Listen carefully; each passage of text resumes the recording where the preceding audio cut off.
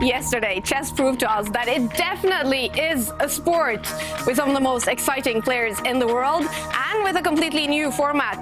The Meltwater Champions Chess Tour gave us fighting chess like never before. More than 70% of the games ended up with a winner, and let's hope for more of the same today as we welcome you to the second day of the Airthings Masters. Maybe has he tricked the world champion? This is going to be checkmate on the board. Magnus Carlsen blundered his queen again. Second game in a row.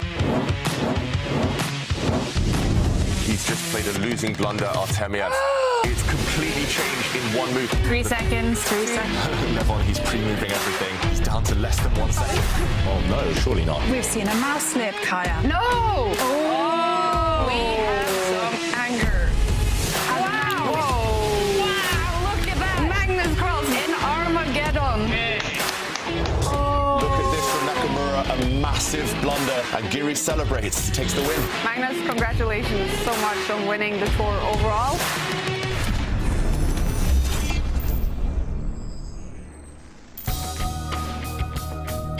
We are looking forward to the next 4 rounds in the preliminaries of the Airthings Masters. And as always, in the studio to guide us through all the games, Grandmaster David Howell, International Master Jan-Krzysztof. And we also have the very first guest of the season to join us in the studio the entire day, Grandmaster Evgeny Romanov. Welcome to us. Thank you. You were with us for the World Championship match. You've been in here before, but, you know, it's a different format with the online rapid chess. We did see some fighting chess yesterday. What did you think? Yeah, it was very exciting. Actually, it started 15 plus 10, like rapid chess, ordinary rapid tournament. But then they're scoring, just game to game, something new is happening. And I can't imagine how it will continue, because somebody wants to get back after the yesterday. For example, Magnus Carlsen, right? Of course. Yeah. Well, someone else that played some fighting chess yesterday was Grandmaster David Howell. We have a challenge called the Play Magnus Challenge to face Magnus at 10 years old in the Play Magnus app. David was first one out, and let's take a look at how that went. King is coming in. Check. No! Oh, David.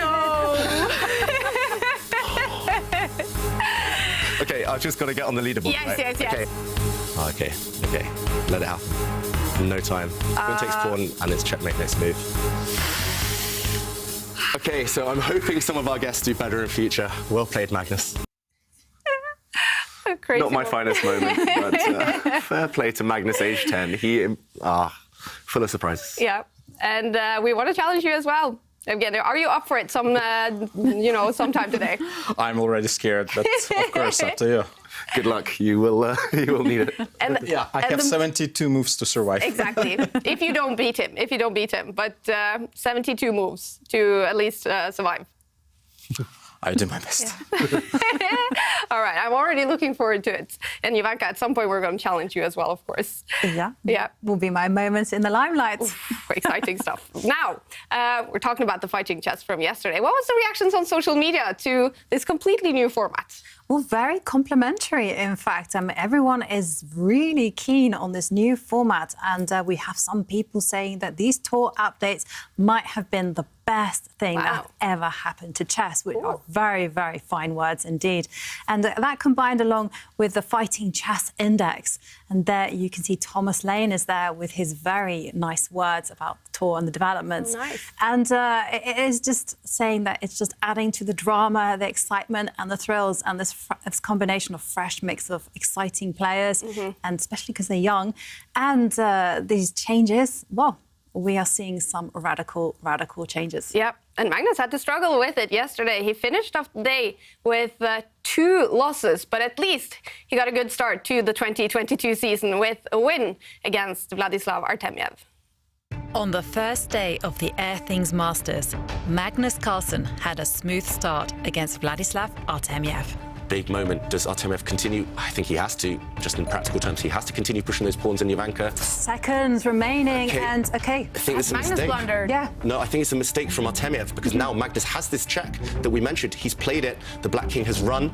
This is a double attack, and now Magnus Okay, he's winning. All he needs to do, let's go back to the place, he needs to bring his queen back, swap the queens, and then this pawn will march up and win. I think the black king might even get checkmated. I hope we see checkmate on the board. Artemiev is about to allow this. 2 queens, and then Magnus will deliver checkmate.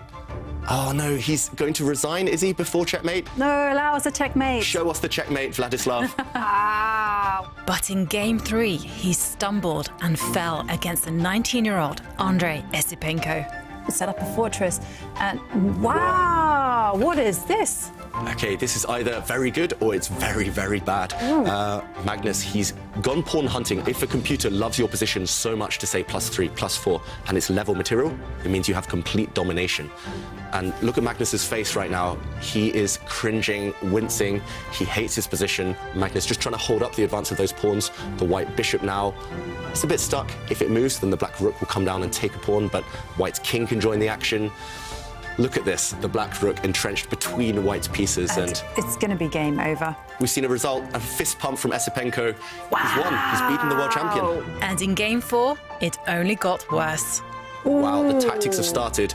The black rook brought itself up 1 square, defending this pawn, and Magnus, has he just thrown away a pawn for free, or is there a sneaky idea behind this? Look at that. That looked like an ironic smile. And has he just resigned? I think he's just resigned. Black was about to make a new queen. That black pawn is going to cost white the rook. Maybe Magnus missed something. There is a new format, as we have mentioned. 3 points for win, 1 for draw. Magnus Carlsen, he is in 11th place with only 4 out of 12 possible points in top of the table. Dingley ran with a great first day in the Meltwater Champions Chess Tour 2022. 10 out of 12 possible points. Impressive stuff by the Chinese. But Magnus, David, what did he struggle with yesterday? Magnus simply struggled with everything yesterday. Actually, later on, we found out that he has been suffering from COVID. He's still recovering, he's not feeling 100%, and that definitely affected his game. Yeah. Now, 23 out of 32 games yesterday ended up with a winner. That is more than 70% of all the games. What can you say about the level of fighting chess that we saw yesterday? Yeah, it's amazing, it's refreshing, it's the combination of the players, I think that's the key.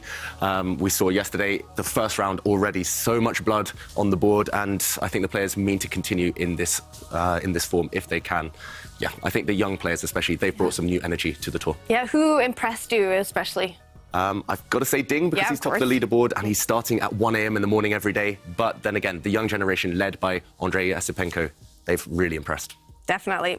Now, we have reached day 2 in the preliminaries, and we just want to remind you of the schedule, because it is a new format. A total of 8 days to finish off the Airthings Masters. 4 days of preliminaries. This is day 2.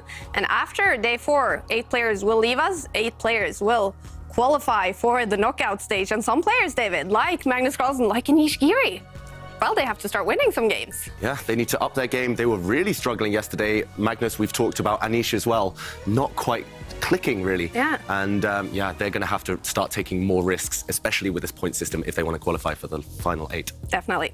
Well, something else that is new this season is tour rating. And in the newly released... I always say good night podcast, but that's not correct. It's late night podcast with David and Askild. Magnus is the first guest, and he talks about how excited he is about having tour ratings.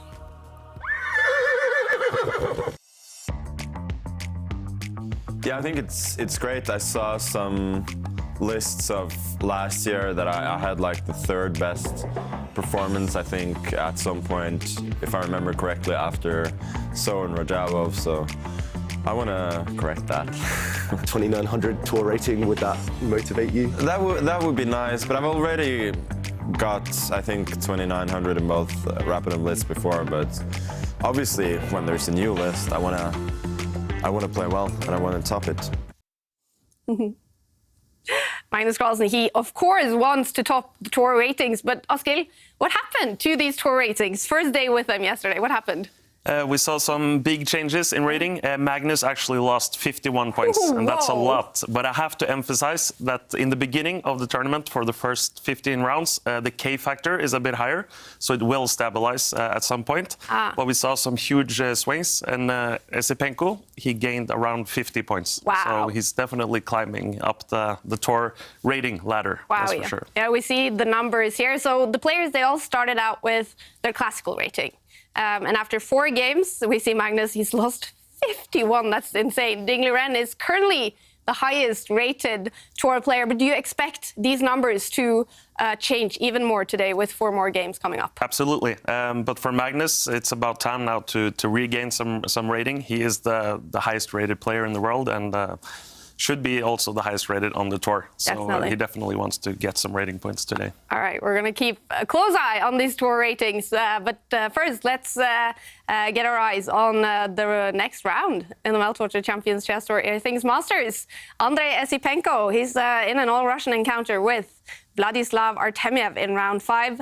Jan Nepomniachtchi against Nodirbek Abdusattorov. Vincent Keimer against Anish Giri. Giri, he needs to start winning some games. But the game that we will follow in this round 5 is Alexandra Kostanyak, the only female player against world champion Magnus Carlsen. And Askild, what chances do you give Alexandra here to impose some trouble on the world champion? I mean, she's a big underdog, we have to say that. But maybe she can find the motivation now to turn things around. She's playing the world champion, which is always a huge honor, I believe, for any chess player. And she has actually beaten Magnus in the past. Really? So it's doable. So hope for some exciting chess, and maybe she'll make a comeback. All right. Well, what happened there? What kind of a game did she beat him in? She beat him once in World Blitz Championship. I think Magnus actually made an illegal move. So he touched a piece, and then he tried to move the other rook. And but he was a lost position at that point, so she deserved to win that game. He forgot his shadub. Yeah. Luckily, that's no problem in online chess. You don't have to shadub when you have the online pieces. I think we do also have head-to-head scores between Magnus and Alexandra. Yeah, this is the tour rating, of course. Alexandra, she lost all her games yesterday, so it wasn't a good start for her. Do you think she will get some chances to win some games? Hopefully, but I mean, as we said, the field is so tough. She's playing the top players in the world. If she can get that first win, hopefully that will bring some confidence to her play, and still many rounds to go. Yeah. So, we'll see. We'll see. Exciting stuff. We're going to head into the play zone, you guys. 16 players are sitting around the world fighting it out in the Airthings Masters. We do know Ding Liren, the tournament leader, sitting late at night in China. And he really impressed you yesterday, David. Yeah. Ding somehow managed to keep his energy very, very high, even though he finished the day at 5 a.m. in the morning. Some of the other players starting late as well. Pragnananda struggled with the late hour. Abdusattorov as well, starting late, but he impressed. So, yeah, it looks like some of the players are handling the late start better than others. And we do have 4 Russian players, and we also have a Russian Grandmaster in the studio today. So, Evgeny, what would you say sort of is the state for Russian chess right now? Is it blooming? Yeah, we try to be concentrated back in chess world, and of course everybody is following the improvements of Andrei Esipenko. Many experts call him as the next Karpov. Really? Yeah, because of the style, because of kind of approach, and like extreme calmness in decisive moments. So whatever happening on board, he's fighting till the end, and he's a tough opponent. So you can't affect him by like one game or kind of loss. And of course, we have Jan there with his ambitions and so even if Jan lost the World Championship match, he's still very ambitious. Yeah, for sure. I think he still keeps a lot of preparations back from the match, and he wants to continue and kind of to prove that -4 is nothing. And still, the game yesterday, I think, is a little bit blood for him, like fresh blood to feel better. It was a good day for Russian chess against Magnus Carlsen yesterday. Both Esipenko and Jan Nepomniachtchi winning their games. And I heard some rumors about a tweet from Sergei Karyakin Ivanka? Yeah, he actually tweeted in support of Esipenko just after Esipenko had beaten Magnus. It says, "My boy, well done," you know, and it was a great thing. And of course, Sergei Karyakin, a huge supporter of Esipenko. So cool. We do see all the 16 players getting ready, you guys. Round 5 is starting in only a few seconds. We will follow Alexandra Kostanyak against Magnus Carlsen. What do you expect from Alexandra, Ivanka? Of course, you know her as well. Yeah, I expect her to kind of play in the same style that she always has. She has a very dynamic, combative style. I expect her to continue with that. And like Evgeny says, you know, she will probably have some extra fire in her belly, you know, because she's playing the world champion and everyone wants to take a chunk out of the top dog. So she'll be extremely motivated and it will be all about forgetting those 4 losses. And playing a game, you know, what has she got to lose? Absolutely nothing. It's a win-win situation for her. Is she one of those players with the white pieces there, always the same opening, or can we expect anything? No, she plays quite a few different openings, and one thing, though, is that she is quite aggressive. Cool. Yeah, and I've always viewed her as much more dangerous with white than with black. So, okay, we do see a King's Pawn opening, a Sicilian Defense. White's Knight comes out. Will we see an open Sicilian?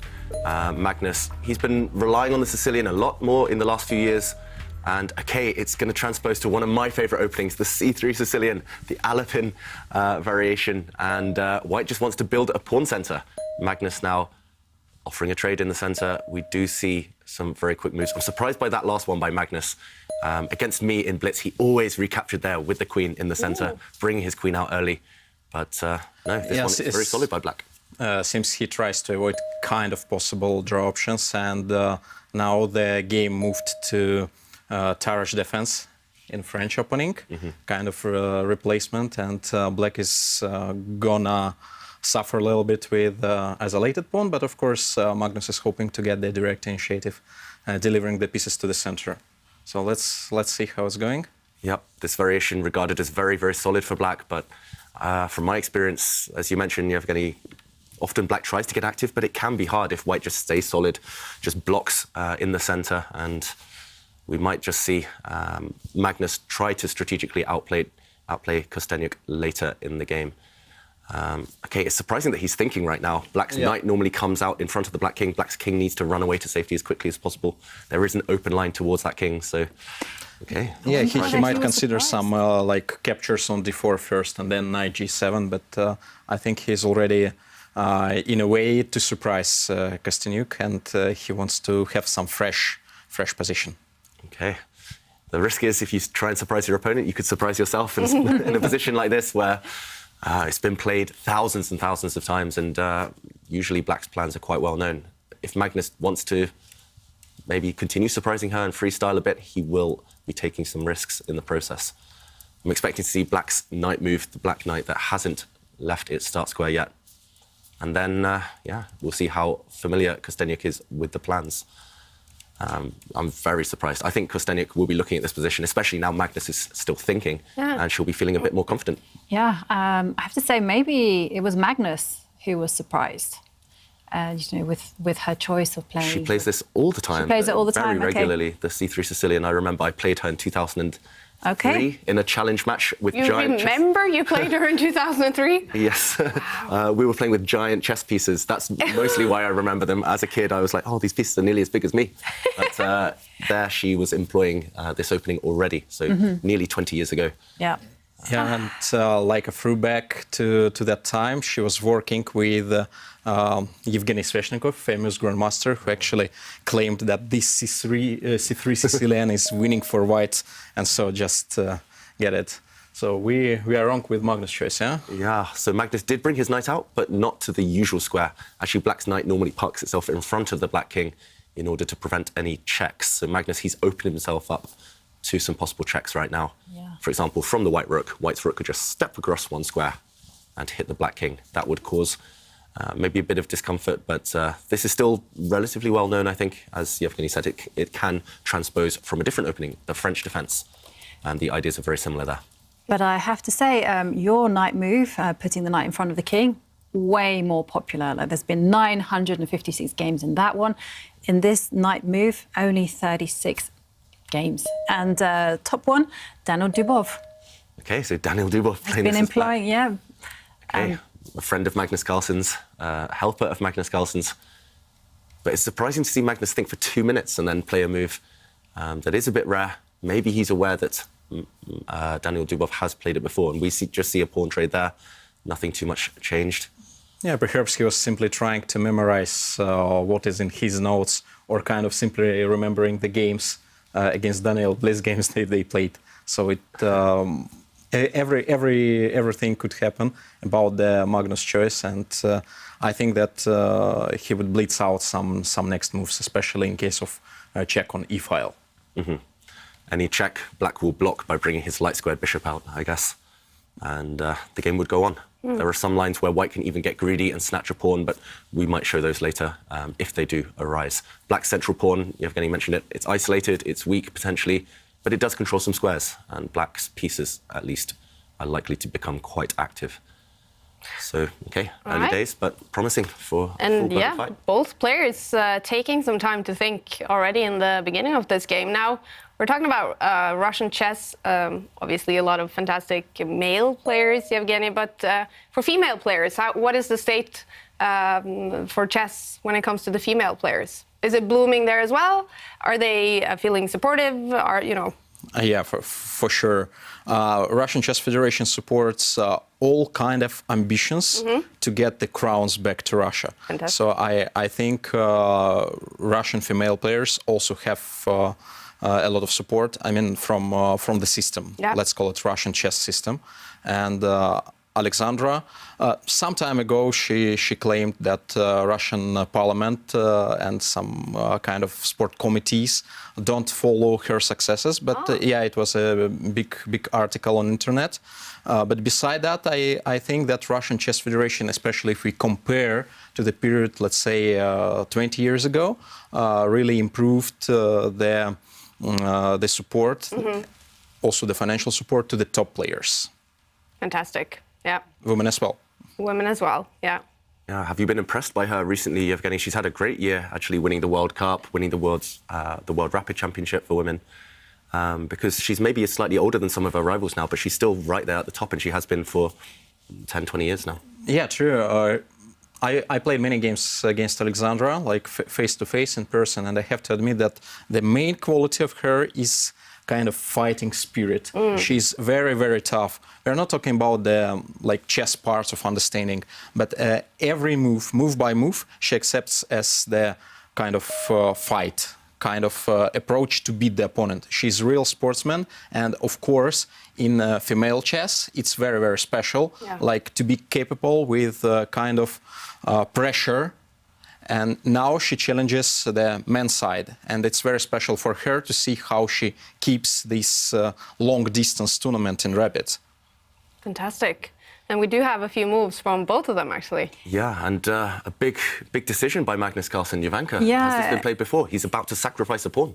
Actually has been played, but not too many. I mean, the person who actually deviated from the lines of theory is actually Alexandra. It was much more standard to give a check to the king. Instead, she moved her knight to the center, and yep, this pawn sacrifice is actually been played before, and it looks like it might be slightly better for black.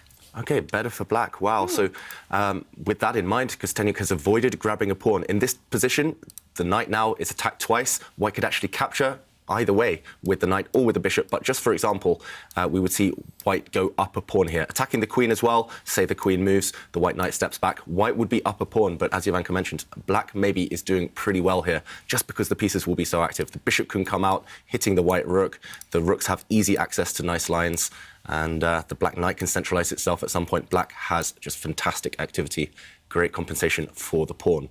So I'm slightly surprised by this, but she's just developed a piece, not choosing to challenge Magnus's idea, just bringing the bishop out, supporting the knight in the center on the outpost, blocking this isolated pawn, and she's just saying, okay, she wants to be solid instead. But the reason I'm surprised is because now Magnus, at the very least, can just bring his queen out. Okay, he brings it in a different way, but he brings the queen out, and now there's no issue at all with black's position.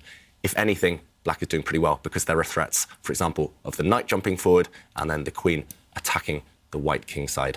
This is already looking pretty pleasant for black. And I think also potentially there is the opportunity to play a6, bishop a7, bishop b8. That's very famous trick for the isolated pawn. Like to get the battery, we call it battery, on the long diagonal, giving the checkmate also on h2.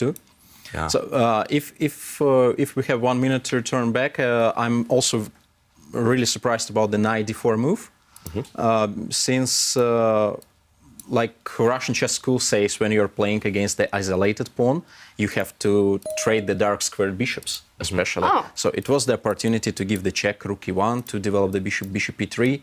Knight on f3 is pretty stable, so you can play h3 and try to control the dark squares. So knight d4 is a little bit going against the classical chess education, because you have still really undeveloped flank. Yeah, and actually, you called it, Yevgeny. Magnus is going for a very similar plan to the one you mentioned. If we catch up with the game position, he's just dropped his bishop back 1 square. So he's hinting that he already wants to drop it back again and create this threat of a checkmate. And White's king actually lacks defenders around it. Yeah, so it's not easy to defend those light squares and so dark squares. And one thing that is going to be really apparent is that White pushed a tiny pawn next to the king. Now that tiny pawn can actually be a hook for the black pieces to come in and open up the king. So it doesn't really give the, I mean, okay, is the plan with it to give the king luft that you always talk about? That is the but White's it can actually plan. backfire? It definitely can backfire, because every time Alexandra will try to protect those dark squares, that it actually might involve pushing a pawn forward, and she might actually want to take that pawn back. And there you can see David is highlighting, you know, how that pawn that's sitting there on the h3 square can be a tiny bit vulnerable. Actually, it's going to be not tiny bit vulnerable. It's going to be really, really soft. Yeah, so a big threat already in the position, just dropping back with the bishop and lining up this battery. And Alexandra already has to face some threats. She has to really be careful about what she does here. Some difficult questions to answer, and potentially a lot of action for Magnus. And talking about action, we also love it when you at home join in the action, and they can see a developing move. And we love it when you're part of the fun and the excitement. And we would definitely like you to join in the conversation. And can you please do that by tweeting us using the hashtag #ChessChamps? And we especially love it when you send us your selfies. Remember, get your phone and landscape and take a picture, and we will feature them on the show. Definitely, yeah. Some people around the world probably having breakfast right now, maybe over in the US. Someone is, late at night in China or in Australia. So much fun to see what you all are doing when you're watching the show and following these fantastic chess players. Another move. Yep, another move. So White did bring a knight out, develop that piece. Maybe the idea from Alexandra was to bring that knight over to defend her king on the next move. But Magnus has sensed the opportunity to trade a set of pieces in the center, at least one set of minor pieces. And now White is going to get an isolated pawn, as well as black in the middle. Magnus simply wants to grab the pawn. In case, like very logical, bishop takes d4, he takes back on d4, and there is a double threat of queen b6. So Magnus thinks if pawn is there, there is some good opportunities in the continuation of the game. Yeah. And basically it forces White to take with a c pawn, and then the bishop on e3 is, I'm sorry to say, really awful, and kind of development for White been really unsuccessful in this game. But can she just simply smile and go, well, you know, the opening didn't really work out for me, and then regroup? Fix some of those weaknesses. Yeah, in her defense, the pawn structure is pretty much symmetrical. So if she can exchange some pieces, if she can survive the next 10, 15 moves, then she'll probably be doing okay. But just this one bad piece makes her position slightly inferior, it feels like. And I agree with Yevgeny. I'm slightly surprised the evaluation bar says 0.0, because black is the one having the fun. This bishop is so much better than this bishop. Exactly. Let's compare all the pieces. Light square bishop also better for black. Knight is better for black. There are more opportunities. Of course, for machine, it's nothing. Like computer says, okay, there is a symmetry, no weaknesses. Basically, we can guard the one, and we are enjoying. But time runs. This is rapid, and it's really tough to take the concrete solutions, because threats are coming. Yeah, still this idea is in the air of trying to break through on this diagonal, and that might cause some concessions from White. Yes, and I really do like Magnus's last move because it not only developed a piece, but also when the knight comes to the square that Alexandra's placed it on, the bishop can actually centralize itself and start asking some questions like, OK, you're defending the king for now. Mm-hmm.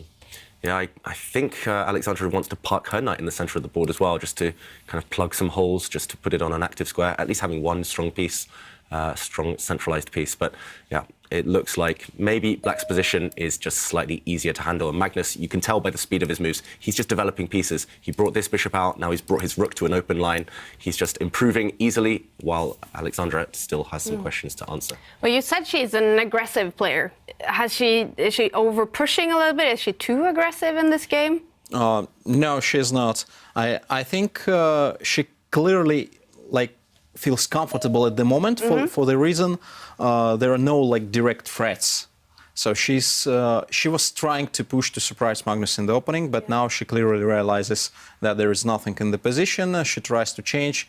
Maybe potentially she's ready for a little bit worse position, but it's long game to be played. Yep. So she really feels comfortable, and I'm not 100% sure that Magnus feels comfortable in this position because he needs to create something extraordinary to get the play. Yes, pieces are good, but what's next? Yeah, I think if Magnus was playing maybe one of his biggest rivals, another 2,800 player, he'd be very happy with Black. He'd think, OK, I've more than equalised, my position is maybe slightly better, and from here I can slowly press the advantage, no risk. But against someone like Alexandra, who he probably wants to beat, yeah, he will need to maybe change his mindset. And Alexandra, she's gone the opposite of aggressive with her last move, just trying to trade a set of bishops. Yeah. She's just trying to lock things down, try to eliminate and just try and liquidate the position. If she can get the bishops off the board, knights off the board, it will just fizzle out this position towards a draw. So solid play from Alexandra, but Magnus needs to create something, as you mentioned. Yeah, let's try to guess some moves. I think the bishop would be placed on e4, and then Magnus would play rook e8, and potentially he thinks to play bishop c7 and knight d7. Kind of keep control over the center. And he would not change the pieces, simply changing the pieces. He will try to force Alexandra to take critical solutions. Okay. Knight e4. Yeah. Almost there. Very similar, yeah, very similar idea. And the reason you mention this move as well is because if Alexandra wants to trade pieces, which she probably does at some point, then this would at least allow Magnus to imbalance the position. And often when you're trying to win against an opponent who just wants to be solid, imbalancing things, changing the pawn structure is one of the ways to do that. And now Black has a nice central square and outpost, which White will never challenge. And yeah, decent chances long term. So instead, Magnus has gone for a similar idea, planting his knight in the middle of the board. Now White will never ever take this knight because that would give Black the bishop pair and allow Black to change the pawn structure favourably. But instead, Kostanyak brings her queen out. What do you think of this move? Because it kind of goes against my little rules, you know, that the queen should always be within touching distance of her king, especially when there's the makings of an attack. True, and looks like Black gonna play on the king's side, right? Yeah. And then you move the queen on the queen's side. So basically ignoring all possible threats. Of course, there is no queen g6 move at the moment, but I suppose it might be some tricks already with bishop takes h3, then check, queen h5, attacking the king around. Of course, it's easy to understand queen b3 move because Alexandra consolidating the pieces. Now the rooks are connected. She wants to play rook a1 and start trading everything on the c file. However, queen is too far, and I'm pretty sure Magnus is taking a look on bishop takes h3, maybe even right now, because there is the rook coming on the 6th rank, so king of white is very, very weak, so really dangerous. Yeah, this would definitely cross Magnus's mind. And you're right, he's probably calculating this. This is a nasty check, and if the king moves to the side, the queen can start attacking some loose pawns, loose pieces. And just to show your idea as well, Yevgeny, just this rook can swing across to join the attack as well. So and we know that Magnus is a fan of the old rook lift. Yeah, he loves these ideas. I've commentated with him on the candidates tournament, and every single position that there was a rook lift available, he would want to play it. He would say, OK, let's just show this, let's show it on the board. And this rook coming across, that might be a key idea for later. So, yeah, this one's definitely in the air. I'm not 100% sure it works right now, but Magnus will try and line it up. And, OK, slightly surprising, he's chosen to move this rook to the e-file. possibly just trying to avoid some trades. If he'd moved his other rook, which is maybe the more natural move, then this would have allowed white to challenge some rooks, and pieces would disappear, the advantage would disappear as well. So Magnus... Maybe there is a little trick behind the move, like knight g3, some kind of discovered jumps, because the bishop on e3 is hanging. So he tries to pointing out that the e-file is also very challenging for white, and potentially he simply tries to keep the game going, avoiding all possible exchanges on the c-file. Very interesting move. And But why were you surprised, David? You said a little bit surprising. yeah, it's just because the other rook, if you talk to it now, if you ask it how it's doing, it's not happy. It's been boxed in by its other rook. So this rook normally wants to be the one using this square, but Magnus just wanted to avoid any trades. And the other reason I'm surprised is because it's just not human instinct to give up access to an open file with your rook, especially because Black had just moved his rook a couple of turns ago and then moved it again for a second time. But then again, there are specific ideas behind it to justify that move. And now look at the central tension. Look at the pattern of these pieces, these knights, bit of symmetry there. Pawns symmetrical as well. I have to say, David, I really don't like what's just happened now, because I think Alexandra was too hasty to put her knight in the middle of the board. Looked good, but Magnus has kicked it back. And once the knight retreats, then Black can start doing this idea of actually start asking some questions on the dark squares. He simply gained the tempo for something else. But Alexandra is more or less happy as well, yeah? Yeah, look at this. Magnus is going on the attack. He's not holding back anymore. He's trying to launch a pawn storm on this king side. He's going to maybe push this pawn forward next, push this pawn forward, dislodge the white knight, get rid of white's best defender, and the attack is brewing. Yeah.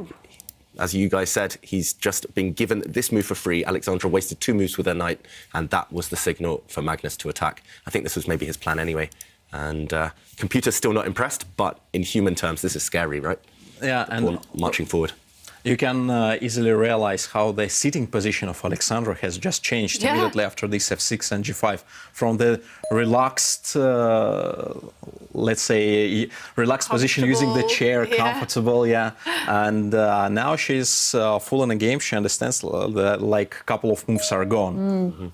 And look at this, it continues, a pawn pushing forward again. Is this uncomfortable now for Alexandra to actually get those pawns just thrown at you, basically? This is terrifying stuff, Kaja. No one wants this kind of situation, because have a look at how many pieces there are circling around the white king. There's the queen that is pointing that direction. There's a knight that's right in the half of Alexandra. Then there's a light squared bishop that is primed to maybe even sacrifice itself. And let's not forget that Black is now threatening to push a pawn forward as well. And it doesn't even stop there, because you see that dark squared bishop that is not doing that much. Well, it can actually move 1 square backwards and suddenly it will be assisting the queen. So, yeah, maybe there's a way for white to defend against this. But Magnus was gesturing, and the bar is on the white side here. Yeah, I'm surprised. I don't know about you guys, but about the computer evaluation here, I don't trust it. Probably the computer says, OK, there's a way to defend, and once you've defended, then Black's just weakened himself, or there's nothing too much to worry about, at least. But yeah, for me as a human, I would be thinking, OK, Black has made progress. Black has actually done something active. White has made some moves, but they're not necessarily improving the position, and the momentum, at least, is on Black's side. It's easier to play the plans. I mean, can we defend with the white pieces? Because Black's side is very simple. We just push the pawn forward and then... Maybe like this moment is pretty critical for Alexandra. Pawns are rolling. She can get in troubles, and she has to decide something with knight on f3, as far as we see. She played knight d2. She continues the idea, like trading the pieces. But it was like final warning call for her. G4, G3 mate, G4 opening file mate. And yeah, knight d2 was predictable. And I guess that the move is to hide the knight on f1, at least try to stabilize a little bit the king's safety, and preparing f3, the kickoff of Magnus knight. Yeah, maybe this is the point. I've quite funnily, I saw some games not that long ago where Alpha Zero was stepping up with the king, and in fact it was going up to the 6th row, and the whole idea was actually to just make sure that the rooks could actually go all the way to the right side once those lines are open. And okay, I think. Okay, we see some trades, yeah, and then... Before, very surprising, no? Yeah, you're surprised that Black didn't just take the bishop pair and continue. I guess that would have involved a change in pawn structure. Magnus just wants to control everything, avoid any possible counterplay, and Kostanyak struggling for any ideas. She's pushed her A pawn forward. Okay, it wants to push forward and destabilize the black bishop, but maybe the black bishop wants to move anyway over the next couple of turns. Magnus just securing his king, securing the 7th rank that white maybe wanted to enter on later with some rooks or queens. But this solution, bishop takes e4 and trading all pieces on e4 is really, really scary, because white is losing all potential to play for kind of advantage or kind of counterplay. Now they have a very bad bishop on e3 versus good bishop, good rival on b6. Yeah, that's it. One-way traffic now. Yeah, and Magnus can do whatever he wants, basically having in mind the pleasant endgame as well. Yeah, and this is one thing I think for all viewers at home. It can be human instinct, especially if you're playing a higher-rated player, to just try and exchange pieces. As a human, you think, OK, I'm guiding the game towards a draw, I'm guiding it towards safety, but if you're worsening your position by making those exchanges, if you're spending the time making those exchanges and you're left with bad pieces, like white's bishop here is basically just doing the job of a pawn, then, yeah, exchanges don't necessarily save you. And the evaluation bar now finally seeing that black's position is just very, very pleasant. There's still this idea of black's bishop dropping back, lining up with the black queen and trying to enter near the white king. And this one is it's looking very, very bad for white now. And I have to say, I would really love to give a round of applause to black's last move, because, you know, I don't think I would have necessarily played it. But first, Magnus takes the chance to just secure his king, like David says. And also, the rook is primed for aggressive notions. It can still go onto the open lines. It can even support the dark squared bishop. And still, there are all those threats on the board of just pushing those pawns forward. Yeah, I think Magnus will play for the attack here. Some viewers at home might be wondering, why can't black get greedy, just snatch off white's central pawn? And probably the answer is white. I mean, that is possible. Black can just go a pawn up if he wants, but why bother? And but maybe there is a trick behind. After exchanging bishops, there is queen e3 pointing out that pawn on e7 is also hanging. Possibly, so, but I don't think Magnus will even consider grabbing in the centre. There's no need to. I don't think any grandmaster would consider grabbing on e4, so we all are playing for a mate. Mate is the most interesting thing in chess. Yes, I Checkmate agree. does end the game. And talking of checkmate, Magnus is lining up an attack against the white king. Look at that black queen and the black bishop. They're on an open diagonal. That black queen, I mean, how are you going to stop it entering? Well, Kostanyak says she doesn't even want to stop it entering. Maybe there was no way to do that. Yeah, I mean, her king is going to go on an epic journey. I'm not sure it's going to survive, though. Well, those white rooks looks quite nice, though, on the same line. They're on the same line, but the problem is that they're not defending the king. And that is the primary problem with white's position. And the king is going to have to find some solace in the middle of the board. Notoriously not the safest place. And I've got to interrupt as well, because I think black can just win on the spot. Black can give a check, the king moves, black can give another check. OK, I thought black could just give another check, the white king moves, and then black could just grab white's rook. There was a pin on the e-file, and Magnus would just have won a rook for free. But, OK, he's trying to break through. If that white bishop now moves, then black's queen will just come down one square, and that's going to be checkmate. The white king is trapped. So white's bishop is all that stands between Magnus and checkmate now. Yeah, Alexander clearly blundered the rook, but I think bishop f4 is also enough. Yeah. Actually, when you're concentrated on attack, you can forget about some other pieces on board. Yeah. So, like, at the moment, you're threatening sacrifice on e3 of exchange, or bishop takes e3. But, I mean, queen, check, everything happening around, and Alexander is also 3 minutes down in time. I don't think that the position is possible to be defended. Yeah, as you mentioned, this bishop is the only thing holding things together, and it's not going to survive for too long. This check is going to be the deadly one. Just to show the other idea at home that I mentioned, this check would have won the game immediately. You can actually take this rook using a pin on this line, meaning white's bishop cannot recapture the black queen. This would have been deadly, but Magnus's idea, good enough as well. And bishop takes bishop now. That is simply checkmate. The king has no more escape squares, and what else is there to do? Simply the queen will give check next, or the rook will come across. White has no counterplay at all.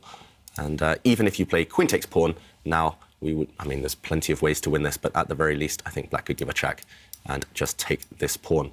Now there's an indirect threat against white's queen. This bishop now is doomed, and this is just game over. Yeah, white can try and attack the black king, but it's just too slow. You take too long, whereas white's king is going to get checkmated over the next couple of moves.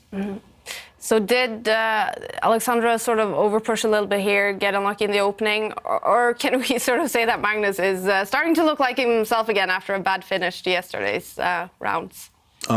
It looked very easy for Magnus in this game.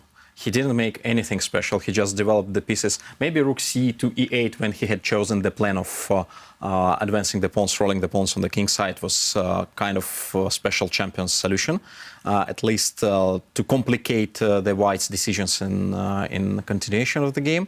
But beside that, Magnus just made the ordinary moves. And yeah, you can see Alexandra already understood everything. She's partially smiling, as far as I can see. I think in kind of more decisive games, let's call it like this, we will see if Magnus is back or not. All right. Well, we have to applaud Alexandra. Of course, she is the lowest ranked player in the tournament, but taking on the challenge, and it must be a little bit scary with these top grandmasters. Yeah, no doubt. I mean, because at the back of your mind, if you're so much lower rated than everyone else, then you do think, oh, you know, how am I going to actually cope with being hard work on the board and being the moving target for everyone to try to catch? But then again, it's a lesson. Yeah. This is the thing. And so all credit for her. She's here and she's fighting as hard as she can. And I think this was an unfortunate game. You know, I think she got a bit confused out of the opening and made some inaccuracies. But Magnus, perfect. Very logical chess. Is making it look easy. And is it still easy for Magnus, or can stuff still happen in this game? Yeah, it feels like he's done the hard work. White's king is just too much of a target. Black's queen is just too active. You can never let an opponent's queen that near your king and hope to survive. So I think Magnus has done the hard work. A little bit of calculation maybe still needed, but he's got plenty of time on the clock, more than 7 minutes. And even suffering with COVID, as we mentioned, I think Magnus is going to finish off this game pretty smoothly. It's just hard to find a move here for White, which doesn't allow checkmate or doesn't allow huge material losses. So Magnus just putting his head in his hands, but he's got this game wrapped up. And okay, Kostanyak does try and grab the pawn, as we showed. Black gives a check, and Black did capture a pawn. And just there's an unstoppable threat in the position, pretty much. Rook takes bishop. Next move, Black's rook taking the white bishop with check will actually unleash a discovered attack, against White's queen as well. The queens, they're on the same diagonal, and White's queen, at the very least, is going to fall. And there is no square for the king to escape from the discovered check. Yeah. Because in case of king d2, let's say pinning the black's queen back, but then bishop takes e3, not rook this time. Yeah, bishop takes. Rook also wins, but anyway. I think everything wins here in this position for Magnus. White's bishop is simply falling on the next move. Black will capture it with his bishop or rook, and that's just game over. And okay, Kostanyak does run away with her king. Again, plenty of winning moves here, but just. Okay, I was going to say either bishop takes bishop or a check first, and this is very effective. Magnus wins the white bishop, and okay, Kostanyak resigns. A bishop down in a hopeless position. All right. That is a very nice win for Magnus Carlsen in game one. Today, we did see another game also finish with a little bit of a shocking result. Vincent Keimer winning his game against Anish Giri. Anish Giri is struggling. Magnus struggled a little bit yesterday, but winning this game, that was important for him. We're going to jump into another game going on here in round 5. It's Eric Hansen from Canada, the very famous chess streamer, against Ding Liren, tournament leader before the start of today. And where's the bar? There's the bar. It's over to Ding's side. Yeah, just doing a quick scan of the position. It's level material, level pieces. It looks pretty balanced on the face of it, but if you look at the quality of some of the pieces, Black's rook has entered the second rank, deep in White's camp. It's going to cause some real nuisance now for the rest of the game. And Black's knight on the c5 square, that is on a beautiful outpost. Yeah, it does feel like Black is in charge. That being said, the position's just repeated itself once. We saw Black's queen move across, White's knight attack it, the queen go back, the white knight go back, so a bit of a dance there. I don't think Ding is going to repeat the position again and allow the draw. I think he'll play for the win. He just needs to come up with a better From plan. the opposite perspective, David, let's take a look. There are no weaknesses in the White's camp. There is only one square on c5. Yes, rook entered the camp, but we can't see any threats, direct threats. Also, there is a bit of less space for black. There is also potential outpost on b5. There are some problems with the pawn on b4. So Ding has to decide how he continues. Objectively, I agree, there is a slight plus for black, but it's not easy to play. Yeah, I mean, it's definitely still a lot of life left in this position. And just judging by Ding's body language as well, he just kind of looked away for a minute as if as if he might take the draw and might just try and get out of this game. But he's coming up with a different plan. So I guess his idea, Yevgeny, is just to retreat the black queen back one square next move and try and use the black queen and black light squared bishop on this long diagonal towards the white king. Exactly. He offers to repeat again with knight d4, but then bishop goes to a8 and queen b7. This is what David mentioned. So he won't potentially try and repeat the position. He wants to ideally keep it going for as long as possible. Okay, and I have an idea for Eric. I mean, you know, Eric does have an amazing dark square bishop. What happens if he... And there you go, it's on the board. Okay. Eric played the idea I wanted, which is basically just to plonk a knight on the h5 square and just say, hey, the attack. I'm going to go for the attack, because where's your queen? Offside. Yeah, b3 square in previous game, b6 square in this exactly. game. We can find some similarities. Now, this is a kind of bit of a roll the dice, because if it goes wrong, it's going to go really badly wrong, because some action is happening on the left side. And also knight on f4 helps to control potential break in the center with d5. So Ding has to take the concrete decision about knight h5. There is the threat. There is the threat. Both knights potentially could pounce to that square. Say if black... OK, let's just look for a sensible move. OK, let's say I retreat one square. It feels a bit shaky somehow, but now I guess one of the ideas could be to jump forward with your knight. Yep. There's a lot to calculate here, actually, with the pawn in the center, and just to demonstrate white's ideas. Now you utilize this bishop on the long diagonal and you try to break through towards the black king. Also ideas later of swinging the queen across and going for checkmate. So very similar ideas actually to the last game, as you guys mentioned. The black queen offside, at least temporarily. OK, this move has happened. And will we see white go on the attack now? I think it's quite likely. And if the... Perhaps Ding simply wants to cut the long diagonal in case of knight h5 after trading the knights and playing e5 and trying to get queen g3, g6, the barrier. And at the same time attacking the pawn on e4. So the knight on h5 potentially might be also offside of play. Yeah, so big moment here. Can white afford the time to go on the attack? But maybe it doesn't quite work yet and you might live to regret spending that time. Or do you just take out a moment to play a quiet move, as Eric chooses to do, just solidifying his central pawn here and trying to say to black, OK, I still have time to build up before going. What's going on with the bar here, you guys? It's crazy. It goes from one side to another with every single move here. I think that just means there's a lot of play. You know, it doesn't quite know. I mean, maybe it thinks black has the strategic trumps, but then at the same time, white makes a move and it's like, oh yeah, I quite like that move. So yeah, I think you've got to go by your instincts and maybe by the clock situation, because, I mean, things can go wrong in these types of positions. I mean, maybe Eric will really throw in everything towards the black king and it might not work, in which case Ding will be very successful with his counterattack in the center. Or on the other hand, it might be Ding who is caught on the wrong foot and with all his play on the center, it might be the action that on the king side, on the right side, that is going to decide everything. And you mentioned the clock times potentially being a big factor, Ivanka. Eric is one of the fastest players out there. He's great at bullet chess. He's obviously part of the Chess Bra channel, but he's competed against the likes of Nakamura for years at bullet chess, and he's vastly experienced, some great results there. And Ding, obviously he's great as well at speed chess, great at blitz, but I think the shorter they get on time, the more random it will become. And Eric will for sure fancy his own chances, especially if he gets some kind of attack going and the clock situation is roughly level. And actually, if anything now, Eric's going to be feeling confident. Ding, under 1 minute. He's still got 2 minutes left himself. Yeah, anything can happen in this game, despite what the evaluation bar says. Let's just ignore that for the next few moves. OK, and Ding just playing a bit of a mysterious move there. Moving his rook to a defensive He doesn't square. know quite what to do, so he's just playing a non-committal move. And he's preparing a fate square for the bishop. He wants to save the king, so he didn't find the exact threat and exact defense against the knight h5. So Knight h5, yes, delivering some pieces to the king's side, but then you have to guard g7 pawn, and Rook 8 is preparing for that. Actually, it's a very nice time coming for the game. A time for what we like, computer chess, internet chess, nerves, and a lot of blunders would happen, clearly, even with plus 10 seconds increment. Really? Yeah. I think you're right. For sure, we'll see at least 1 or 2 blunders from each side, not just from one player.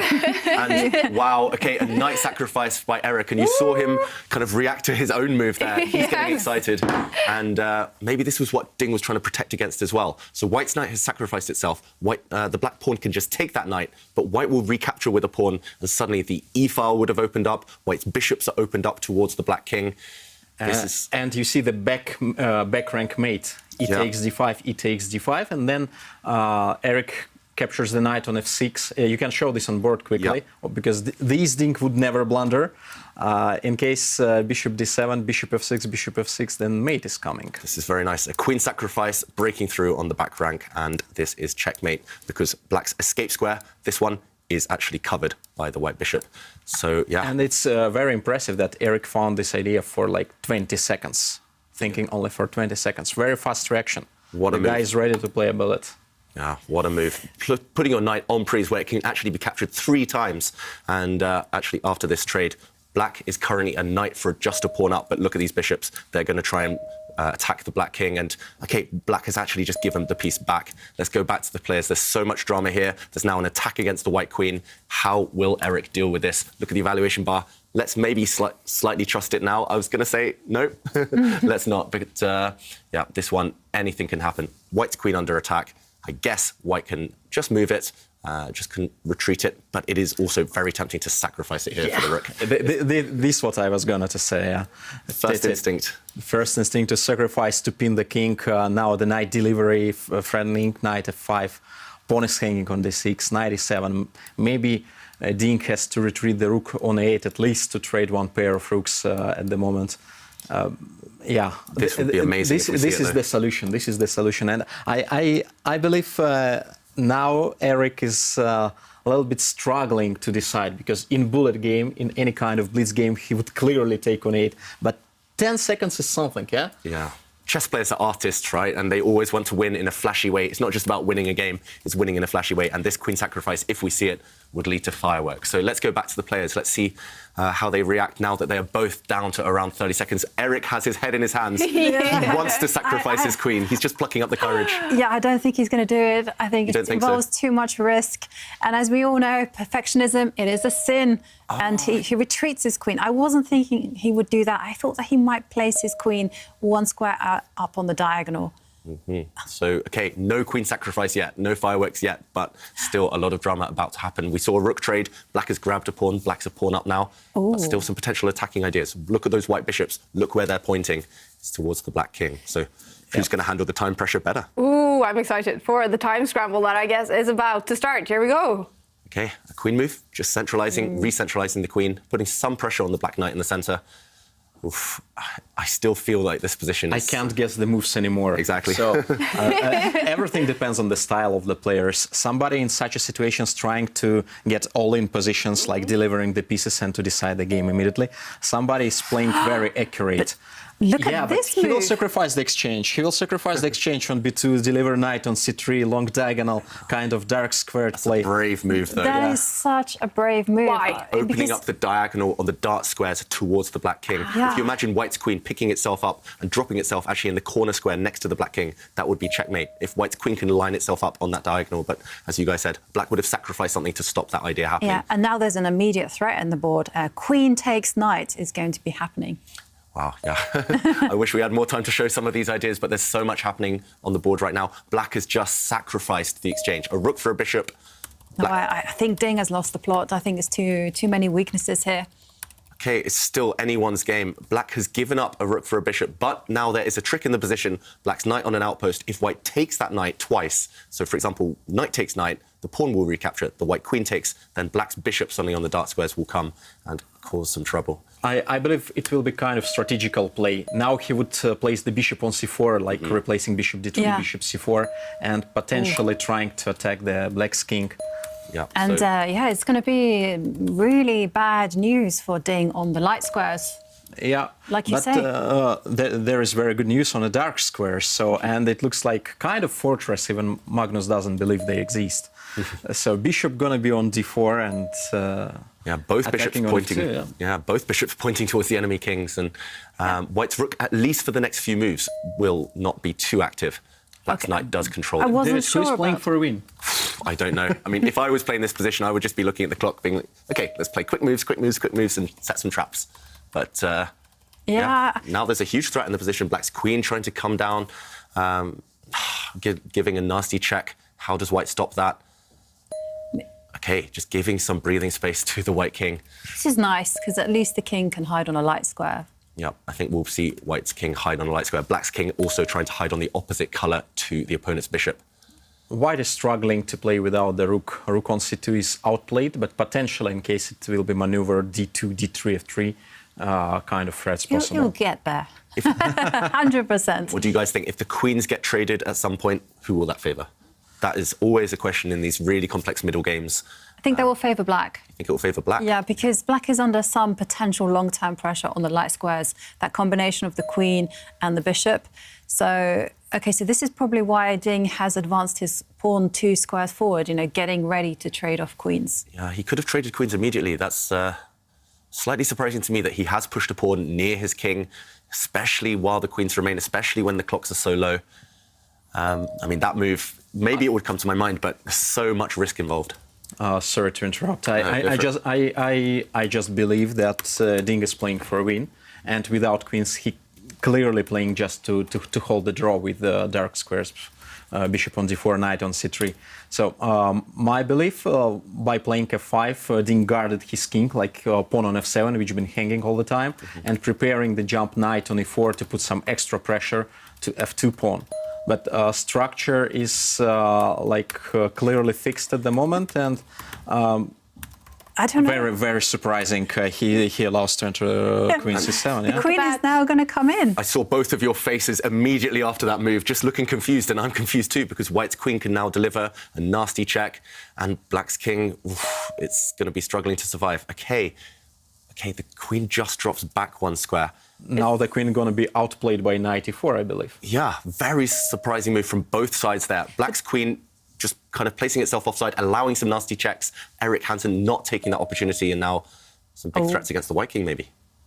Okay, White's bishop dropping back, trying to trade itself off for that strong Black knight. I understand this is a very confusing position for you guys. Yeah, I imagine how the players are feeling as well. They've got the clock pressure on them as well. We're confused here in the studio. We've got all the time in the world. But the players, they're having to handle this with seconds left. And White now threatening the Black knight in 2 different ways, with the rook, with the queen. Also, some nasty checks against the Black king coming. But There's I also also the rook believe that now he- is going to come to the open line. Sorry. You stole it. Yeah. Just rook coming to it. So that was my idea as well.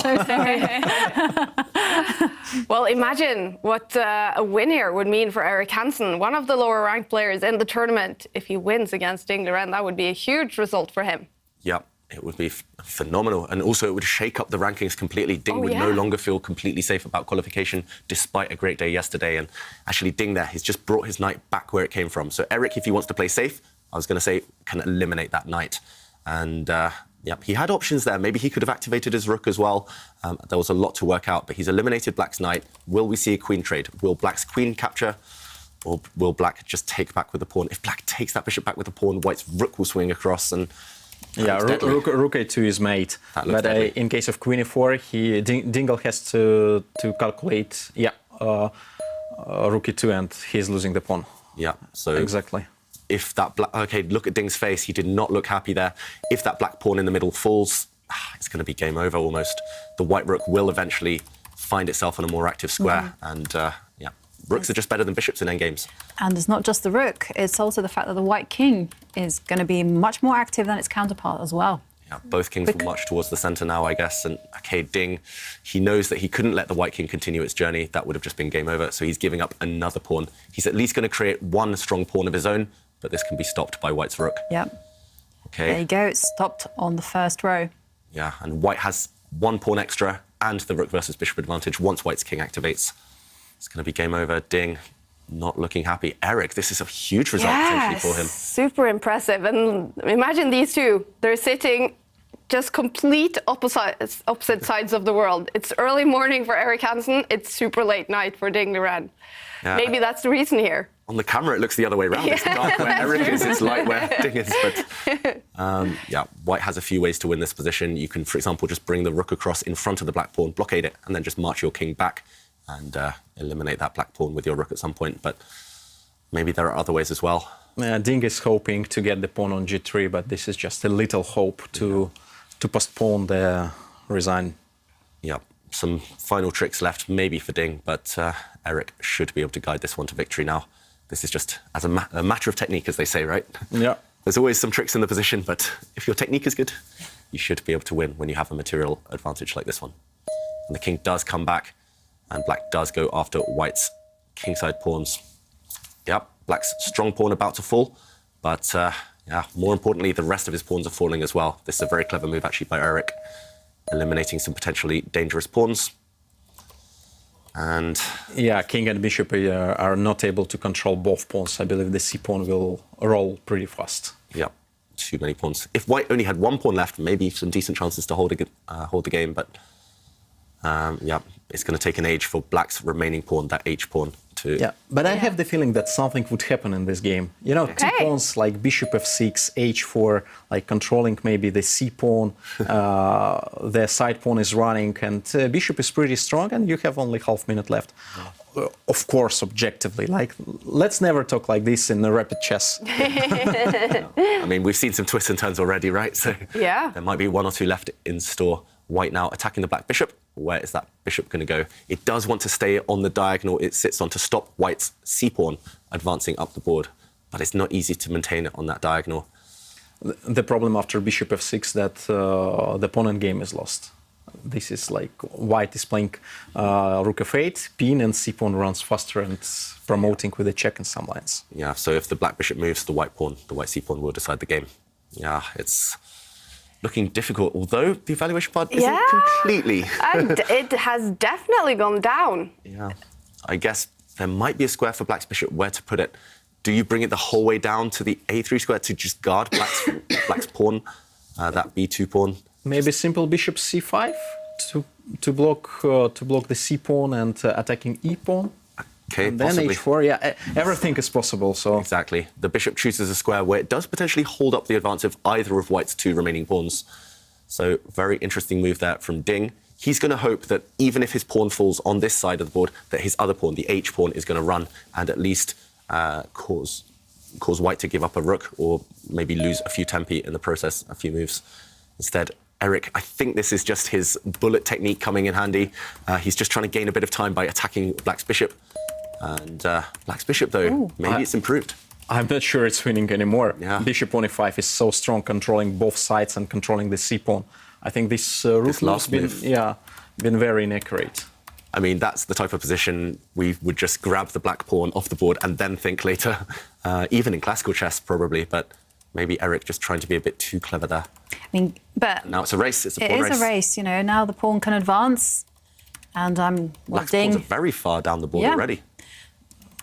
But Ding's idea is pretty simple, right? Just run with Harry and see how far it goes. Ding has nothing else to do apart from push his pawns, and that's quite a good thing in rapid chess when you only have one idea, you only have one move or one plan. Eric now shaking his head. He knows it's not easy anymore, and the computer agrees. The win maybe has gone.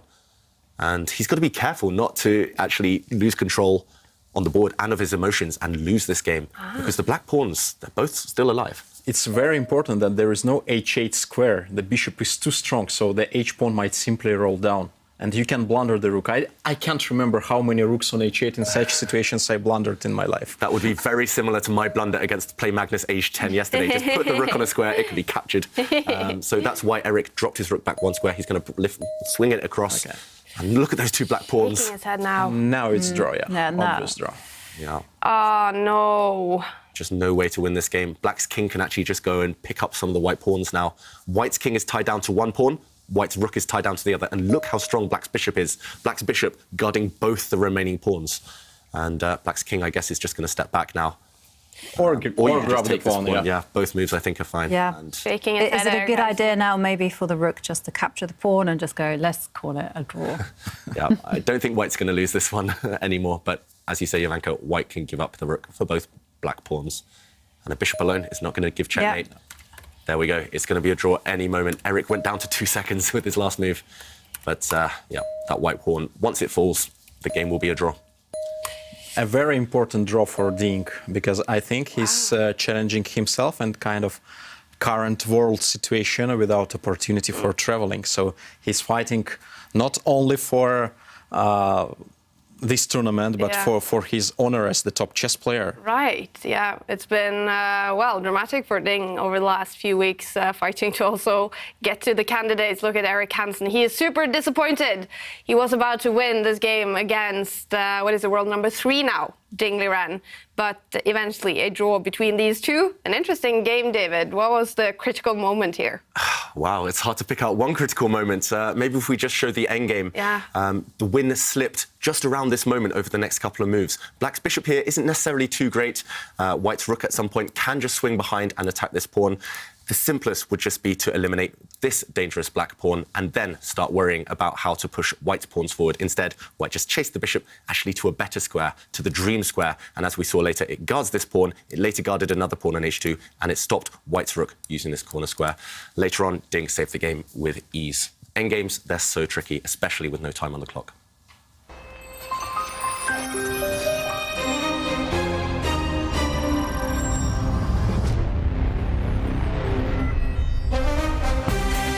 In a little less than 10 minutes, because a few games lasted very long here, we're going to follow the all-Russian encounter between the big star Jan and the rising star Andrei Esipenko. Is this a game that Russians will be paying attention to, Yevgeny? I'm pretty sure, because both guys having a kind of club of followers, and everybody's following their game in Russia. That's obvious. No idea who has more supporters at the moment, Rising Star or Jan, but I think anyway they have to prove something to each other. Perhaps they're friends, but they're absolutely the rivals. All right, well, this is the moment, you guys, then, to show your support on social media. Are you Team Nepo or Team Esipenko? We still have 3 rounds of chess to go today. Coming up, as you know, then, the all-Russian encounter.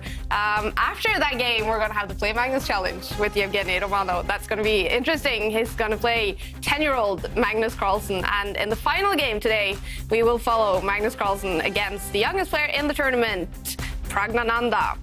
Now, David, I saw you had some quick-fire questions on social media today. I have another quick question for you. Okay. What do you spend most of your money on? Oh, God. Food? Alcohol? Oh. No, food. David Howell, he answers food. Let's see what the players in the tournament answered when we asked them this question. What do you spend most of your money on? Just if necessary, I go to shop and to buy some clothes. Probably this is the most. Are you into fashion and stuff like that, or is it just because you need clothes? I need clothes, but I'm really into this. Yeah. Yes, Cool. I love this. My apartment. Okay. Safe answer. Restaurants and just travel, maybe hotels, maybe. I don't spend that much money, to be honest. So last 7-8 years, I've bought a house and an apartment. Apart from that, it's been like a few vacations with my family. Not too much else. I mean, everyday shopping, and I mean, it's just difficult to say, but yeah, I said I just kind of, keep money and don't spend it. A saver. Yeah, Good. Unfortunately. Or fortunately, it depends. All right, I think I need to get some money advice from Jan-Krzysztof Duda. And we did hear Andrei Esipenko likes to spend his money on fashion. A little bit of a fashionista there. Let's take a look at the results from round 5 in the preliminaries. Again, a bunch of games ending up with the winner. Artemiev winning the game against Andrei Esipenko. So Esipenko, he's going to look for a comeback in the next game against Jan Nepomniachtchi, coming from a win against Nodirbek Abdusattorov. Vincent Keimer got that fantastic win against Anish Giri. Pragnananda, that must be his first win of the tournament against Levon Aronian. Wow, what do you think, David? Yeah, big shock there, partly because of the form. Pragnananda struggling yesterday, only getting one draw, and Aronian has been on fire the last few months. So, yeah, big result for the young Indian player. Wow, and Liam Le winning against Jan-Krzysztof Duda. Magnus Carlsen, as we saw, won his game against Alexander Kostanyak. And then standings. Let's take a look at them. What are the standings in the preliminaries? After 5 out of 15 rounds in the preliminaries, only 8 players go through to the knockout stage. It's now Jan Nepomniachtchi on top of the table with incredible 12 points so far. Ding Liren 1 point behind him. And Vincent Keimer. Is that the biggest shock to you, Jovanka, that Vincent Keimer is all the way up on 3rd place? Yeah, and he's undoubtedly a talent, but I would never have dreamt that he would be there in 3rd place. But, to be honest, I'm really glad to see it, because he is such an incredibly strong trainer, strong player is what I wanted to say. And of course, we all know that he's ably supported by Peter Lecko, his trainer. Fantastic. Well, and the biggest surprise, of course, Magnus Carlsen and Anish Giri, both currently outside top 8. They need to come back fighting for some wins, and these are the matchups for round 6. Artemiev against Ding Liren, Jan-Krzysztof Duda against Eric Hansen, Levon Aronian, Liam Le. Shakhriyar Mamdiaro, he also needs to fight for some wins, and now he faces Pragnananda. Anish Giri against Hans Niemann. Magnus Carlsen will now face Vincent Keimer. We will keep a close eye on that game as well. Abdusattorov against Kostanyak, but the game we will follow, the big Russian encounter between Esipenko and Jan Nepomniachtchi. And at 19 years old, Esipenko is becoming a big rising chess star in Russia. His biggest inspiration in life, it's not a chess player, it's Cristiano Ronaldo.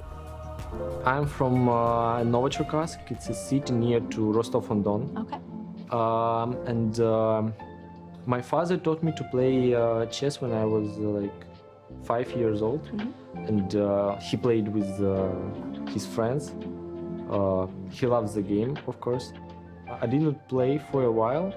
I think I just watched some movies, Spider-Man and this stuff. But then when I went to school, my teacher told me that there are gonna be some chess tournaments in the school, and who can play chess? And I said, I can play. I won all the games against big guys. But then somehow I won the European Championship under 10. And yes, after that, I became a professional. Yeah. I would say. Why do you get so hooked on chess? I love winning, of course. I don't like losing, but sometimes you have to be beaten, to improve. Yeah. Actually, a fight, probably against my opponent. Yeah. I love it. And who's your biggest inspiration in chess? I think in all sport, I would say it's Cristiano Ronaldo, probably.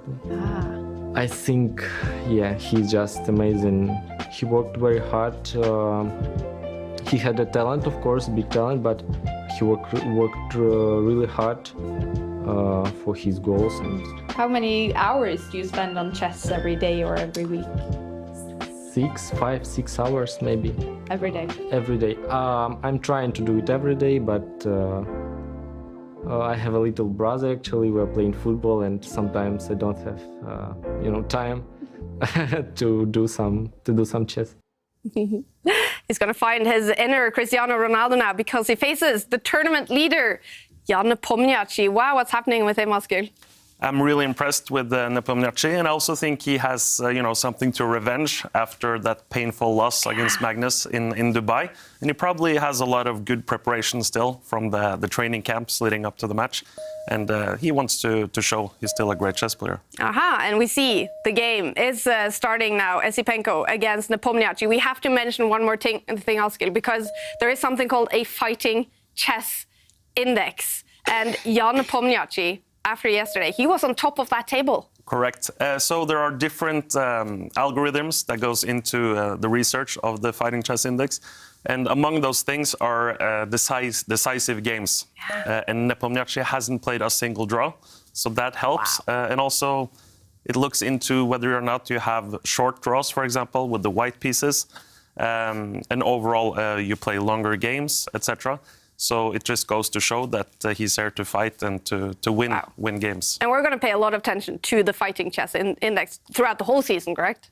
Correct. So at the end of the season, we'll hand out some prizes to the most fighting players on the tour. So that's exciting. Wow. And it's looking good for Jan Nepomniachtchi. The game against Esipenko just started. David, will we see some fighting chess in this game? I'm pretty sure we will see some fighting chess. As Yevgeny mentioned, these guys, a lot of respect between each other, but they are rivals, first and foremost. And it's the Italian game. It's still early days, but we've seen things open up. It's not the traditional way that we see players handle this type of position. We've seen a pawn exchange in the centre already. Dark-squared bishops have left the board, and now knights leaving the board as well. Lots of exchanges, but still a lot of life left in the position. The pawn structure is imbalanced, and it's also going to be very difficult for black's king to castle. If you look at white's light-squared bishop, it cuts across towards the king side. And yeah, this one, I have a feeling that we'll see some fireworks later on. What do you think, Yevgeny? I disagree. Disagree? Oh, really? I disagree. It looks like both players still in book. It was Italian a4, a5, recently analyzed with the exchange of the bishops on e3, more or less popular direction if you follow some live book things. Yeah, I think very soon the bishops going to be traded, and it will be more or less simple position, which is objectively in favor of Andrei Esipenko. Because he likes to play more technical stuff, and yeah. Okay. So we will see possibly some more exchanges and the game fizzle out slightly. But Esipenko now has to accept that the queens are going to come off the board. Jan deciding, okay, if the black king can't castle, then maybe the safest approach is to exchange the queens. What do you think? Is he going to take that queen now? Is he going to just leave it? Maybe white can just maintain the tension for a while? Yeah, I believe he would deliver the knight on c5. He was a bit faster than me to do it. Potentially black already leaves the king in the center. So I predict that at some point black will change on c3, then we'll keep the pawn on b6, and the bishops are going to be traded on e6. White will keep the pawn on g4. I just say... We'll have to show some of this. That was a lot of show, yeah. Like kind of predictions. So it will be a lot of exchanges. Black already centralized the king for the endgame. Okay. But yeah, everything is going different compared to what I said. Yeah, so for example, okay, white has put the bishop in the center. Okay, let's just show what's happened. Instead of castling, white's put the bishop in the center. We have seen a trade here. So a bit of an odd pawn structure for white, but a lot of central control and very flexible to push forward later. And black maybe wants to exchange these bishops, but black wants to exchange these bishops, but not right now, because this would allow a bishop takes knight type of move, and black's pawn structure would be compromised. Therefore, he does drop his knight back first. Next move, he's going to go for your idea. Try and trade these bishops, and yeah, but it's pretty interesting because white gonna play rook b1, potentially threatening to take on b7, and king gonna be in the center still. Okay, he's chosen to put his king in the center first. Just to connect the rooks. Now you can guess who is technical player, who is not. Yeah, we wanted to go on the attack maybe, but Esipenko just nicely centralizing this king. Look how safe it is behind all of its pawns. And kings in the center, as we saw from Jan as well, are perfectly safe. They're ready for the endgame. And now a big decision, actually. He's pushed his pawn forward, hoping for maybe an exchange here, because suddenly white gets a very strong pawn in the center of the board, which can be supported. And it's a weird pawn structure, but actually white's pawn structure here is superior because he has more open lines for his rooks. So yesterday we talked about doubled pawns being troubled pawns. Here they're pretty strong. And they're very mobile as well. Doubled pawns, if you can't push them, maybe if they become static, they can be a weakness. But here, the pawns will start pushing forward with an advantage. So I don't think we'll see Jan rush necessarily. But what else? For a second, I was really worried that the bishop on d5 going to be trapped. Let's say bishop f5 and then threatening c6. However, there are several squares on e4 or f3. He will simply play knight c5, like concentrating the pieces in the center and attacking b7. Actually, it turns pleasant for white, no? Yeah. Don't you think so? I completely agree. I would choose white here every time. Partly it's because if you compare the knights as well, white's knight is perfectly centralized, black's knight on the edge of the board, white's rooks are connected already, access to open lines. Somehow maybe it was just my chess education, but I loved these types of double pawns when I was young just because it gives you some dynamic play even in the endgame. And okay, Jan choosing to answer not by trading bishops, but by pushing his pawn forward. And now this knight is probably going to jump to the square. You mentioned... Unfortunately not, because the game turns really concrete. Knight c5, losing the pawn maybe, because of the king's run. Yeah, I missed this one. The king would move forward and actually a double attack. So very sneaky from Jan Nepomniachtchi here. Yeah, this would be a bit of a blunder here because this pawn, notice how it's defended by black's passive knight. So maybe the knight has to go back in another direction, for example, stepping back this way. And the game would go on. White's bishop can trade itself off at some point, but it also can step back. Lots of tension. Just don't put the knight on c3, please, David, because in case of c6, there are no squares for this knight, potentially. Okay, but c6 is a big strategic concession, Yevgeny. True, I would just drop back and I have a huge advantage now. Look at this pawn. I don't know. I would put it back here every time. Okay. I don't know. We'll see. Just different understanding of several factors between grandmasters. So therefore, we are grandmasters, we play different chess. Yes, agreed. Which way would you go back then? This way?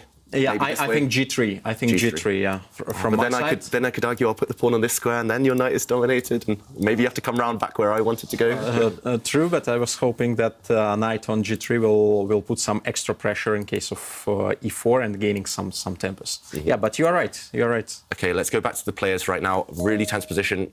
Okay, I was going to say we should have a bet. Is he going to go back my way with the knight, your way with the knight? He chooses a third option, a different square, and wow. This is why Esipenko, as you mentioned, regarded as a great strategic player. He's brought his knight to one side, and that forced black to step back with the bishop. Didn't want to initiate a trade on white's terms, and now pushing forward with the pawn, gaining even more space. Okay, really interesting move. And now rook lifts. We expect them in middle games, but not necessarily once the queens are off the board. Black's rook now on the 6th rank, trying to swing across. And interesting move. I'm not necessarily sure that the black rook has anywhere great to go later, but potentially pawn on G2 is hanging, so Esipenko has to decide what to do with the knight. Maybe he want to attack the pawn on E5. Yeah. I think he's found a better circuit than both of us suggested. And much faster. You know, this is about the type of position. It really fits Esipenko. So he can make plenty of moves by hand here, and he's out of the most dangerous side of Jan's chess when Jan is rolling on Esipenko, because Andrei doesn't like to defend kind of tricky positions. So at the same time, he's pressing. I feel he's pressing, and I also feel that black rooks are uncoordinated. And it's not easy to play. Now, Oskil checked the head-to-head stats between these two players, being both of them Russian, and I think he only found one classical game between them. So are these two not sort of in the same like training group in Russia at all? They don't sort of play that much together? They're both national team members, and Russian team has the training camps time to time. But you never know who are from the players following the camps, coming to the camps. It's from camp to camp, different number of players, because we have like 100 grandmasters there. And 2700 rating is not a guarantee being Russian team member. Wow. So I believe they know each other, and of course they play time to time, but we never know how many games it was. So yeah, in official games, very few. And look at that, the bar likes it for Esipenko right now. Yeah, so Jan bringing his bishop back to where it came from a couple of moves ago. He's really trying to insist on this bishop exchange. But I don't think Esipenko necessarily wants to capture that bishop. Maybe he'll back it up by a pawn. That's risky because there's some chance of white's bishop being trapped in the center of the board. But if he can get away with it... Yeah. possibly he wants to go for that. I like that maximalist approach, right? Because, you know, whilst the bishops are staring off against each other, the light square bishop is relatively safe. And I agree. I think the knight sitting there on f3 is on a wonderful circuit, eyeing up the unsupported pawn on e5. And, well, he supported it with a pawn, but not the way I was thinking. I was actually thinking that would be the c pawn. But, OK, it was the central pawn. Maybe this is stronger.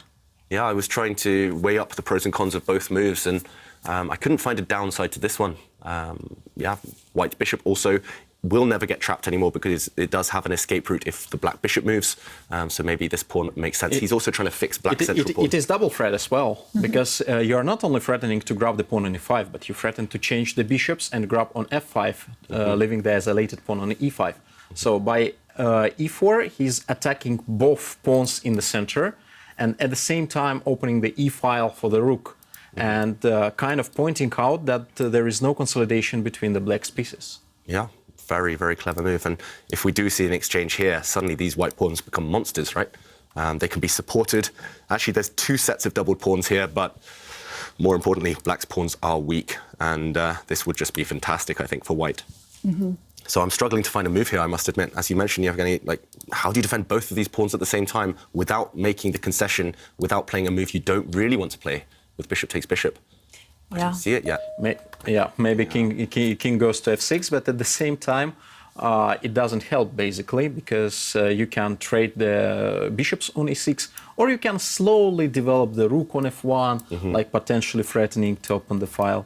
Still, like king's move is under all the potential discovered threats, and it's not improving the position of other pieces. Yeah. And this is why it's so nice to be a spectator. You feel none of the stress and the emotion. And talking about spectators, I do have to share with you some selfies. They're great fun. And Mr. Dodgy showed us a selfie, which is how he enjoys every game of the Champions Chess Tour. Look at him. He's outside. Landscape mode? Check.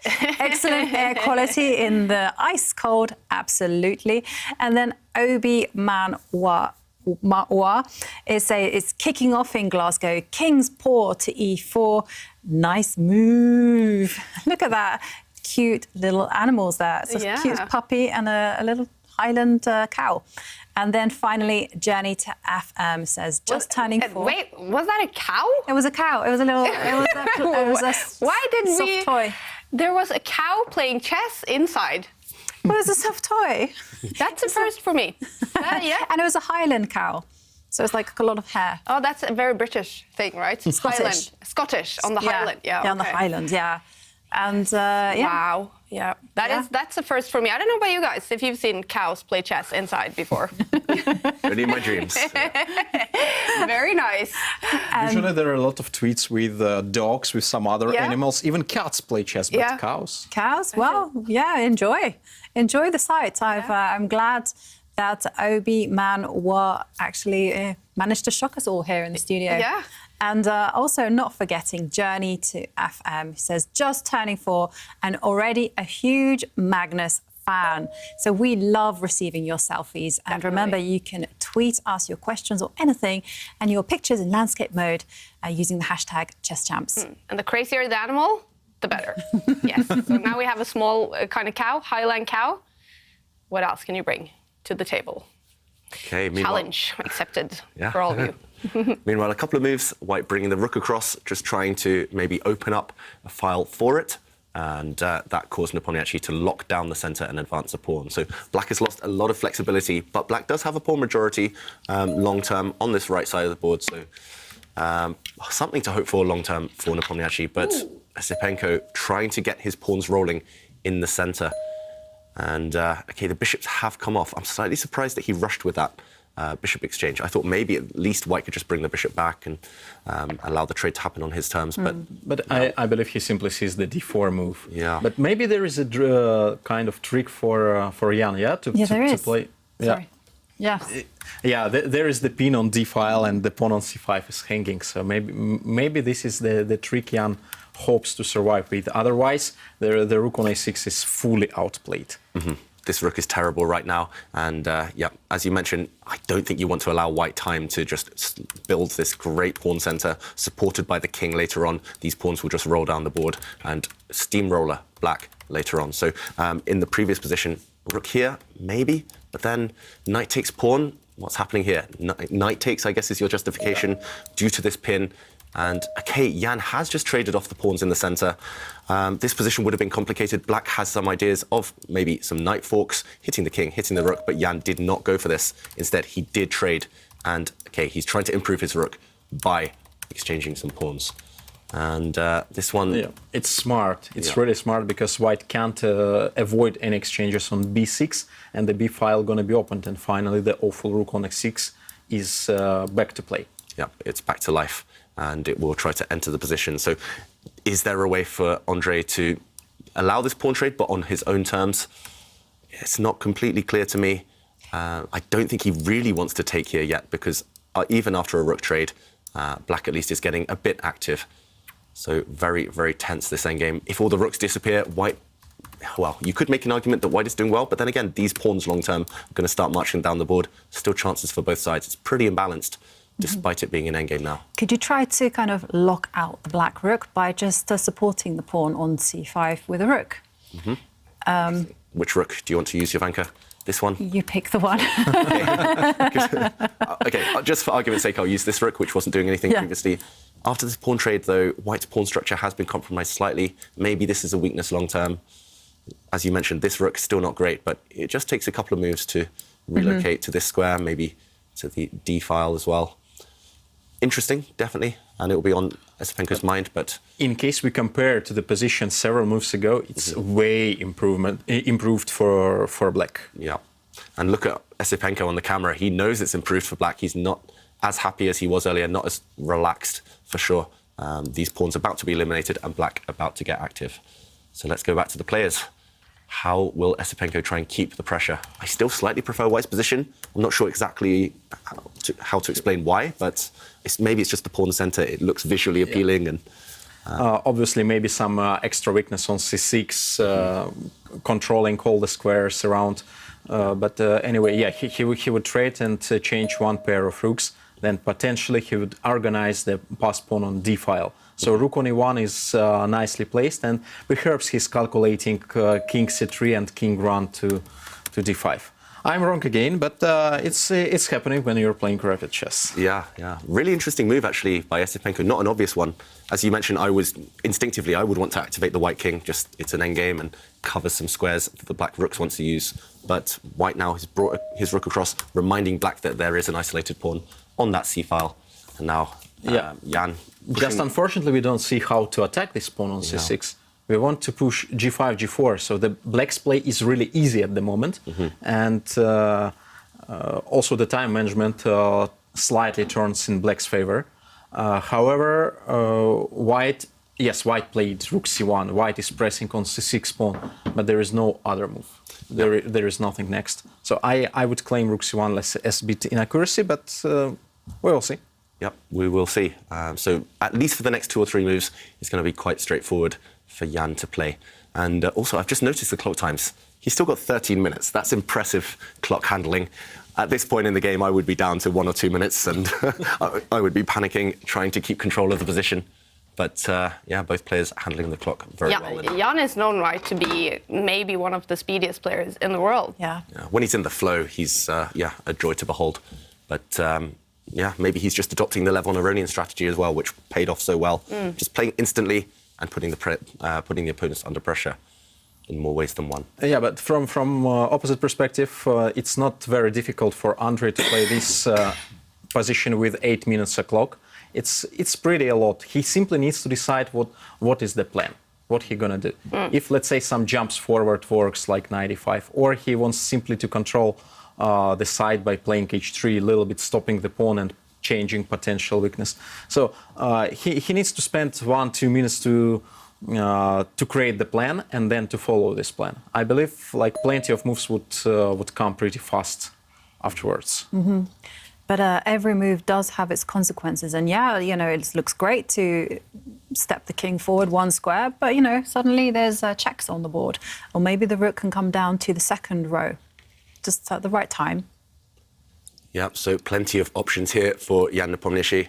I do like this move by Esipenko. I just want to get that king as active as possible. If the rooks come off, that's going to be very useful. But, as you mentioned, Ivanka, it's becoming quite concrete.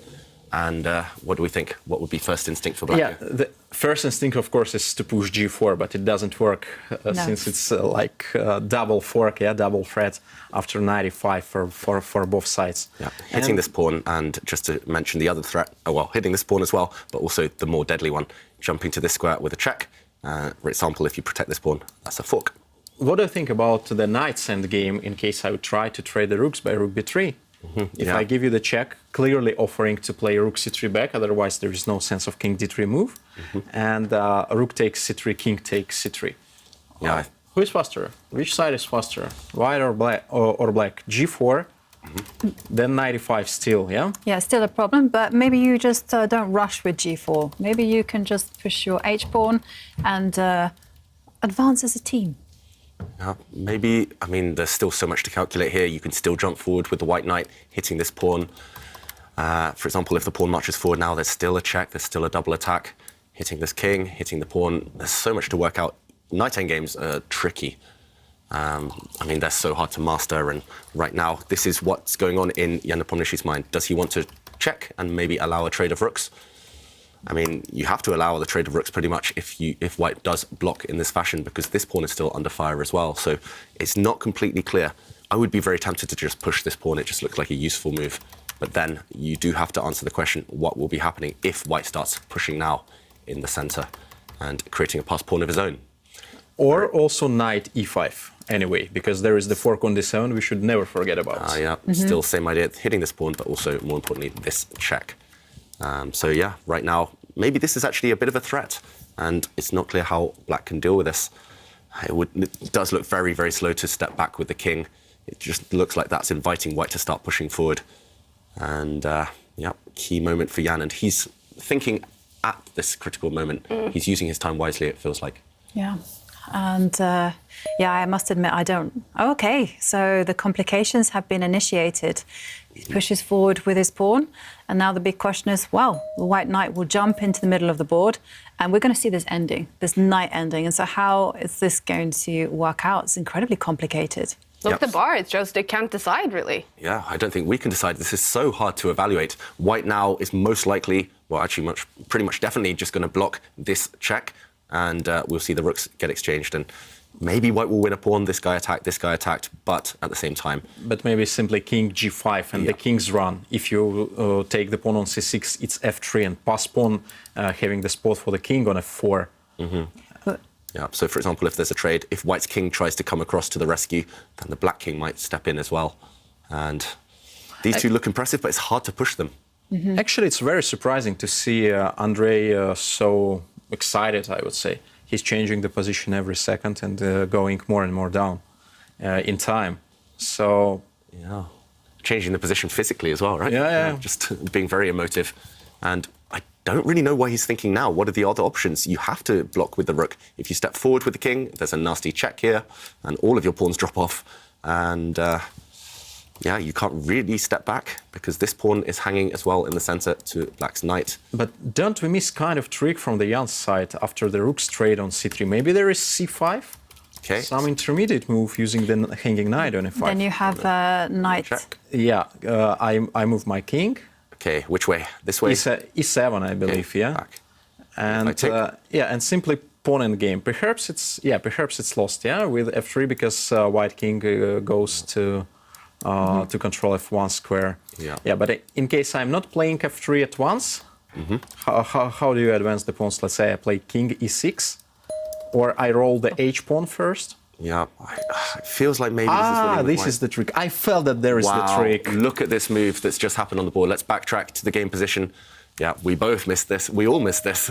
Now, black gave a nasty check with the knight, hitting the king, and the king had to move because after pawn takes knight, we would have seen a rook trade, and black now is for sure winning this king and pawn endgame. The black king, much more active than white's king, and these pawns are going to win the day. So, Yeah, wow, what a move by Jan Nepomniachtchi. He gave a check. White had to move the king out of the way, but after a trade here, knight takes pawn, and suddenly Jan is the one, as black, who's a pawn up temporarily and probably doing quite well. This is why now we understand why Esipenko reacted, leant back in his chair, head in his hands. It was all about this check, knight to c5, hitting the white king and putting a knight on a square. It looks like it can be taken twice, but actually neither capture was possible. But it's not game over still, because I believe Andrei has to regroup his thoughts first of all, his mind to play more safe and to play for a draw at the moment, to get king closer to the king side, king d3, king e2, and then anyway, whatever black does, even having the check on c5, the same trick again, returning the knight, he will grab both pawns on that side. So Andrei gonna grab the pawn on c6 on a5, like after knight c5 check, slowly going king e2. And then, yeah, maybe you can still hold the draw with white, eliminate some pawns in the process, but now there's definitely calculation to be done. He needs to be super accurate, and it feels like white is on the defensive, playing for the draw.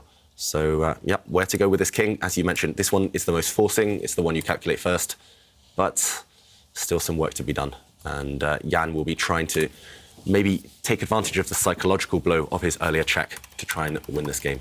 Let's see whether white can hold it. Sorry, I'm just laughing at the kind of whole thing. If he puts his king on the most natural square, the trick that he fell for, he didn't see the first time, is going to happen again, and maybe it's even going to surprise him once more. And I don't know, the lines looked very, very shaky there because, you know, there's passed pawns all over the board. And when that's the kind of situation, it's all about just calculation. Yeah.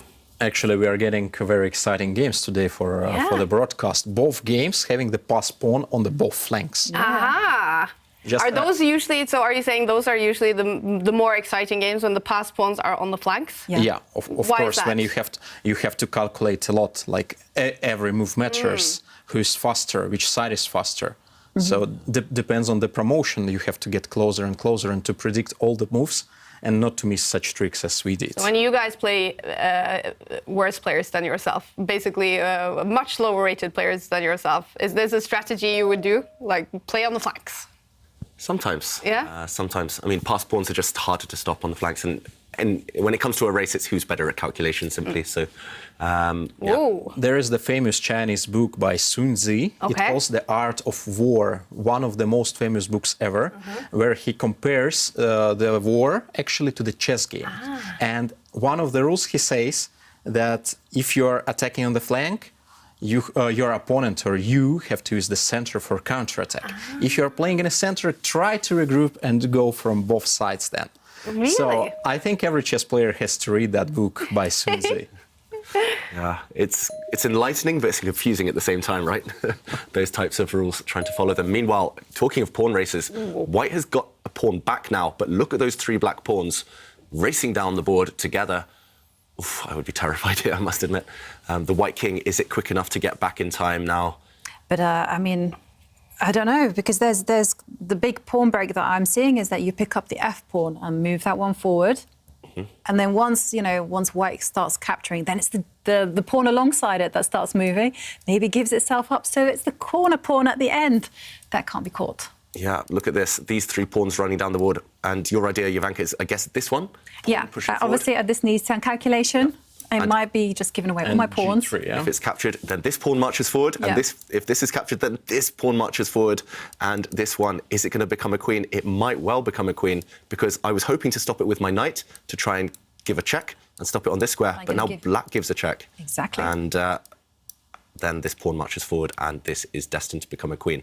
That is really, really sneaky. And in this situation, we have to mention the timing. So Andrei is getting very low on time, and a lot of forks, a lot of checks he has to calculate, because I believe just by intuition, his king is not in time to stop all the black pawns. Yeah, this king's too far away. And he's going to be looking at lines exactly like the one we were just, that Jovanka mentioned there, the king dropping back, and then he has to worry about all of these pawn pushes. He has to calculate them all. He has to calculate knight checks. Instead, he goes for something else. He brings his knight back, trying to race it back to the game. But Jan now just improves the black king, guarding this pawn. Maybe now is the moment before it's too late to start running back with the white king. Just what else? It's very difficult to see a move here.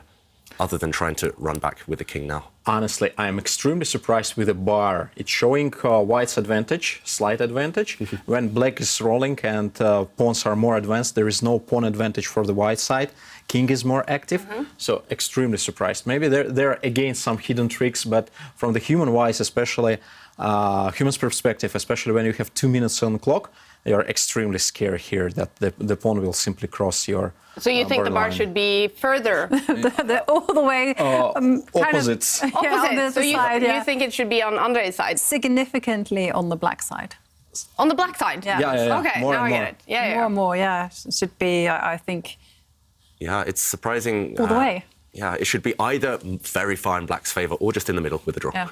Nothing in between, really. But yeah, maybe it's the evaluation bar just showing that with best play, white can hold it, but black still has the advantage for now. And OK, white trying to push a pawn, that's very risky because now black is simply going to go and pick up some of these there he pawns. goes. Thank you. It listens to you.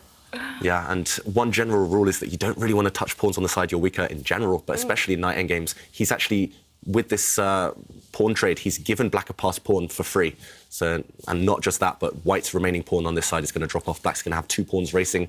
Knights are notoriously bad at stopping the flank pawns as well, the corner pawns. They can only stop it from one side. So it's uphill struggle now. It looks winning for black. Yeah, and I don't like the place where Esipenko's put his king, because it just means when the white knight tries to step back, the black knight can come out of its corner and give a check to the white king. Yeah, quite possibly. Also, if white's knight steps back, I think the black king can enter the action. I think there's time. Yep. And yeah, black keeps all the pawns protected. White can, well, maybe Andrei was trying to calculate racing his central pawn forward. White does have that one passed pawn, his own trump card, but it's just not black's quick enough. black's knight is fast enough. So I believe he would play king e2, try to hold the knight on f3 with potential race of the d pawn. But yeah, knight g5 happening anyway. Yeah. So If the knights come off. black's knight returns to control the passed pawn of white, and then h and f will create a lot of troubles. Yeah, 2 pawns are better than 1, and black has 2 passed pawns, white only has 1. Yeah, any knight exchange as well, as long as black's king is in time to stop white's central pawn, that would just salt the game in black's favour. And look at Jan, his body language, arms crossed. He's just waiting for his opponent to resign, even though I think Esipenko should try and fight on. I don't really see how, to be honest, but yeah, there are still chances. There aren't that many pawns remaining, so if white can somehow eliminate all the black pawns, even in return for his knight, that would be a draw, but it's a far-fetched dream at this point. Yeah, but it's also very surprising that Andrei is thinking, because there is basically the one move on board. Yeah, you have to retreat the king to protect your knight. Yeah, what else to do? Well, an important result for Anish Giri, winning against Hans Niemann after losing the previous game.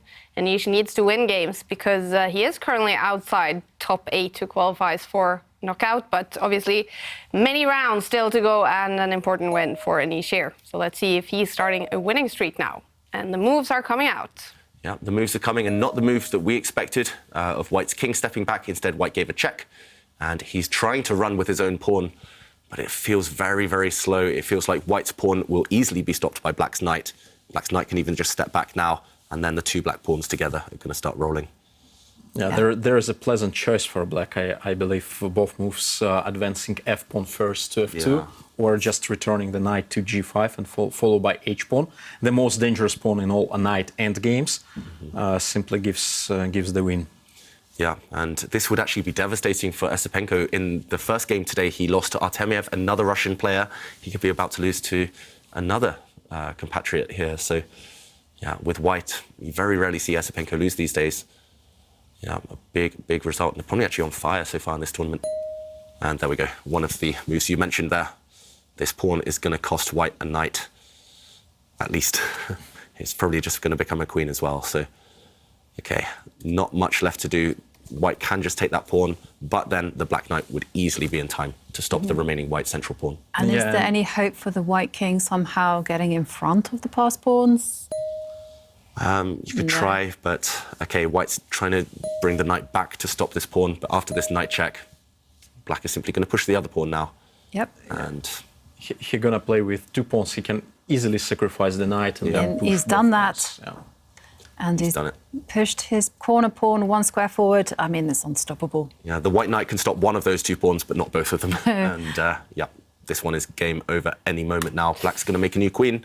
And Esipenko, has he resigned? Yes. Yes, he's given up. Wow. So, Jan Nepomniachtchi, the winner of this prestigious all-Russian encounter between the rising star and the big star, by Jan Nepomniachtchi. He is the winner of this game. An interesting one. It seemed that Jan was much in control this whole game. Can you take us through a little bit what's happened, David? Yeah, I just want to maybe show the one moment that we missed here in the studio that Esipenko had missed from afar, but Jan just showing incredible sharpness to really turn the game on its head. Most of the time, we actually liked White's position, but it was just this one move. After Black gave a check, White blocked, it was this knight check. This is why we always got to look for checks and captures. We forget it sometimes, grandmasters forget it, but they can be devastating. This knight check turned the game in Black's favour. Now, it cannot be captured by the white rook. This rook is pinned. It cannot be captured by the white pawn, because after a rook trade, this king and pawn endgame is winning for Black, with these very strong pawns later on running down the board. And therefore, White had to dodge the check with his king. But now, after the rook trade, the difference is that his central pawn fell. And as we saw later in the game, these guys, these 3 pawns, were the deciding factor. Black even gave up his knight in order to get them through to their end goal. A really nice resource there, and that is why we always got to look for checks even deep into the endgame. Wow. And Jan Nepomniachtchi now 15 out of 18 possible points. Incredible by the Russian. We're jumping into Magnus Carlsen against Vincent Keimer, and I can see that the Russian is in huge time trouble. Yeah, the German. Vincent Keimer. Yes, lots of Russian players in this tournament, but yes. Vincent Keimer, the big hope of German chess. And if we just count on the board as well, he's in trouble there too. White has a rook in exchange for a bishop advantage. White also has an extra pawn. Check out that black king in the corner as well. The 2 white rooks have cut it off on the 7th rank. There are going to be some checkmating ideas in the air very shortly. I think he's doomed on the board and the clock. As we usually have a joke in Russian chess world, so you are exchange down or pawn down, and as compensation you have the position to resign. Ah. Oh, that's harsh. Sorry. Russians, you are tough people. Sarcastic. It's reality though in chess sometimes, if your position is bad, it can be very bad. And here I think Magnus has several ways to win. His knight is under fire, so possibly wants to move it. He could also just move his rook up 1 square. Everything was winning in that, position. But Magnus wants to finish the game with a mate. That's right. And do you know the name of the mate, Evgeny? No, I don't. Arabian mate. That's right. I heard about that. And we're actually possibly going to see something very similar to an Arabian mate on the board. Actually, White has that threat now of bringing his rook across all the way in front of Black's king, giving a check. Black's bishop will capture it, and then the other rook will come over and replace it. And combined with the knight, that would have been checkmate. So Black has managed to get one of the white rooks for his knight. But look at this. Black is completely stuck. Pretty much stalemated, as we would say. Yeah.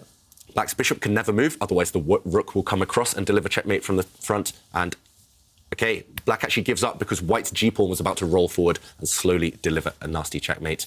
Jovanka, how does this pawn g7 mate calls? Do you know? Yeah, I do know that one. So any mate that's delivered by a pawn has the name of David and Goliath mate. Not named after me, unfortunately. 2-0. Well, after an impressive run of some wins there, Vincent Keimer loses to world champion Magnus Carlsen. We came in very late into the game, David, but can you show us where Magnus was able to get this win? Yeah, maybe I can have a bit of extra time to explain why Vincent Keimer resigned, because actually he's only 1 pawn down. In this position. White has a 3 versus 2 advantage, but it's just the quality of the pieces here. This knight, this rook, they're perfectly placed. And as we mentioned, OK, for example, if Black moves and this pawn steps forward, if the bishop moves, this is the Arabian checkmate. Black's king stuck in the corner, trapped by a white rook and a white knight. And if Black doesn't move his bishop in a position like this, then there's simply nothing else to do. White's pawn is just going to march forward at will and trap the king in the corner. This would also be checkmate. The only way you can postpone this is bringing the rook across, but then the white king can simply march into the action, and it can go either way. It can go and grab this pawn. It can go and grab this pawn. White has all the time in the world. Black is completely paralyzed, and this would be game over. Really nice endgame technique there. by the world champion.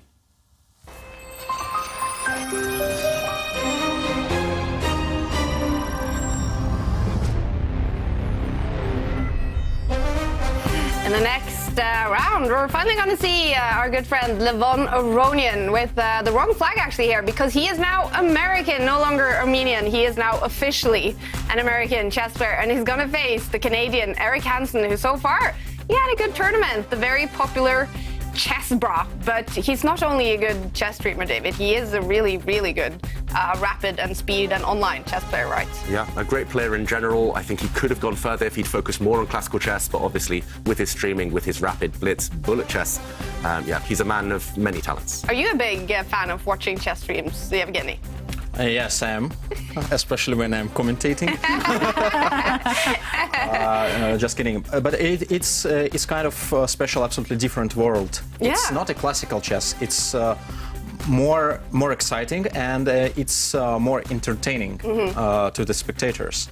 Of course, everybody likes to see how Grandmaster blunders, and in real chess you never do that. Yeah. So by seeing Grandmaster to blunder, you obviously realize that you can beat him as well, and you're challenging, and we are getting a lot of challenges. I believe all kind of streamers from the spectators, from the auditory. Yeah. So very special. Yeah, we do love those chess streamers. Eric Hansen against Levon Aronian coming up in about 15 minutes. Still 2 rounds of chess to go today. We will follow Canadian against the American Levon Aronian in the next round. And after that, we're going to get to know the youngest player in the tournament, Pragnananda. He's only 16 years old, and in the final round of today, he's going to play world champion Magnus Carlsen. But right now, you guys, we want to see some more of your selfies.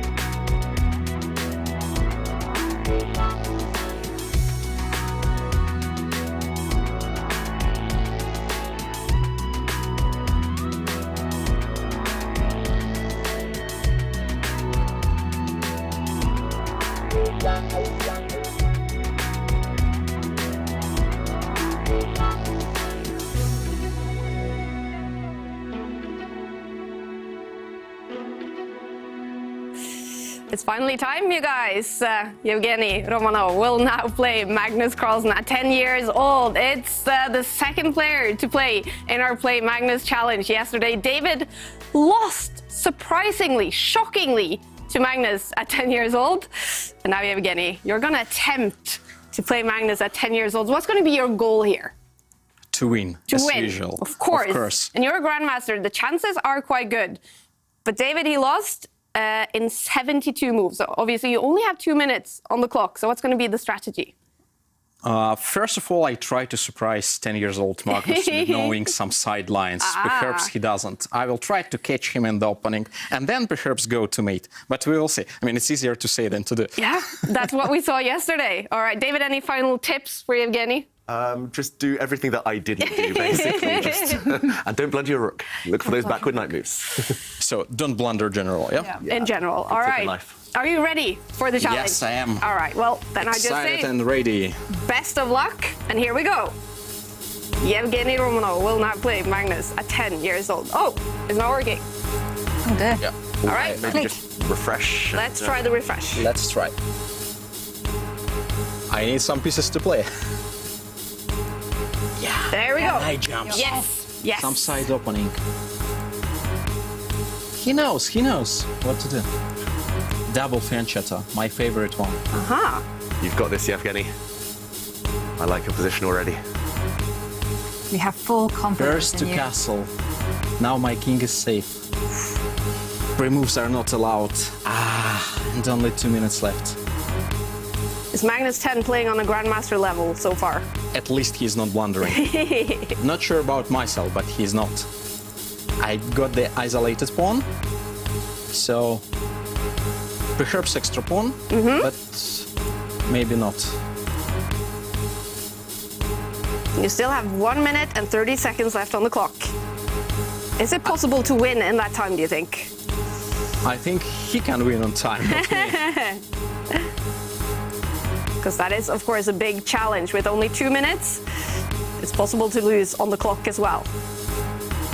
Yeah, and to be honest, machine is a little bit slow to accept my moves, but not blundering, right?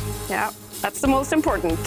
Yeah, and the computer was so sneaky there, setting a trap, hoping that you would take the bait, snapping up a free pawn, but that would have led to... Thanks mentioning, David, that it's computer's trapped, not Magnus one. I meant Magnus. Oh, it's so tense right now. Yeah. I like White's position. How about you, Ivanka? I like White's position too, but you know, it's not that much time left on the clock. Only 1 minute. Yeah, And, there's what's some this? misclicks. Yeah, it's your first time in the app, right, Yevgeny? So it's not easy. And I'm not experienced enough playing this online stuff, but anyway, trying to do my best. Is Magnus playing on the same fantastic level as he was against you, David? yes.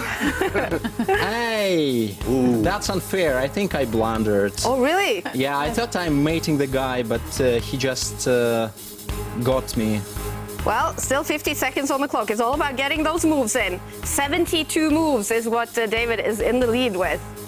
Okay, and actually it's still very tense. I mean, you mentioned the blunder, but anything could still happen here. I still quite like White's position. Still some good practical chances. Yeah, I have to say, It's just the time factor, right? I quite like Magnus's position, as long as he can hold off Evgeny's activity. Yeah, one more rook, David, on c8 square, no? And 30 seconds, and that black king, it looks very safe.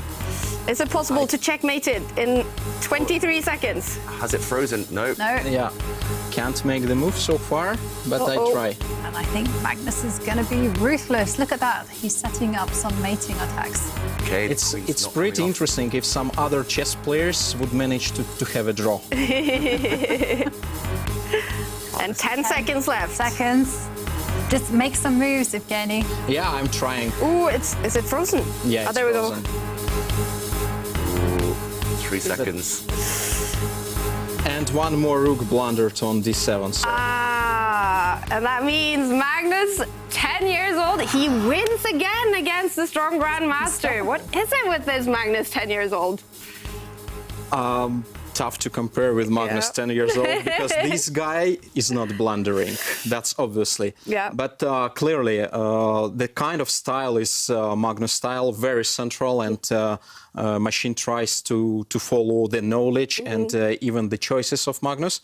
And it was really tough to play because computer never blunders in one, especially in Blitz, and you have to coordinate. So I was very close. I was hoping, there is the mate, there is the mate, there is the back rank mate. I'm delivering all the pieces, and then queen suddenly somewhere from afar coming to control me. Well, I'm going to click continue to see the score. 36 moves, is that right? Yeah, exactly half of David. That's okay. Well, David, are you a little relieved? You're now on top of the table by a lot. I'm not relieved at all. I wanted Yevgeny to take down Magnus. This is just, I mean, I'm starting to believe in a conspiracy theory that Magnus is actually the one playing from his home, from afar. This is just, it's too good. Well, he is on a break, so maybe he is very strong. Magnus, 10 years old. So in second place so far, Yevgeny, 36 moves against Magnus at 10 years old. Yeah, I'm the first one, just from behind. So. All right. Impressive. Nice challenge, by the way. Yeah, isn't very it nice fun? challenge. Yeah. What's it going to take for someone to beat him, do you guys think?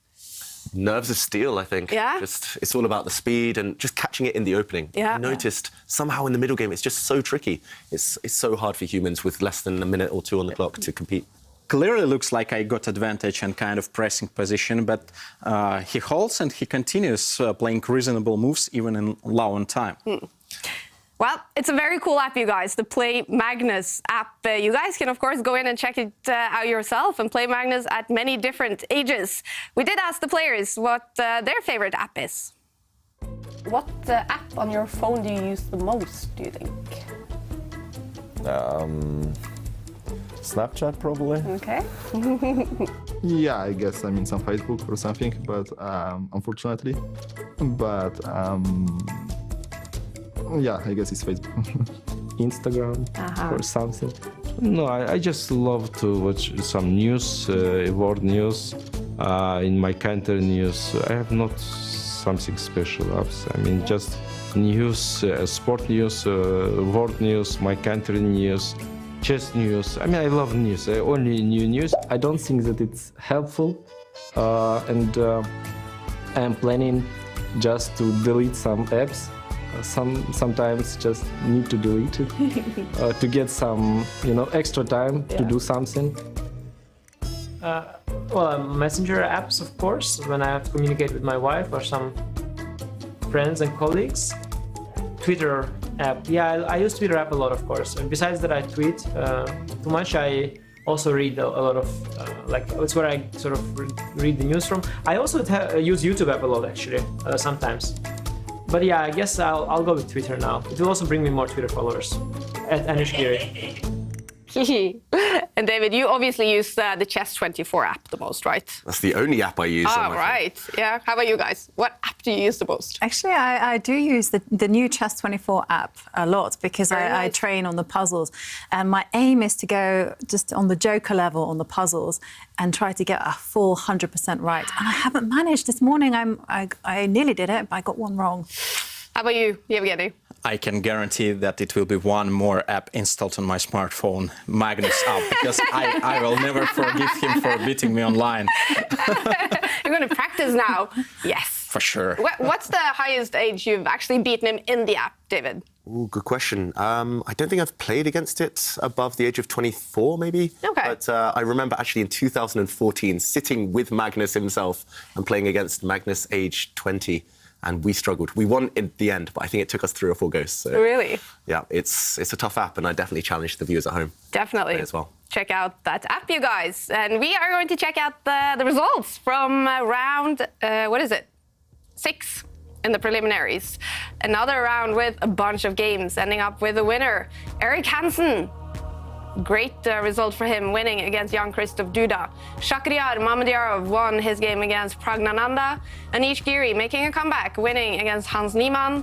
Magnus Carlsen, as we saw, he won his game against Vincent Keimer. Abdusatarov having a great tournament so far, won his game against Alexander Kostanyak. And then Jan Nepomniachtchi, as we saw, he won his game against Yesipenko. And the standings are not ready because one game is still going on. Or did it just finish? I think it just finished only moments ago. Okay, and that was Ding, right? Yes. Ding, I think Ding won against Artemiev. Okay, we have to check that. But one game still going on. We're going to take a look at the games coming up in just a few minutes in round 7. Nepomniachtchi now against Vladislav Artemiev. Who's going to be the favorite, you guys? Yevgeny, you know them better than anyone, the Russians. Yeah, in kind of very similar style, and both amazing online players. I was impressed, like Vladislav actually, he's winning all kind of Russian Rapid and Blitz championships for years recently, and he's the guy who manages to not only to move the pieces when he has some seconds left on clock, he manages to have the plan moving the pieces with a few seconds on clock. So, and also the style, both are very tricky, both are dynamical, and I expect very crazy game. Very cool. And we have a bunch of other crazy games coming up that we saw there. But the game that we will follow, we're going to follow Chessbra, Erik Hansen against Levon Aronian. Finally, we're going to take a look at Levon Aronian's game.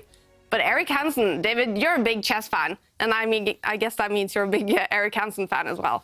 Absolutely. And what I like about him is that he was one of the trailblazers for chess streaming. And he started out, I don't know, 10 years ago. And today, obviously, chess streaming is a big thing.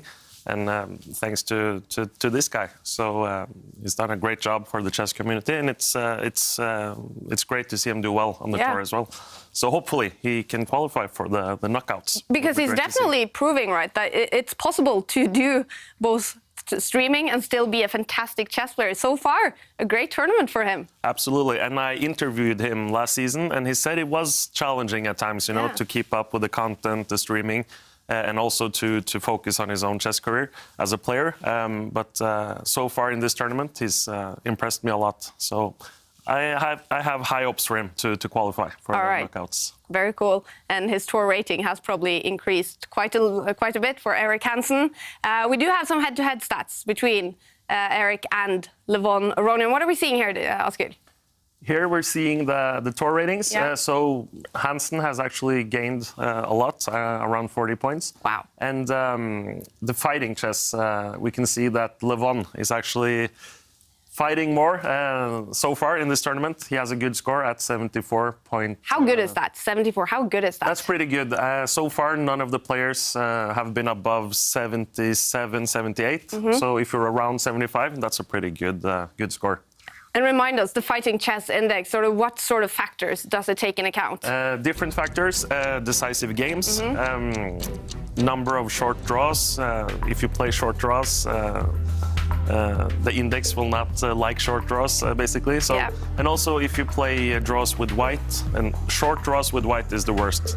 And we did see one short draw with white yesterday. I think it was Artemiev. Yeah. So he started off with a really low fighting chess score so far. But when it is Erik Hansen against Levon Aronian, I guess quick draw is the last thing we're expecting. Yeah, this will be a fighting game for sure. Two entertaining players, and I'm also been impressed by Aronian the last few months after he moved to the US. He seems to be confident, he seems to be in a good state of mind.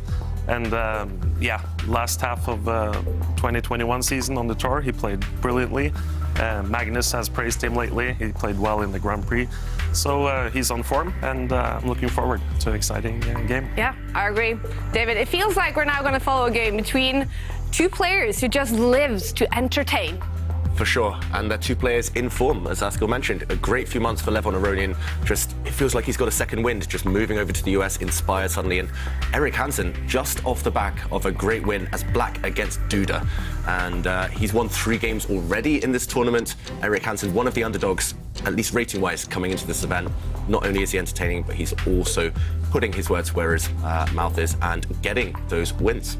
Impressive stuff so far, and hoping for more of the same, more drama on the board. Any predictions here? Should we guess the result, guys?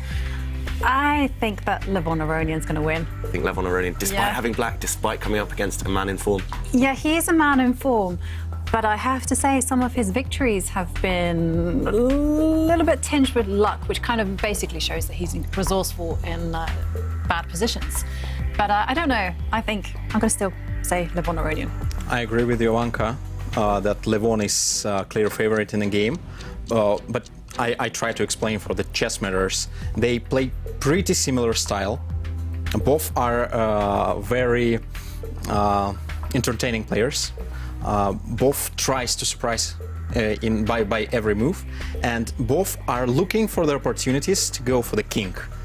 However, like with all the experience, with stability and level of work, chess-wise, Levon is a little bit better. Therefore, I give him some more chances. Okay, so Erik, despite having the white pieces, might be up against it. Often in chess, if you come up with against someone with similar styles, that tends to be a kryptonite if you're a slightly lower rated player. Okay, so a King's Pawn opening meanwhile, will we see the Spanish? Will we see the Italian game? Erik, he's quite classical in terms of his opening choices, at least with white. Usually he does employ the Spanish opening. He's just having a pause here, maybe just putting on the show. As a streamer, he loves those facial expressions. And then I'm pretty sure he'll bring out his bishop, but where? And it's the Italian game. And Levon Aronian bringing his knight out. Very interesting invitation to play knight g5, the most sharp opening. Yeah. But not. Actually, this opening choice from the black side shows that Levon is trying to avoid all the central options, what we have seen in the game of Yesipenko versus Nepomniachtchi. He goes to play the system with d6 and the g-pawn move. Perhaps one of the most aggressive systems in Italian in Houska Piano kind of defenses. So already exciting. H6 move challenges white. Yeah, it's definitely not going to lead to positions that Eric can just play purely on pattern recognition, on just on autopilot. So already Eric spending a bit of time. And this is one thing actually we noticed on the tour last season when Eric played. He was in time trouble very early on in some of his games. And Aronian is going to try and hammer home that point by playing quickly. And OK, white castling, as you mentioned, the pawn in the centre, pushing forward, just solidifying things before black decides whether to go on the attack immediately. And moment of truth, do you think that G-pawn with black, I was going to say, is it going to push 1 square or 2 squares? It's only got 1 square. G6, safety for now. White is preparing to play D4. Black wants to finish the development and then to see. G5 is leading to huge complications and kind of memory checkup with computer lines. Levon tries and wants to play some chess first. So G6 is known positions. Black would castle short and then try to play knight h5 and kind of kingside play. White leads to the central play. I expect the a-pawn move, a4, development of the knight from b1. So surprising that Eric is thinking. Perhaps this is the point, having the reference to his main repertoire, where the bishop b5 has to be played. I think all the plan with rook e1 is already slight inaccuracy for white. But let's see. Nothing very special is happening. Both sides trying to develop the pieces. Eric has to remember about his light squared bishop, by the way. Knight on a5 is all the time in the position. So I'm just checking the databases and I can just see that there's basically 2 plans. You know, white can just keep things flexible by developing the knight on b1 to d2. Or it can actually just strike in the center immediately. He can actually play d4. And checking the database, I see, David, you've actually played this variation with the black pieces. Yeah, it's actually, this has happened, the latter option you mentioned, Jovanka, and I tend to play this position as black, either against lower rated players when I just want a position and I just want to get a game, no opening theory, or I play it in blitz, just because black's moves are quite automatic. So, OK, we do see Levon Aronian castle as black now, and I don't think we'll see any trades in the centre yet. That would be a very unambitious decision by white, just maybe trading and then trading queens at some point. That would just lead to a very level position. I think we'll see Eric try to maintain the tension if he can, maybe by bringing his knight out, maybe just playing an innocent-looking pawn push, just maintaining the tension. Yeah, we'll find out a lot about Eric Hansen's mood on the next couple of moves. Whenever you're challenging top players, you would feel really, really uncomfortable to trade all the pieces in the center, like giving them the lead in the game to say, OK, I'm ready for a draw. I'm ready for a draw, and please try to beat me. Yeah, he has done that. Maybe this is the psychological choice to force Levon to play for a win with black. A5 automaticity to grab some space advantage on the queen side. Yeah, easy to play for both opponents. White is playing in the center. Black would potentially deliver the bishop via f8 to c5. Equality, right, David? Yeah, just very equal position. And here it's just about understanding who feels the position better, who puts their pieces on better squares. And yeah, let's go back to the players. I must admit, I'm not happy with Eric's decision. I think if the Fighting Chess Index could maybe understand the psychology of some of these moves, it would not be impressed. Even if this game goes on a long time, that wasn't really a fighting decision by white, or not the most fighting decision. He's not trying to punish Levon Aronian's opening. Instead, he just wants a position where it's roughly balanced and minimal risk for white. That being said, queens are off, but everything else still on the board pretty much. It started out really nice for Levon Aronian in the tournament, winning 2 games, but after that, a couple of losses now. Is he one of those players who's sort of influenced by this, you know, the fighting format that the organizers are imposing and, you know, taking chances? I think, judging from Levon's play, in the previous season, I think, no, he's absolutely not influenced whatsoever. For him, it's just normal. You know, he's decided to embrace this tricky, aggressive style where he's just playing quickly and putting the opponents under pressure. And here, you know, it just happens to suit him, that it's all about fighting chess. Yeah. One thing that did surprise me, I have to say, about Levon's play was I would not have pushed my A-pawn 2 squares forward. I was more being a bit cautious, and I would have perhaps pushed it 1 square forward. But having said that, I actually really like what Levon has done, actually retreating the knight, getting ready to maneuver it to a better square, and not really caring that his knight can actually be traded away for the bishop and his pawns are going to be doubled or troubled, as we learnt yesterday. Although this morning I saw that there was a new rhyme that someone had posted on Twitter that said, double pawns should never be scorned. Oh. We're gonna have those rhymes coming whole tournament. I love it. Now I do have an interesting fact coming in from Chess by the Numbers that we know very well on Twitter, and he's also working together with the Champions Chess Tour organizers to get all those interesting stats about the players and about the games out there. And he is actually saying that coming into this game, Hansen is around 64% to qualify for knockouts. The Levon only 40%. So it almost feels like this is a little bit of a must-win, at least must-not-lose situation for Levon. Then it explains the choice of the opening, or kind of decision to trade the queens. Because perhaps Eric thinks, let's avoid the risk. This is the 3rd game per day, a little bit tired already, obviously. And let him play, and I will simply control everything. Cool. Yeah, that being said, as white, if you take negative decisions, if you play for the draw, if you try and control things too much, it can backfire. And I don't think white's necessarily worse or struggling, but I like what Levon Aronian's doing. It feels like white has wasted a lot of time with the light squared bishop, black's minor pieces in the centre of the board, especially those 3, the 2 knights, the bishop next to it, pretty much perfectly placed. And also look at the Levon's time management. Yeah, wow. Yeah, he simply knows the positions. I believe he already started at home the delivery of the knight of the 2d6. Already, I mean, all the way into move 15. Yeah. Wow, if impressive not in stuff. that exact position, definitely something similar he's studied before. And he'll have a great feel. He'll try and put pressure on the clock psychologically. And Eric, at some point, he'll just have to start playing objectively on the position, not just worrying about the tournament standings. Yes, he's doing great so far in the tournament. But, well, yes, a draw would be great with white as well. But, yeah, he will have to play some good moves in order to get there. Yeah, but if you look at the position, A5 pawn goes to A4, F7 pawn goes to F5. What is the white's plan then? Yeah, exactly. Sit. Sit and wait and hope and pray. I think that's what Eric is asking himself as well.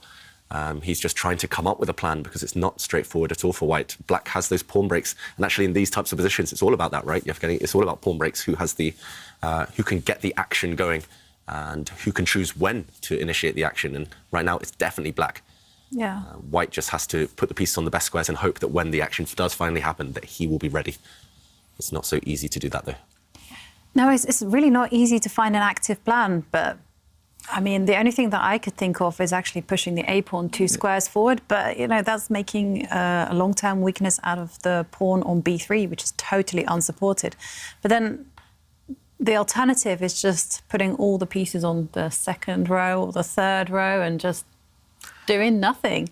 I agree with you, Anka. Pawn has to be on A4, just leave the knight on D2 forever, develop the bishop more or less active to A3, and keep the pawn structure at least like it is now.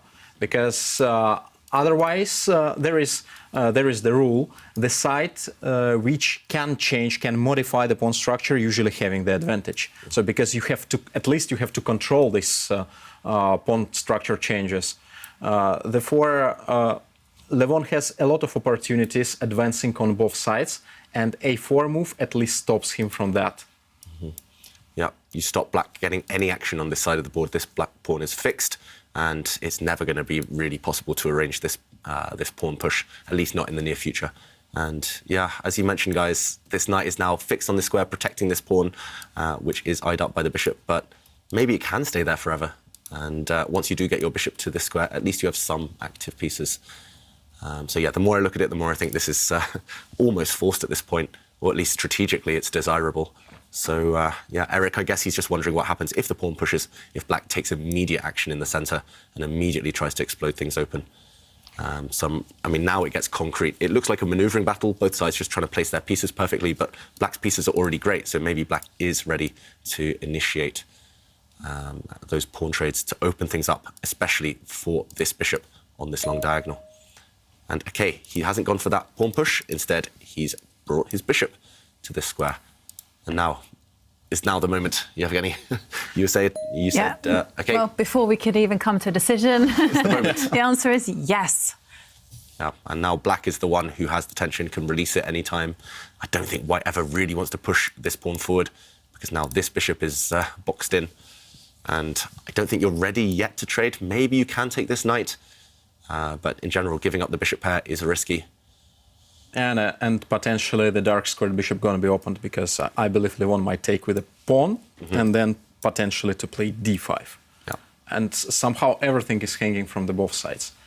Perhaps I'm missing the c4, but I'm not sure that it's going to exist. Yeah. Dark squares are so weak. Yeah, dark squares are so weak. Of course, c4 is preventing d5 from the activity of black from one side, but from the opposite side, strategically, it's horrible. Yeah. And I don't like white's position. This what exactly David been hoping for. We all, not all, most of the chess players are superstitious, and we believe in chess goddess Kaisa, and we say in case you are playing for a draw, at some point you're gonna be punished for that. He always punishes you, right? Yeah, not Especially always, but at least you always feel that you can be punished for this. It's psychological, kind of. It's self-fulfilling. Will all chess players have what, Kaisa? Is that it? Will they Kaisa, all have her, lurking on their shoulder whenever they Even if we don't know, we do have a conscience. We feel honor-bound to play for the win and honor-bound to take the correct objective decisions. And especially with whites, if you've got negativity on your mind, something at the back of your head does say, okay, I deserve to get punished. And you make that happen because it's on your mind. The number of times I've just needed a draw with white in the final round and I play for the draw and I get punished. It happens to all of us, but it's definitely a phenomenon. Yeah. And is Kaisa, is she an actual, I don't know if it's Greek or what mythology she's from, is she an actual chess god or is it something chess players came up with? Actually, you had a question, didn't you, David? Did I? Yeah, you asked the players a question about Kaisa. No, it was when with Anish and Duda, and it was something about this is true. What was that? Great memory, Jovanka. So just before the tour finals, when Anish Giri, Magnus Carlsen and Jan-Krzysztof Duda, they were here in Oslo, I had a question about Kaisa. I gave them a quiz, basically, and I was asking about the origins. I think it was Italian, but even I can't remember. You don't remember the answer to your quiz? For anyone at home who knows, tweet us. Okay, but it is a god. It is a chess god. She does exist, If we believe, then she exists. Exactly. All right. Well, Levon Aronin, he's finally thinking. I guess that's good news for chess bra, Eric Hansen. Yeah, he's got plenty of time to think, Levon Aronin. And that one thing we did notice from the tour last season, he was playing instantly most of the time, but he would often pause at critical moments and then just formulate a plan, and then kind of the pattern would continue. He would then speed up again. He would just kind of change the pace of the game just to put his opponents off. And white's last move is rather non-committal, just pushing a pawn, not on the side where the action's really happening. And Levon, maybe he's just wondering, does he continue trying to open things up, or does he just take a time out? And if he does take a time out, how to improve the black pieces? They look pretty great, to be honest. I'm not sure exactly how. I think this is the reference to old Petrosyan's plan to get the knight to d5. Yeah, David has to show this maneuver. Yes. Knight h4, g2, e3, d5. Yeah, so black. I think Chessbra defined that knight on f3 is the worst piece in the position, having no potential squares, and he wanted to replace the guy to the center. At least on e3, it's more safe. Of course, the knight on d2 gonna be hanging in some potentially hanging in some lines, but he must do something with the knight from f3, especially when you have no plan and time is getting shorter and shorter. Yeah, often these types of positions with this type of pawn structure, it's all about the knight maneuvers. Black's knights look great, but maybe there's no destination for them next. And meanwhile, White's knights, they kind of get in the way of each other, and it would be nice for sure to reroute one of them. And yeah, this plan, I've seen it before in action a few times, and it's always kind of impressive when it does happen, but it does take a long, long time. And as you mentioned there, if the knight moves, then this guy no longer protected. Maybe there'll be some discovered attacks. So that is what Eric is weighing up right now, whether he can get away with it, or if he can't go for this plan yet, how to prepare it. Meanwhile, Levon Aronian pushing this pawn forward makes me think he's going to reroute his knight at some point, maybe drop his dark square bishop off, drop it back. And OK, Eric just using this king, playing this king move. He's taken a square away from a knight. That knight no longer has this square available on that journey, Evgeny. What do you think? Ooh. I'm just trying to understand what the move King G2 means. Maybe he prefers to get the knight via G1 to E2 somewhere. Let's try to play with the knight. Yeah. There is a different strategy that Eric doesn't see any kind of plan in the position. He also doesn't see how Levon can improve the position, and he waits. Yep. I think this is just a waiting move, to be honest. I think it was Kramnik who said anytime you put a pawn on G3, you have to put your king... Oh, well, if you don't have a fianchettoed bishop, you have to put your king behind it on G2. So yeah, just a very general move. And now we'll see what Levon has up his sleeve. I have a feeling it might involve dropping the bishop back at some point. If not, then he might play for this F5 break. But it doesn't feel like Black is ready yet to play so actively. I like the bishop retreating immediately, because after all, you threaten the ghost of maybe some tactics along this diagonal. Just bringing your knight out the way somehow. Yeah, exactly. I mean, there is nothing actually concrete here, but in the future, it's something that could be lurking. Yeah, exactly. When you're up on the clock as well, it's nice to just hint at some threats, even if you're not actually immediately trying to do anything. At least your opponent has to burn time thinking of the ideas here on this diagonal. Now Black has a quite far advanced pawn there as well. Is that going to be an important piece for Levon eventually? Yeah, I definitely don't think he wants to trade off this pawn anytime soon, because then the position becomes a bit easier to handle with White. These rooks just balance each other out. So yeah, as you mentioned, Kaja, this pawn. Actually, this is pretty much the only imbalance in the position right now. Yeah. But Black is the one. He kind of holds the key. He can decide when to turn it and open the door for his rook on this file. And as long as White doesn't have the opportunity to block, here it would just actually ruin White's position. This bishop would not be happy about pushing that pawn forward. Then this tension always favours Black. Yeah. To answer shortly, because of this pawn, Black has an advantage in the position. It brings a lot of pressure to the White's camp. Yeah. Wow. That one small little pawn. Well, he's actually trying to maximize the use of that pawn, because by moving that knight to the edge of the board, Levon Aronian is breaking the rules here, because you know that knight don't belong on that square. Instead, he's trying to reroute it to the square that David is highlighting, and maybe that A pawn can actually push itself one square further. But the computer does not like that move. Yeah. It's kind of going backwards. And now, I think after this exchange, OK, Black is actually taken with the pawn. If he had taken with the rook, White for sure would have brought his bishop out. You don't want to give your opponent the bishop pair, so now after parting with one bishop, White wants to trade off one set of bishops, but Levon Aronian has gone for something similar to what Evgeny mentioned earlier, just changing the pawn structure, creating a small imbalance, which increases potential winning chances, and yeah, he wants to really explode open the pawn structure for his bishops later in the game. So really interesting moment here. The computer really likes White's position suddenly. I'm struggling to understand why, to be honest. It does look quite pleasant for Black, especially if he can organise a pawn break in the centre later. Yeah, but at the moment I see that the bishop on G7 is out of play. Knight on A7 is a little bit too far from everything happening on board. Light squares is under White's control.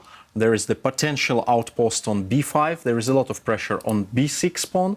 So there is a lot of sense in what Eric has done.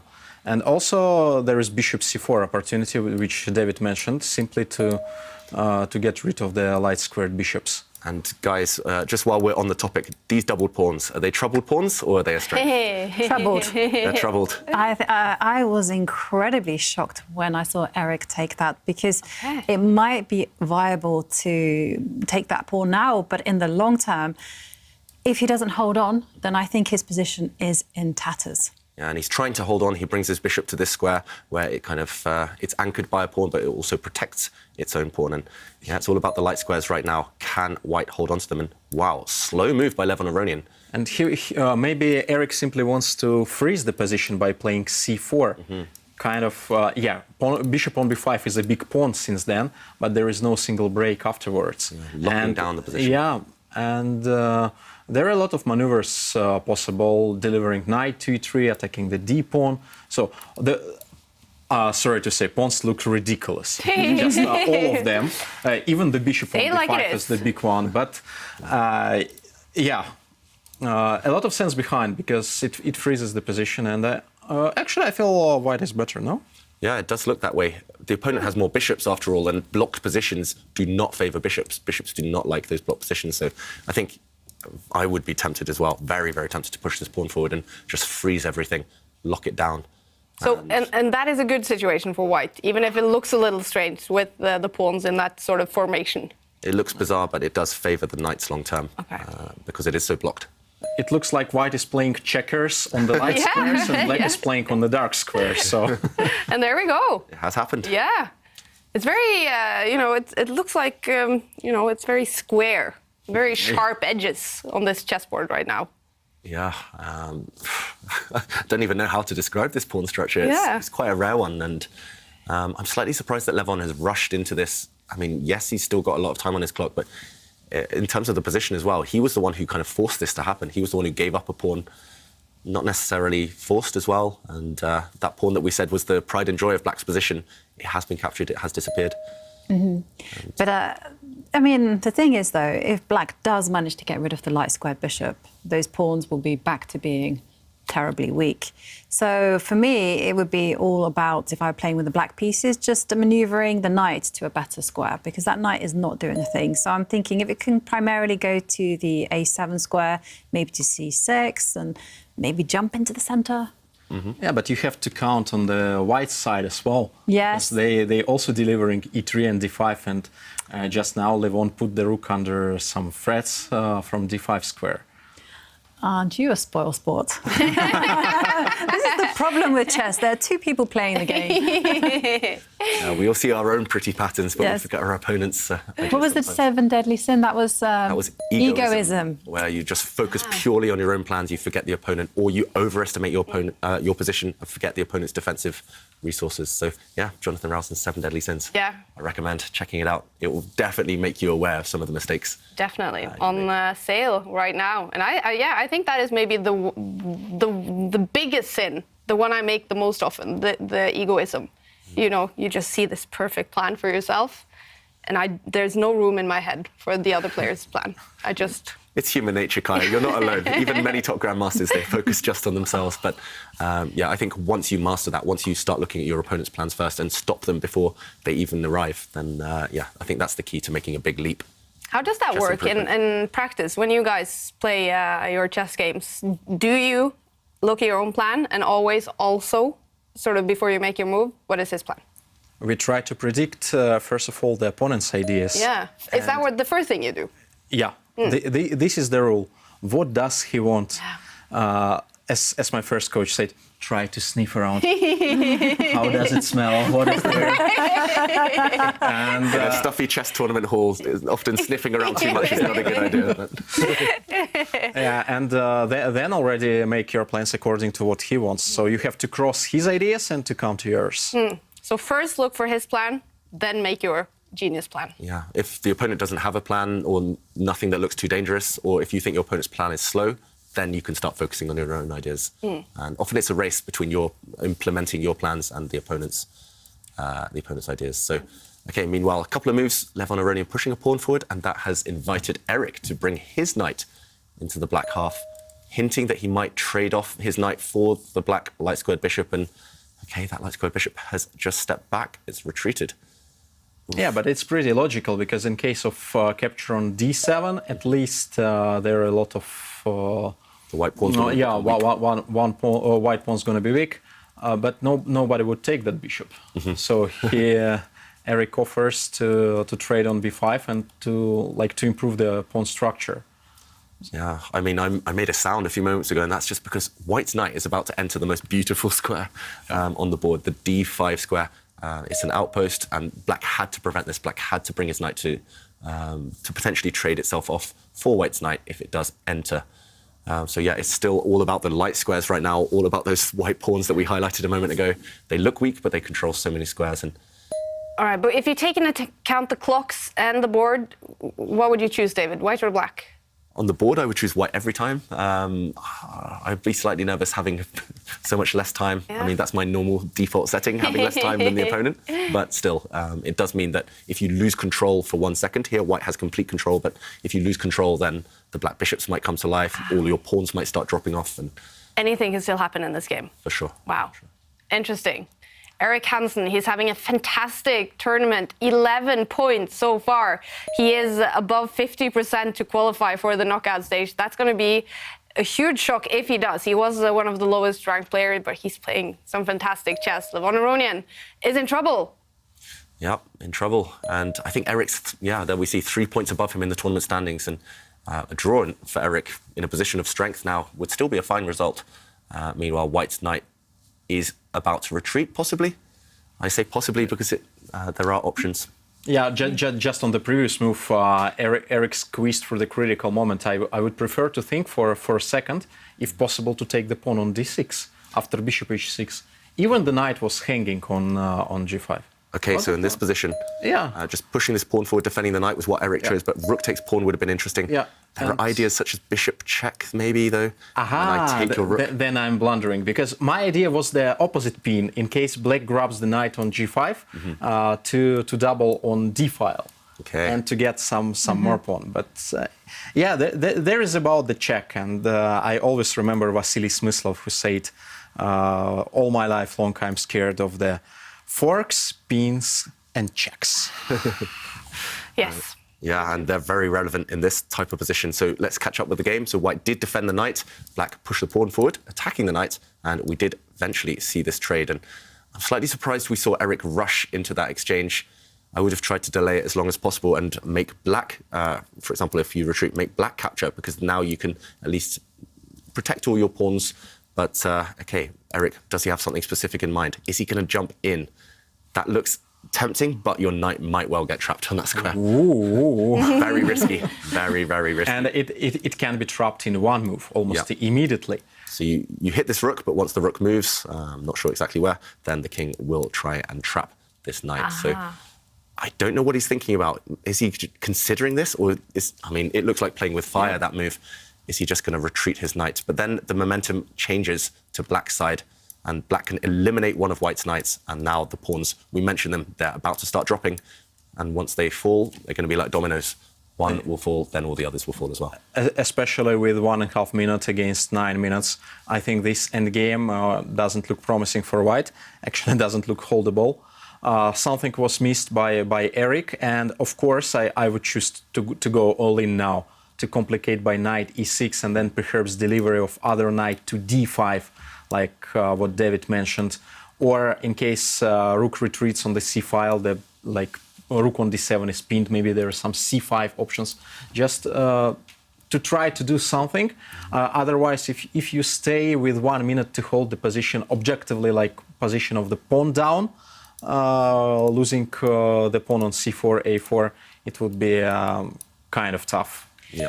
But there's an interesting approach there, because if you do retreat the knight as he's done and you don't have so much time, you're able to make a lot of moves and you can get that 10-second increment. Meanwhile, if you just dive in with your knight to the very trapped square, if you can't figure your way out, you're busted. Basically, it doesn't matter for how many moves you're going to lose the game. That's where chess players differ, right? It's philosophy to chess. It's like, do you go for the maximum but fall on your sword? Do you take those risks? Or do you just go passive and probably lose eventually anyway and just suffer for ages with a small chance of drawing? But, this position, I'm less pessimistic maybe than Yevgeny, but it's horrible for white, right? You're on the defensive and your pawns are about to fall. But still all depends on the one trick. So in case he's doubling the rook on d file, rook d3, then d5 could happen. So and the fork on e4. Yeah. That's the point. So right now, white's going on the counterattack against some of black's pawns. Eric shaking his head. Look at it. Yeah, he knows that the advantage has gone away, and now he's forced to the defensive, and he's under a minute on the clock. Really, really tough task ahead of him. And yeah, this is why players like Levon Aronian, they're at the top of world chess for so long, because yes, they can be suffering sometimes, they can have bad positions, but they find their way out of it quite often, and it's hard to keep control for less experienced players. Do you think Levon will just simply retreat his knight, park his knight on the 8th row, defend both the pawns, and then start utilising the rooks? Yeah, Black's rooks are going to be the ones doing the damage, so that looks very sensible. I think Levon would grab the central pawn on e4, not scaring of a-pawns, and in case of rook b6, just place the knight on f5, pretty strong. That's nice simply as well. controlling all the center and to get the rook behind the a-pass pawn. Yeah. So, but it's a very pleasant choice. Yeah. When you have 8 minutes on clock, your pawn up, you can choose this, you can choose that. So chooses neither in the end. There's too many tempting options. So I liked this one by Ivanka, just defending this pawn. But I also liked your suggestion, Yevgeny, just taking this guy and then just parking your knight in the square. You've got this pawn majority later, and White's pawns are still very weak. Instead, Levon chose a third option. He just brought his king forward, and after rook takes pawn, he pushed in the center. And this involves a trick. If White takes now in the center, then Black's knight will recapture, attacking this white rook. But also, if you're not careful, if you put your rook on a bad square, then there will be a knight check, a discovered attack, hitting the king, and next move, winning the white rook. And, OK, White has to be really careful where he puts his rook now, as mentioned. And in this position, he brought it the whole way back to defend its fellow. But after rook takes pawn, it's equal pawns now, but this pawn is probably doomed long-term, and still some suffering ahead for White. All right, another exciting round of chess, you guys. Round 7 in the preliminaries out of 15. Bars, well, OK, there are actually quite a lot of the bars are in the middle, but Liam Le, it's looking good for him against Mamdyarov. And I did see that the bar was all the way over to Alexandra Kostanyak's side in her game against Esipenko, but now the bar is back to roughly middle. And in this game, well, it's over to Levon Aronian's side, slightly. Yeah. Yep. For a second, I got very excited there. I thought, hang on, the rook is a little bit loose there, the white rook that is on the d2 square, but it's OK. It's all covered. Okay. It does feel like, OK, he's still got a great position, Levon, no risk, he's better, but it does feel like maybe he could have maximised his advantage slightly more. At the moment, the maximum he can hope is 3 versus 4 in the position, on one side with plenty of drawish opportunities, theoretical draws, especially when the pawn on h4, like controlling 2 pawns of black. Of course, knight adds some extra chances for black in this order, but it's not so easy. I believe Levon could gain more. Mm-hmm. Yeah, so he's still got the advantage, but it could have been more, maybe should have been more. And right now, Eric does have some chances. He's actually created a threat right now of bringing this rook that has just moved up to check the black king, kick it away from the defense of black's knight. So I'm expecting the black knight to move most likely, or you stop this check with your own rook. And still, White has this problem of the lonely a-pawn, Alice, as we called her. Look at the 2 white rooks. They're forced into passivity on the second rank just to defend that pawn. And Levon, meanwhile, is a bit more flexible with his pieces. In this type of position, it's better to have 1 pawn island. And if you look at all Black's pawns here, they're all connected, rather than White, who has 2 pawn islands. 3 connected on one side, but then 1 isolated pawn on the other flank. If the rooks disappear, however, it would be the opposite. White would have a pass pawn to run up the board. Oh, and here we go. Well, we do know Levon Aronian is in great shape, right? He came second in the first leg of the Grand Prix. And he's going to play another one. So chances are good that he's going to get one of those places for the candidates, right? Yeah. For Levon, through his whole career, it was the problem to play in a candidates, to play there, but not to get in there. Exactly. So I believe he's in a very good position at the moment. Mm-hmm. And he looks more relaxed also recently. Yeah. I think that Levon will not miss the chances to qualify, as well as not miss the chance to do good in Champions Chess Tour. Mm-hmm. This is online chess, all of top players, except as kind of training, when you can check your skills preparative for classical chess. But it's also very challenging when you're all the time playing your rivals, and personal score counts. Mm-hmm. Of course. And okay, well, the bar is still over to Levon's side here, in great shape, doing very well after making his move to the US. Yeah, and he does have the option now of getting greedy and grabbing that white A-pawn, but it would mean that the black knight is offside for a while. So big moment for Levon Aronian. Is greed good here, guys? Would we avoid, I think in the 7 Deadly Chess Sins book, it's called materialism. Would you grab that pawn? I would not. Resist the temptation. Yeah, exactly. Wait a few more moves and see whether you can make some progress in a different way. Yeah. Because Eric, after all, only has around about 30 seconds on the clock. So you can have some fun in the meantime. You can move the black king, you can move one of the black rooks, you have options. All depends on the Levon's thirds, because he has to proceed. Finally, Eric found this rook b2, rook c2. He would simply repeat the moves now, gaining 10 seconds per move, like partially by pre-move maybe. And Levon has to decide if he would advance the pawn e4, allowing the knight to jump, or he has to outplay the knight on a2. So very soon I expect that we would see not such a huge time gap between the players. But you can play one move, though. You can wait with your rook. I'm thinking of the a6 rook, move it to the b6 square, and then say, hey, you can't shuffle your rooks. But Levon has chosen a different. He's actually improved his king. Yeah, that's the first move that would have come to my mind, I think. Just to wait, just to sit and ask the opponent what the reply will be. Eric, down to just over 10 seconds now. Okay, he goes active with one of his rooks. I would have gone for your move, Yevgeny, just moving the rook back and forth, just waiting. But, okay, it's hard to do that. It's not human nature to just sit and wait for your fate. Instead, he's trying to bring his rook up, maybe swing it across somewhere. I'm not sure exactly where that rook is going. He provokes Levon to have the decision, because it's rook c8. And now knight on c3 is unstable now. Okay. So he doesn't want to wait for a while. He wants to get some play, finally activating the rooks. I don't know, maybe he's hoping to get some tricks like pinning the king, pinning the pawn, but I believe, as far as I know, Eric, he wants to have some activity. He wants to have some fun on board. It's not fun to stay with 2 rooks on the second rank, just to wait and pray. It's the heart of a streamer, right? You know you've got an audience, so you know you need to do something to entertain them. But at the same time, the rooks are not connected together. They're not working together, and I'm just afraid that maybe if the black knight centralizes itself, then suddenly rook takes pawn is coming, and it's not going to be easy. Yeah, it's not going to be easy. And meanwhile, okay, Levon Aronian plays a slightly strange move. Protecting from rook c8. Yeah, stopping the plan you mentioned. But then he's walked into a self-pin in a way. So maybe if the white rook comes back where it came from, Levon will just choose a different square for his rook. He's not planning to... okay, wow, to this square. And this one is risky. It does try to invite black's central pawn to push forward with a double attack, hitting white's knight, hitting white's rook, but that would be met by a knight check. So it's not a blunder.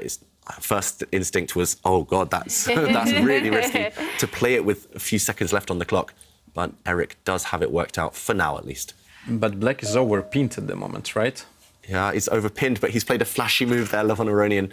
He's broken the pin. But look at all the rooks. They're all staring at each other right now. All 4 rooks are looking at each other. The problem is you only have one move as white. You can only capture one of the black rooks, and then the other black rook will capture one of yours. So. And who is this good for, the rook trades? I think it's good for Levon. Yeah, he's won a pawn in the process. So black is finally a pawn up. It's that 4 versus 3 advantage that you referenced earlier, Yevgeny, and it's not going to be easy to convert this. Black doesn't have a passed pawn yet, and in order to create a passed pawn, you might have to make some exchanges, which would guide the game towards a draw. That being said, black is the one having all the fun. Now all depends on the white's knight. If the guy will be finally placed normally, let's say on e3, then there is the hope. If not, black knights come and there is no hope, basically. Yeah, so white needs to activate the knight at all costs. It doesn't look great right now, but it was about to try and find a better square. And, okay, Levon Aronian, we actually mentioned this yesterday on the show. He played a great game at the Grand Prix against Vincent Keimer where he met every attack with a counter-attack, and he's just done the same. His rook was attacked from the white knight. He ignored it. He brought his knight to attack the white rook. And we do see the rooks leave the board in a rather convoluted way. But now, yeah, what do you think objectively, guys? Should this be a draw with best play? There's not that many pawns remaining. Knight endgames are so hard, right? I think maybe it's a win, especially with this time control. With this time control, But it's not objective evaluation. When you make a reference to time control. because I think Black is going to win this game, but if White had an hour on the clock, could he save it? Possibly. I'm not sure. Because it's going to be some really kind of difficult, convoluted reason because White's kingside pawns are unsupported. Okay, so we do see Black centralise his knight, and Black's king is trying to creep in from the side. Also, White's knight, where is it going now? He's going to have to go off on an adventure to the side of the board. There was no other option. It was going to go pawn hunting, right? Onto the 8th row. Yeah, but now the knight might be cut, right? By knight e6. So king and knight might try to be coordinated. But then there are some tricks like knight b8, knight c6. It's not that easy to trap the knight on a6. Yeah, it looks offside. There's no teamwork with White's pieces here, but the White knight looks like it will survive and will start to create some threats. So Levon, I'm slightly surprised he's playing so quickly because if he makes one slip, then White might be right back in this. And White might be the favourite to make a draw. So, okay, I'm expecting that White knight to try and get back into the game now. I'm expecting it to go to the 7th row. And at least maybe threaten to go to the 8th row and start attacking some pawns. At least some activity, after all. But Eric looks more happy now, at least, because he has half a minute without a single risk to lose on time. That's very important when you're playing just on the last increment seconds. Yes, and meanwhile, White centralises the king again. So Black has two options. Either you can go and try and trap that knight, but I don't think you'll quite make it. Or you can try and continue the Black King's journey at some point, find a good post for the Black Knight, and then try and edge your king closer. I don't really see how Black is going to make progress, though. Maybe you have to go back in order to go forward at some point. A couple games have finished. Magnus Carlsen, for example, winning his game against Hans Niemann. That means 3 out of 3 possible wins for Magnus Carlsen today. That means he has made that comeback after 2 losses yesterday. Great day for the world champion. And who will win this game, or will it be a draw? I guess it's looking quite good for Levon. Still good, but a lot of hard work to be done in order to win this game. And, OK, he's remaneuvered his knight, and now he's pushing the pawns. So White has missed an opportunity to get that White knight back into the game on the most natural path. If you'd gone to the other square, actually, the c7 square, Black would have dropped his knight back, checking and forcing a trade. If the knights come off, it's hopeless for White. But White's knight is finding a way round to get back into the action. And yeah, Levon Aronian, though, his king is so far away from his own from his own pawns that if the White knight gets round, then those pawns could well start dropping. I'm not so sure he's going to win this one anymore. I mean, it still looks good. I'd still take Black every time, but... Eric is playing fantastic with, constantly less than a minute on the clock. He's a speed expert. Yeah. He's very, very quick at calculation.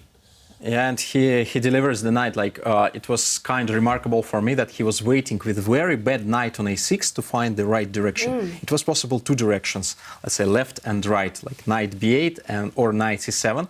And he was simply waited for the solution of Black for the Black's play. And now he found that maneuver d7 f8, that coming to the Black's pawn on g6. I'm also not sure that Levon is going to convert this. And just through back reference to the Magnus 3 out of 3 today, I think it makes him special. He can play one day badly, but I don't remember last time when he was playing 2 days in a row quite badly. So that really makes him kind of very special in the world. That next day he's coming stronger, whatever happening. Something about his mentality always makes a comeback. Yeah, even suffering from COVID, even after some difficult games, nowhere near his best, and up against some strong players, yeah, he finds a way. And that's what sets champions apart in all sports, actually. They find a way, even when they're playing badly, to get the results. I actually think it's because he loves the game so much that for him it's just a joy. He just can look forward to the next game and, devote 100% of his energy and just is able to forget the past. And maybe also super eager to get back to the board after a bad day. He just wants to start playing again. Yeah. It's not like he's, chess again, crap. Yeah, exactly. All right, well, these two, I mean, the fight goes on and the clock is still ticking so fast for Erik Hansen, but he keeps making good moves. Yep, great moves by Erik Hansen. He's re-centralized the white knight. Just think where that white knight was just 5 moves ago. It's back in the center, tying down black's knight to the defense of its own pawns. And now the white king getting active as well.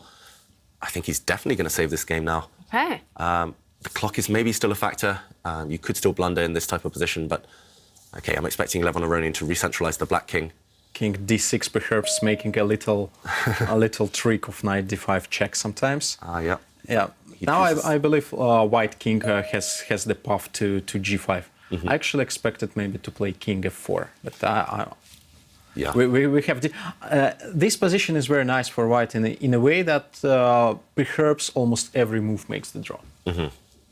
Agreed. And white's knight is going to park itself on a nice outpost. I don't see how black combines getting the black king or keeping it on an active square and using his own knight. As soon as the black knight ever moves, white's knight will start attacking some of the black pawns. And remember, if all of the pawns disappear, even if the white knight disappears as well, the black knight on its own will not win the game.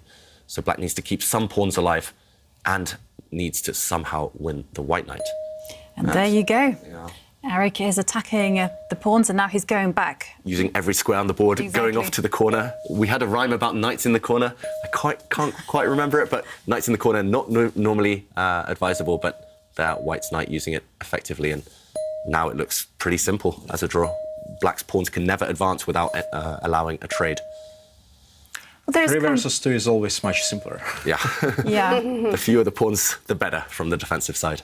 Yeah, definitely. But that means Levon will still push, and it will just involve manoeuvring his knight, trying to find the optimum square and catching Erik Hansen off guard. Yeah, but I think Erik's got his knight on a great circuit. He's just going to leave his knight close enough to the black pawns to cause some disturbance. And here, white can wait with the king. White can bring his knight back where it came from. There it goes. It's getting ready to go back and attack the black pawns. Black's pawns are just fixed on bad squares, unfortunately. And Levon Aronian shaking his head there. He knows that this game is not winning anymore objectively. And for the tournament situation as well, for Levon, that is not good news. Yeah, a great point, actually. He's going to be stuck on 9 points, Levon, after 7 rounds. He will be outside top 8 for now. He's going to have to get some wins in to be able to qualify. Yeah, and Kaisa punishment postponed. Yeah. Assuming white makes the draw, yeah, he wasn't punished for playing so passively earlier. And yeah, it's not just that, but Levon Aronian, maybe he knows that Erik's going to be a direct competitor for to qualify for the top 8 spots now. Yeah. Just judging by how well Erik is playing, and you always want to beat your direct competitors. But meanwhile, no progress being made. Both sides are just going to dance around with their knights. Black can't create a passed pawn, and this should still be a draw. How long will Levon Aronian try? Do you think he'll press for another 30, 40 moves? Yes. Yeah. Really? And then on move 49, he will make a pawn move. Yeah, so remember, the rule is 50 moves without a pawn move or without a capture is a draw. But, yeah, I would be inclined to just save my energy right now. I love my long games in general, but there's still a couple of important games left. But is there one important game left today? Is his only hope that Erik somehow blunders if he's going to be able to win this game? Yeah. Yeah. He's got to hope that Erik blunders one of his pawns or that he allows a knight trade in an unfavourable fashion. I'm wondering how the position is if the knights disappear, actually. Exactly, and depends on the king's opposition, so it also might end as a draw. Okay.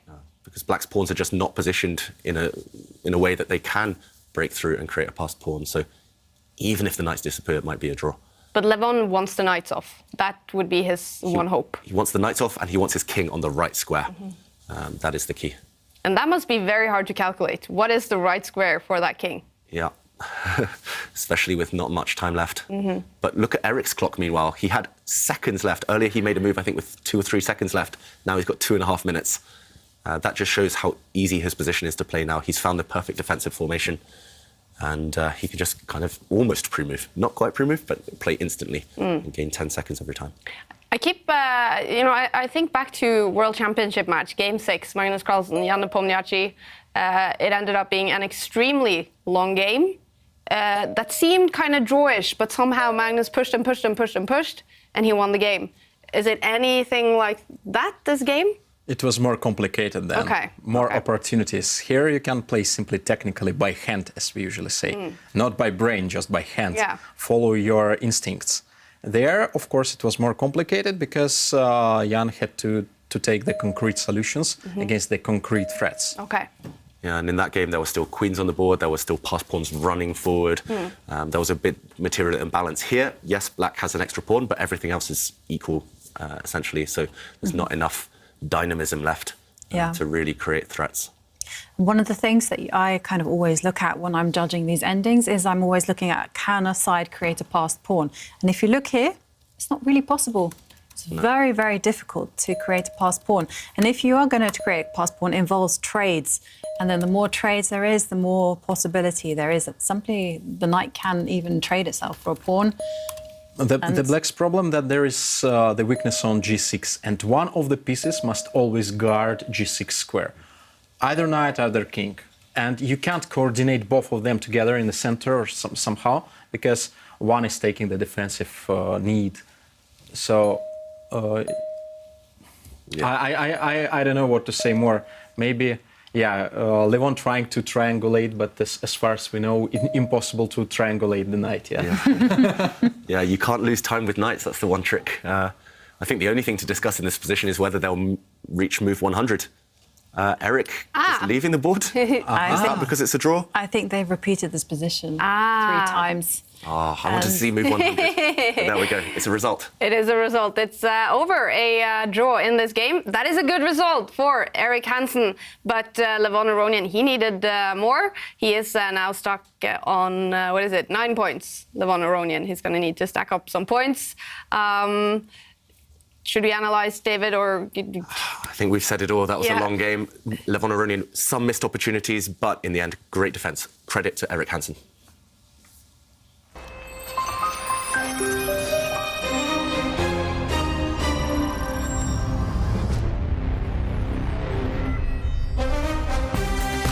In only 6 minutes, you guys, the next game will start, and we're going to follow world champion Magnus Carlsen against the youngest player in the tournament, Praggnanandhaa. What chances, Jolanta, do you give Praggnanandhaa against the world champion? Well, one thing I noticed when they played together in the last season is that Praggnanandhaa was very, very confident, and he had Magnus Carlsen on the ropes at some stage. So I think that the chances are good. But then having said that, Magnus has won 3 games in a row. He's going to be feeling confident. So I would say 30-70 in Magnus's favour. All right, it's going to be so interesting to see one of the biggest talents in chess, and has been a talent for many, many years, Praggnanandhaa. We did meet up with him in Tata Steel, played in the Netherlands about a month ago, to get to know him a little bit better. And this is the story of young Praggnanandhaa. So, actually, my first question is going to be about your name. What do you prefer to be called? I think Prag is definitely fine. So, just Prag? Yeah. I started to know the rules at around 3, and I played my first tournament at the age of 5. Wow. And I started with the state tournament, I think. And it's also funny that sometimes my sister would usually go to some strong event. And I would be sitting outside with my mother, and so my mother just thought she'll just put me into the tournament, and I usually play all the tournaments where my sister plays. So. Wow, and so how much older is she then? What age? Like just 4 years older. 4 years older? So at 5 years old, you would maybe play against 9? Yeah, something like that.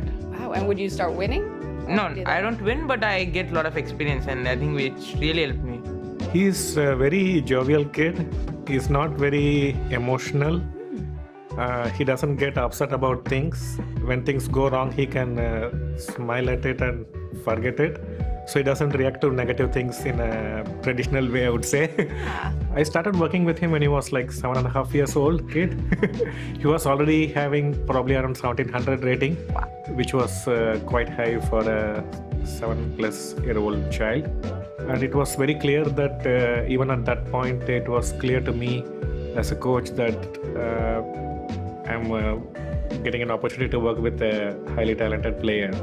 And he was extremely passionate about the game and very hardworking. And he became an international master at the age of 10.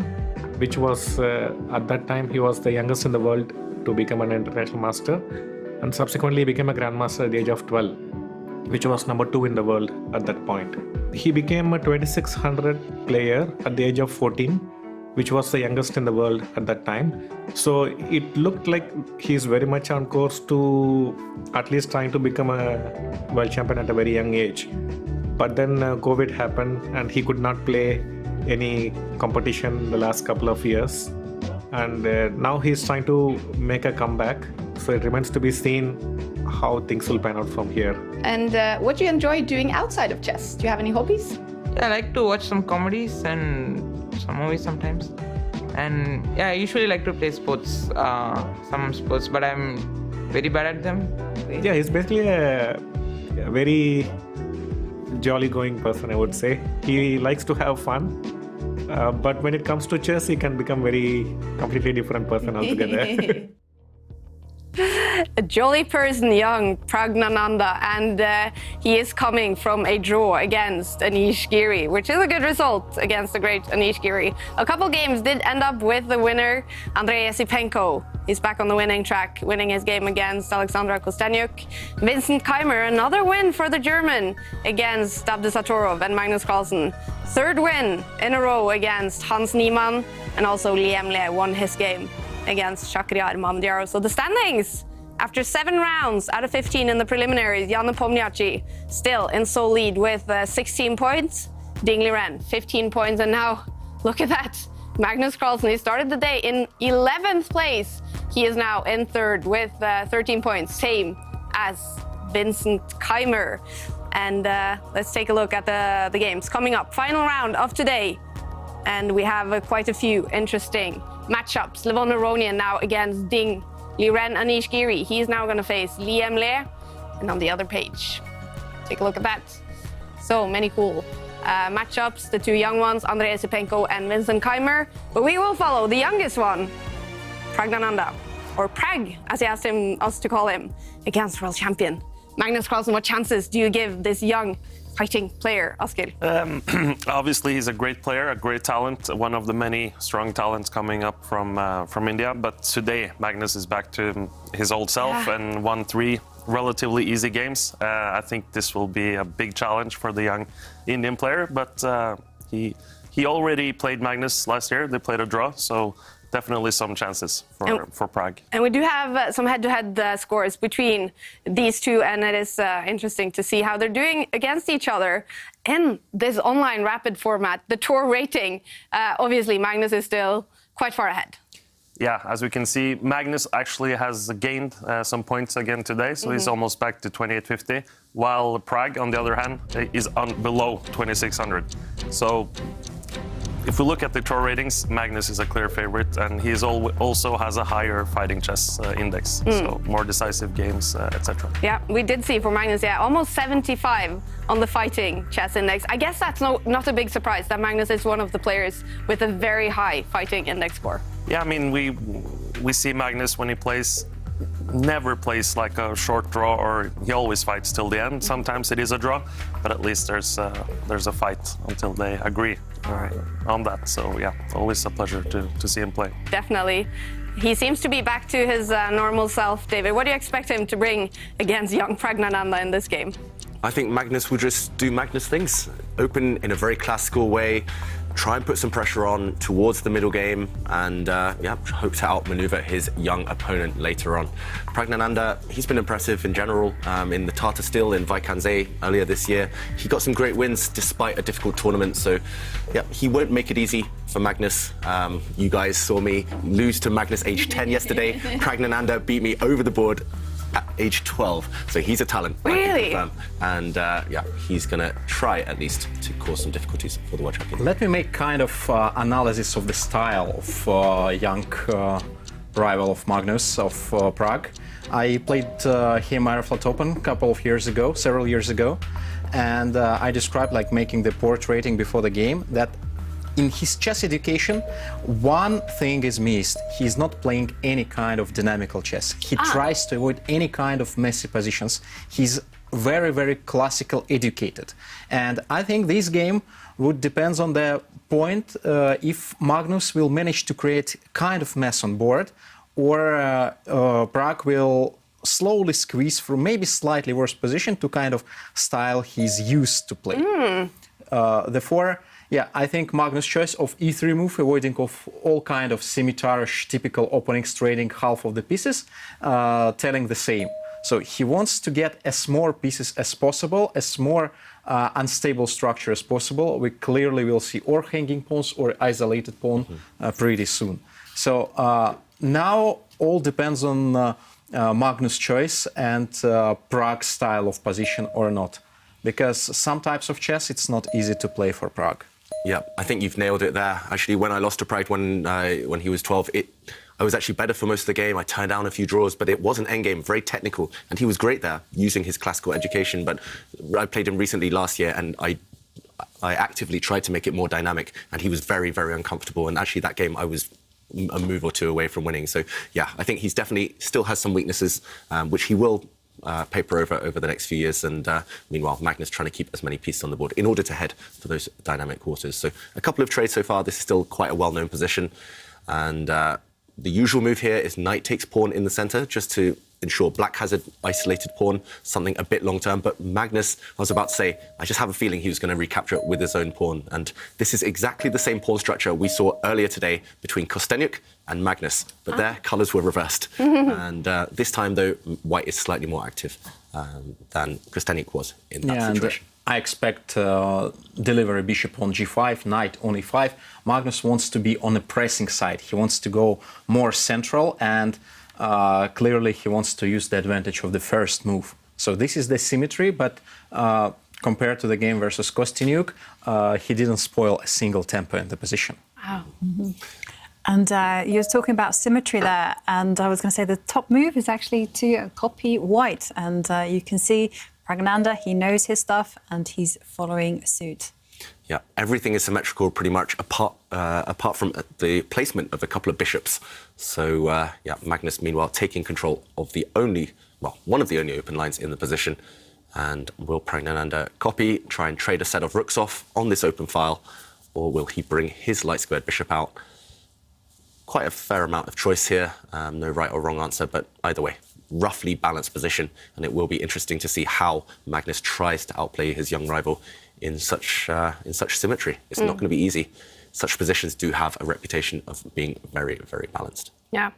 How strong is young Prague in online rapid? What do we know about him in this format? I mean, judging from the Challengers Tour last season, from where he qualified for this Champions Chess Tour, he's great. Yep. I mean, he's very good.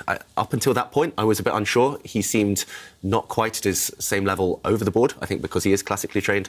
But online, especially over the last 6 months, I think he's been playing much, much better.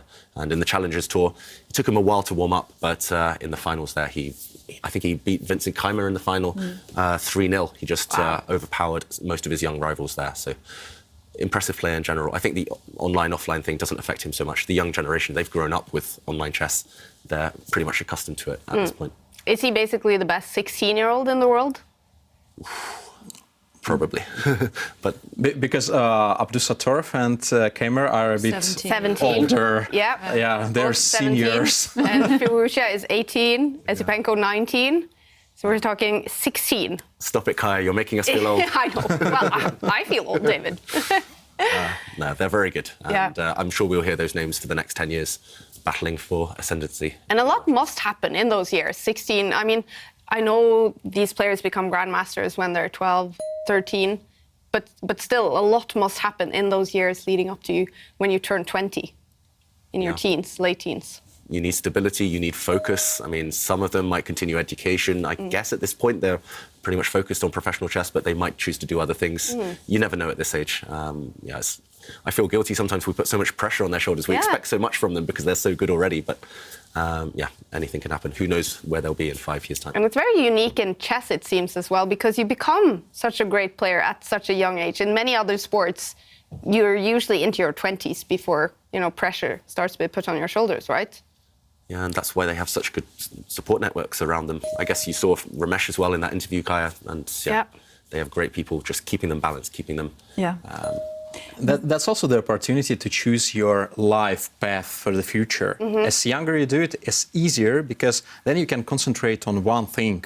And you know that this is your goal, and you continue, like you're following your star. As younger you do this, as easier in the future to make any kind of progresses. And of course, all the guys have the supporters around. Yeah. Well, and obviously from country to country, there's differences, cultural differences as well, right? So, well, Russia, for example, there's been a big discussion over the last month with the very young ice skater, 15 years old, competing in the Olympics, and there was controversies around it. But in Russia, is it more okay to start, you know, going professional at a very young age? I think so, because Russian system is trying, a little bit similar to China system, trying to define the talented guys in every type of the sport as younger as possible and to give them support. You've been talking about Kamila Valieva with some ice skating rumors behind, and it's always tricky when you're so young because you really depend on the people around. So you can't take your own solutions. But in Russia, there is the system which helps you to choose, to decide to do something. That's true. But how much autonomy do you have in some countries, like I'm thinking Russia? So, for instance, you're discovered as a fantastic chess player. You know, how much autonomy do you have to kind of go, hang on a second, I don't want this? No. I think you never say no. If you're discovered as a talented player, you always have to remember that Russia is a 150 million country, and we are fighting for kind of light in the future with different opportunities. If you are getting this opportunity from the sport, you never say no. Maybe after some achievements in life, after some career goals achieved, you already start thinking, okay, maybe education, maybe doing this, doing that, some investments, changing the direction of your life. But in the beginning, of course, you have sport and you have your goal and you are talented, you realize this, and that helps you to be special, to be different compared to, let's say, general society. How old were you, Yevgeny, when you decided that chess would be the main focus of your life? I became Russian and world champion under 10, then European champion under 12 and 14. So basically, in my family, it was decided quite early. I had different problem with my career because I was born in a very small region and it was tough to get any kind of support. And since age of 16, I had to work for myself. I mean, to have a chance to travel, to have a chance to get coaches, and it's different. I'm pretty old. David. No, you're not. So back then, after 90s, like middle of 90s, it was different. Recently, system improved, giving some sponsorship to talented guys. Even outside sort of Moscow and for the whole country. Even in regions. Back then, in my time, when I was growing up, becoming grandmaster, I became grandmaster, beating Viktor Korchnoi in age of 17, and it was something special. Age of 17 grandmaster. Now they see, who's 17? He has to retire already. It kind of feels like that, right? They're becoming grandmasters at such a young age. And Magnus Carlsen, with a smile on his face a few seconds ago, having a good time. What's happening in this game? I mean, the bar is roughly to the middle. Is it looking good for the young 16-year-old? And it actually has all been played before. It was played by Liam Le and Vidit last year. Okay, and how did that game end, Ivanka? It ended with Vidit winning, but it was a rapid game, so the game might have been decided later on rather than out of the opening. Okay, so Black won in that game. Yep. Okay, meanwhile, I was going to say the position hadn't changed too much. It was still symmetry for the last few turns, both sides just getting ready for the action, centralising their pieces. But now the pawn structure has changed slightly. So White has parted with the bishop pair. Black is the one with the bishop pair now. But Black's pawn structure on the queen side, on that left side, is a bit compromised. You could imagine White bringing a knight round, parking it in front of Black's pawn, the one that has just moved. And some potential targets for Magnus later in the game. I guess this is just his strategy to imbalance things slightly. and hope that later on he can go for the right piece trades, maybe outmaneuver Praggnanandhaa. But Yevgeny, you talked about his strengths, his weaknesses, the young Indian. Do you think this position suits those strengths? At least he's not under the attack. By the way, I have to mention that it is the day-to-day of b3 and b6 squares. So we often see the queens on the queen side, actually on the left side. And previous game with such a queen, Magnus managed to get a mate, to deliver the mate to Kostanyak. We will see what's happening. Yeah, in that game, white was the one with the queen on this side of the board, and then black switched the play to the other side. So will we see maybe Magnus try and switch the play somehow while black's queen's off on an adventure? Maybe white will switch the play later towards the black king. And still takes a while to prepare. The other, maybe more obvious plan would be to bring the knight to the side of the board, hit the black queen, and then later on try and park it in front of the black pawn. This would be a kind of outpost where black's pawns cannot challenge it, and also a long-term weakness on this square. But for now, black is fine. Dynamically, there are compensating factors for this weak backward pawn. This guy, though, I think will be on Magnus's sights for the next few moves. Okay. Yeah, so, I like your last plan, David, because to me that's very thematic, because I'm kind of looking at that pawn structure and going, hang on, I recognise that one. It's very similar to like the kind of pawn structure I'd get from the Caro-Kann, which I love, by the way. If you don't play the Caro-Kann, you should. This opening's a direct transposition from the Caro-Kann, Jovanka, this exact opening. I'm wondering whether that Vidit game was the Caro-Kann itself, because I've had this position, well, basically this position, just a few small differences from your favourite opening. So that's why in chess we've got to study all openings. This game started with one d4, but it transferred over to another opening, and Magnus has gone for this knight move, hitting the black queen, and it'll be interesting to see where the black queen goes, actually. A few choices here for Praggnanandhaa.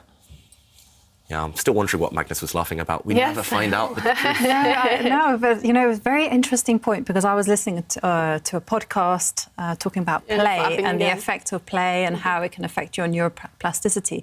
And apparently, if you play and you do something like this and you're not so serious, you know, you lower the stakes, then basically you can actually be a lot more creative in your thinking.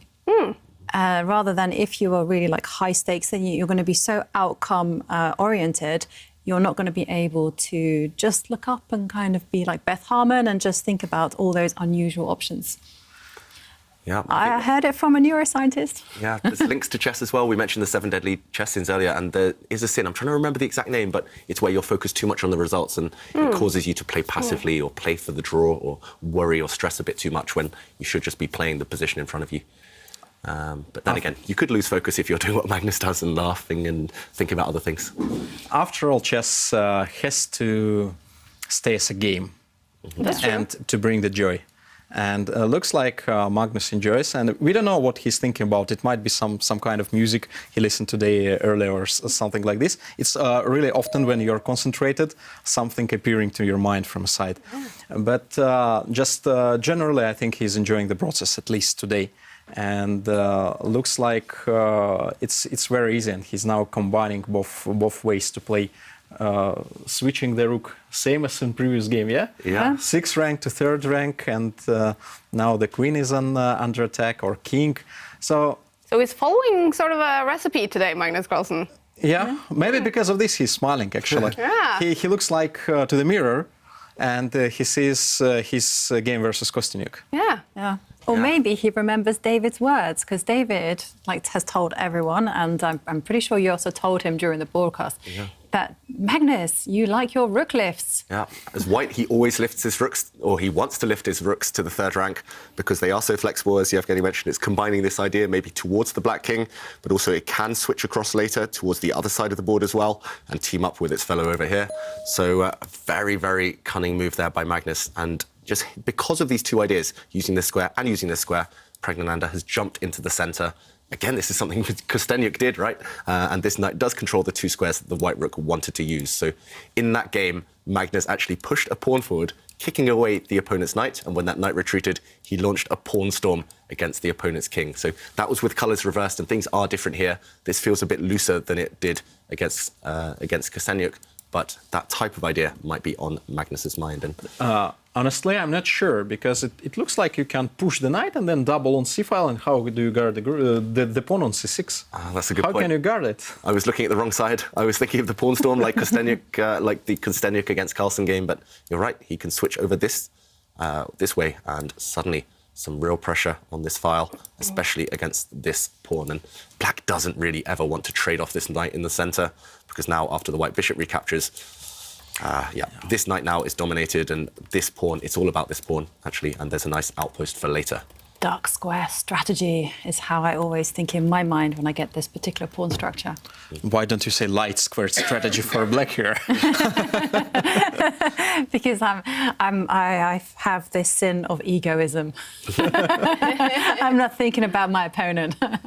Yeah, and I guess black has a weakness, white doesn't, so that's the only differential factor right now. So, okay, maybe this one we're expecting. What else can black do? Maybe you can go back this way with the black knight, just try and create some tricks against the white king, but it does look a bit superficial. And, okay, maybe some crazy answer by f6. Yeah, just repeating the white's moves. Copycat. So these two knights are both in the center. Magnus has played it, and you mentioned this one. If white attacks your knight, you don't necessarily need to move it. You can attack the white knight, and this would be crazy. But it's not Pragnananda's style to be crazy like this. So he does instead just react to this attack against his knight by dropping back in this way. And actually, we're calling the moves quite well. We're calling the plans. White is ganging up against this pawn. What will we see from Pragnananda here?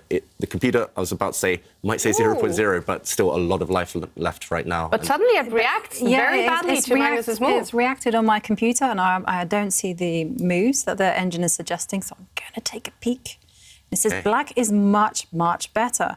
And it says because black can simply play the queen to either the b7 square or the b5 square. That is not obvious. And it's not really hidden option. Like simply tell, okay, take the pawn, but I take back, I take the piece back. The whole idea is that you get the black queen out of the eye line of the white rook once the white rook captures this pawn. So if you retreat or move to any square, then now, as Yevgeny mentions, takes. And at the very end, bishop takes knight, and this rook has been destabilized and will just drop off on the next turn. So very, very sneaky. Actually, not obvious at all, this move. Just getting the queen off the 6th rank, putting it on one of these two squares. And I guess he finds it. Wow. Pragnananda. I was going to say, I guess the reason black is better here is because suddenly this is a bit of a threat.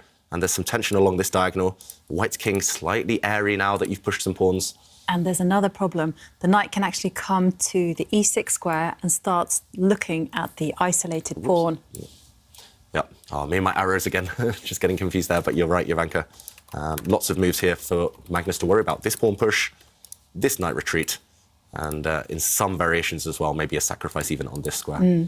But yeah, it's not easy now for Carlsen. I just asked myself, how is it possible? How possible to find queen b7 generally? Like, this move, first you look for some defensive move, then you perhaps look for some captures. But then this intermediate move or kind of silent move comes, queen b7, giving the tempo for the opponent. And the answer is perhaps is easy. There is no other option. He simply calculated all other opportunities and he found this move. So there is no other option. And I remember the advice from Viktor Korchnoi. He gave me many years ago, back in 2005. I complained, we played for the same team, and I complained, Viktor Lvovich, I didn't manage to beat like a weaker opponent. How it possible? And he answered, you simply did not give him the chance to play. Give him the chance to make the mistake. So don't force him to take the only solutions. This is what I remembered from this move like queen b7. But that's very instructive. You keep saying it, David. He has too many options right now. That's his biggest problem. He has too many good moves. Yeah, it's no coincidence. That's when the blunders happen. That's when the mistakes happen, when you give your opponent the choice. And I've been there in those exact same shoes, Yevgeny. The number of times I've forced my opponent to play well. Just they only have one move. By process of elimination, they realize every other move is losing, so they have to play that one. And actually, they play a great game, but that's because I've forced them to play a great game. Sometimes you just have to take a step back and just maneuver, play a slower game, give them all that choice. And right now, Praggnanandhaa, he did find that great move because he had to, just by process of elimination. And Magnus retreating with his bishop there, just preempting that bishop maybe being attacked. Also, that white bishop now protected at least by white's king. And Praggnanandhaa followed through with Jovanka's idea of dropping the knight back. Black's pieces, Black's minor pieces, the knight and two bishops, they're nicely centralized now. And Magnus, I don't know what his avenue of attack is next. I would be very tempted, to be honest, to just bring my white rook across one square, attack the black queen, and when the black queen moves, just bring the rook back and hope that the position repeats itself. But black is maybe no longer forced to continue repeating. So I'm sorry to ask. I'm sorry to ask. How am I losing in case I grab the pawn, knight takes c6? Ooh, good question. Ooh, there is a pawn up for grabs. First of all, I want, I'm hungry. I want to eat the pawn on c6. Is it hungry or greedy, Yevgeny? So both. Okay, so taking this pawn, after the black knight retreated, taking this pawn, I guess the most obvious move is to take this bishop with check, gain a bit of time. And now, how can we profit from this knight temporarily being a bit clumsy? There is a threat in the position if black does nothing of jumping in with a check. And no matter which way black captures with the queen or the rook, suddenly this rook would be up for grabs and white wins material. But black does have half a move because of one move. I believe, yeah. Probably it is, this one. Now, suddenly you protect this rook in one extra way, so there's no tricks. And black does have ideas of jumping into this square, attacking both of the white rooks at the same time. Black has ideas of jumping in with his rook towards the white king. Suddenly we could see like a mirror image of Kostanyak against Carlsen, but Carlsen being on the defensive, suddenly his king being the target in an almost symmetrical position. Yeah, but then 95, I still try to fight a little bit. I was, just as I was talking, I was wondering what the answer is, and we're going to find out. Okay, same idea, but Pragg finds a different way. So I mentioned this one as almost automatic, but Pragg said no. He's going to plonk his knight in here first. So actually, this is an even bigger threat because now it comes with check. And this is very, very clever. That's a huge threat. If you ever try and eliminate this knight, then suddenly it just gets replaced by a bishop, hitting this rook. White's rook is under attack. This knight is a bit loose. But can you not now return material by the same manner? Just put the knight back into the center of the board? In the current position, yep.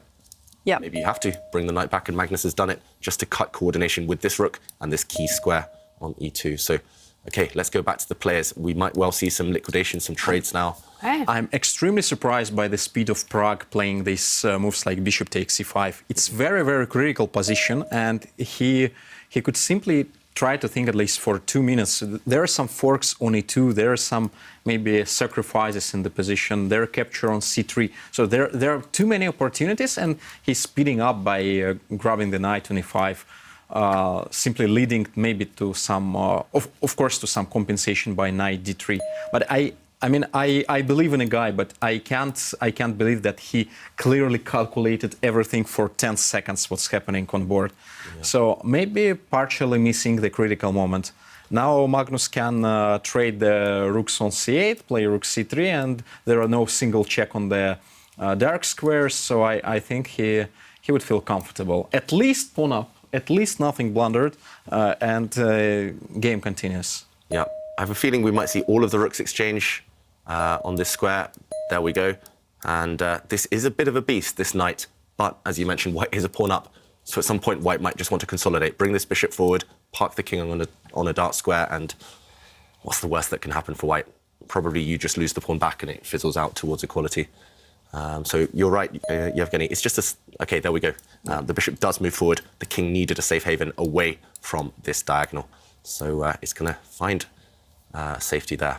And yeah, it's a stylistic thing, Praggnanandhaa. He just wanted to keep things simple, no risk, no big calculations. He just saw, okay, he can get a decent position with this transition with knight d3 and all these moves you mentioned, but maybe there was more. Yeah, but ending up with pawn down, and has to defend. Of course, obviously, opposite color bishops, the light square bishop of black is extremely nice, pawn on e5 is weak, knight of white a little bit too far from everything happening on board. However, pawn is pawn, yeah, and in case Magnus would regroup the pieces to get knight back in play, he's favored in the game. Yeah, so Praggnanandhaa still needs to be energetic to save this game. Yeah, let's go back to the players. I wonder how happy they look.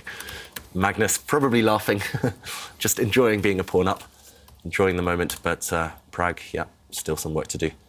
It's unclear whether he has full compensation. The computer, the evaluation bar, thinks that black is okay here. I would be inclined to agree. It just feels like he's active enough, but the next plan is the important one. Yeah, but I agree with you. White is able to kind of consolidate a lot more easier, like put the king in the corner, excellent, then move the queen up one square and then move the knight back and then... Yeah, I guess black... just keep waiting. Black does have the only passed pawn in the position. Black's central pawn, I was about to say, can push, and now that does prevent white's knight rejoining the action anytime soon. So this kind of combination of black's knight, black's pawn behind it, black's bishop, they do create a bind. This is the type of position where if you talk to the neural network engines like AlphaZero, maybe they'll say, okay, black is doing great because white's knight is dominated on the edge of the board. One bad piece makes the position bad. Who said that? But yeah, either way. I think that might be something we coined. That's definitely a phrase. That's definitely a phrase by an old Russian master. You're only as good as your worst placed piece. Yeah. But either way, yeah, right now it's still anything can happen. Well, one game has finished. Jan Nepomniachtchi has won his game against Alexander Kostanyak. It's an incredible score for Jan Nepomniachtchi. He lost the first game in the tournament, but after that, 1, 2, 3, 4, 5, 6 wins and 1 draw. That's an insane score. He is in top of the table with 19 out of 24 possible points. How impressed are you with Jan in this tournament so far? He's in his style. Yeah. With such approach to chess, it's possible to lose, but you clearly one day would convert more. So he's playing in a style he likes. He's very fast. He's creating the problems to the opponents. And seems he's enjoying. When he's on bright side of life, when he's having eager to win from game to game, he's extremely dangerous. This is what I know. I mean, I have maybe the worst score against Nepomniachtchi. Really? Yeah, in my life, like my -4 or -5, compared to other top players where I'm not so bad. And I think he's in the position to play with a great mood also for tomorrow. So even he objectively very near to qualify for the quarterfinals. Oh, definitely, already. yeah. And I guess that is the thing with him. He is known to be an emotional player, and that goes for both bad emotions, like in the World Championship match, but also the good emotions when he's playing great. Yeah, when it's going well, it goes very, very well. Yeah. But yeah, as we saw in the World Championship, when he's not feeling 100%, when he's feeling a bit unstable, then it can go quite badly. So yeah, maybe one of the new favourites for the tournament, Jan. Definitely. No matter what happens, he's going to be in top of the table after the second day in the preliminaries. In this one, though, can Magnus get 4 out of 4 today? Is there still a big chances for him in this game? It's yet to be seen. It's still pretty much what Yevgeny said. It's black is being a pawn down, and it's not clear what black's next plan is, what his next moves are. But then again, white does have problems untangling, especially deciding when to retreat the white knight, when to bring it back into the action. Because if the knights disappear, maybe the game just slowly glides towards a draw. And black's central pawn as well, still pretty dangerous. And I'm just worried that it might turn like a forced draw now after queen trades on c1, because the pawn of Magnus on b3 is kind of hanging in most of the lines. This is what I'm very worried about, and Pragg would clearly grab the pawn on e2. Do you think Praggnanandhaa wants the draw, though? Do you think he's playing for more? I don't think so. No. You think he'll be happy to take that draw and escape from this game? I'm hoping that he plays on. Come on, Pragg. Don't trade the queens. Don't bring your queen down. Deliver that check. And I agree. That one looks like it's pretty much guaranteed to be a draw if the queens do come off, because black will gain the pawn back. And it is a draw between Artemiev and Duda, the two 23-year-old rivals. They've been rivals since they were kids, and their game ending up in a draw here. So they are finished for today. And how are they doing? Duda's had a little bit of a bad day, hasn't he? It's been up and down for Duda the whole tournament so far, yet to hit his stride. Yeah, 2 losses in a row in the start of the day for him, and then 2 draws. So he is now on 8 out of 24 points, currently outside the top 8 who qualifies for the knockout. He's going to have a good day tomorrow to have chances to qualify. Yeah, and moment of truth in this game. Is Prag thinking about the extra money bonus that we've given for the wins? Yes. Is he thinking about the fighting chess index, that badge of honor for chess players to be at the top of that fighting chess stats? Okay, he's not taking the kind of easy way out yet. He's just maneuvered his king to a slightly safer square, maybe a light square. I don't think it was necessary. I mean, I'm not a big fan of that move because that king is 1 square further away from the action. From the center. Yeah. So if the queens come off. Exactly. Then that king also gives time for white to escape with king h2. There are no exchange of queens on c1 anymore. And Magnus is getting opportunity to get queen in play finally. We are e5, some jumps possible. Yeah. So after such a long thing, I don't. Just generally, when you're going down to 2 minutes versus 8 minutes, you already have to think how to keep possibilities as easy as you can. And somehow king h7 move is out of this plan. Yeah, and let's just show the alternative. This queen check would have forced the queens off the board, and this game would most likely steer towards a draw, just because this pawn is under attack. If you move it, the other pawn falls, and most likely these pawns would disappear at some point. Maybe white can corral and kind of get this black pawn in the center, but this game would definitely fizzle out. And okay, instead, if we fast forward, after bringing the king to the side, this allowed white to escape as well. And now, as you mentioned as well, white's queen getting active and maybe going pawn hunting if possible. That being said, black does have some activity of his own. At some point, black can think about trying to get in with his queen. It's still hard to imagine breaking through to the white king because this is such a good defender, this bishop. It kind of controls anywhere the black knight wants to jump. But then again, black does have some activity with his queen. This pawn as well, if the black knight could find somewhere to move, you could imagine it marching down the board. So still in the balance, but as you mentioned, Evgeny, maybe the practical decision in light of the clock times would have been just to take the queens off and go for the draw. Mm-hmm. And talking about passed pawns, I mean, he just go for it? Mm-hmm. And move the knight out of the way, push the pawn onto a light square. Which square? Yes, there was only one, so let's go to the first row. And David has put it up. Yeah, I mean, this is very tempting to me as well, because you could imagine a situation where white gets greedy, the black knight comes in. Obviously, white will try and stop this, but then there would be some checkmating threats. Okay. Yeah, queen c5 possible, so you can still keep the control. Yeah, that's the problem. At least it's very, very dangerous, and clearly Prag has no time to calculate all the opportunities. So he must continue by hand, and we will see which intuition is better. There is only one threat on g1 mate, potentially, after the knight replacement, but the queen from a7 grabbing on d4 and controlling g1 squares most often. So now Magnus considers to take the pawn or not to take. Yeah, is greed good? We've been asking ourselves that a few times now, and white could go 2 pawns up, hitting a 3rd pawn. It's definitely tempting, right? Yeah. I mean, especially if your opponent's only got 1.5 minutes, especially if you don't see a threat. We were talking about that earlier, right? You ask your opponent, you ask yourself what your opponent's ideas are. If you don't see anything, why not grab a pawn and hit this pawn in the center? What is black intending? Queen e3, knight c1, knight e2. Wow, okay, the long way round. Get round this way, and we're going to find out the truth. And yep, you called it. Process of elimination again after white's queen took this pawn. Black had to bring the queen back, defending its pawn in the center, and also maybe hitting this one. It was not a blunder from the Magnus side. He's supposed to deliver the knight back to the center by knight b6, knight d5 options, or knight b6, knight c4 options. So he clearly would keep control over the center, and the last piece is out of play for white at the moment is knight. And yeah, this is what I expect him to do. And with that knight on d5, or the knight maneuvering itself to a different square, I mean, the checkmating ideas that black has on the dark squares are going to be covered. Yeah, true, because I'm attacking the queen, and knight is not in time to get to e2. So after I move the queen away, I have some time to regroup or to control d2 square by bishop f4.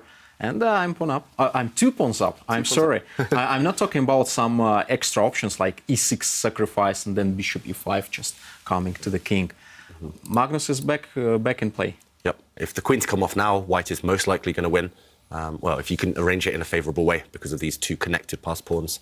So, yeah, Magnus, he just needs to find a way to re-centralise this knight, maybe re-centralise his queen at some point.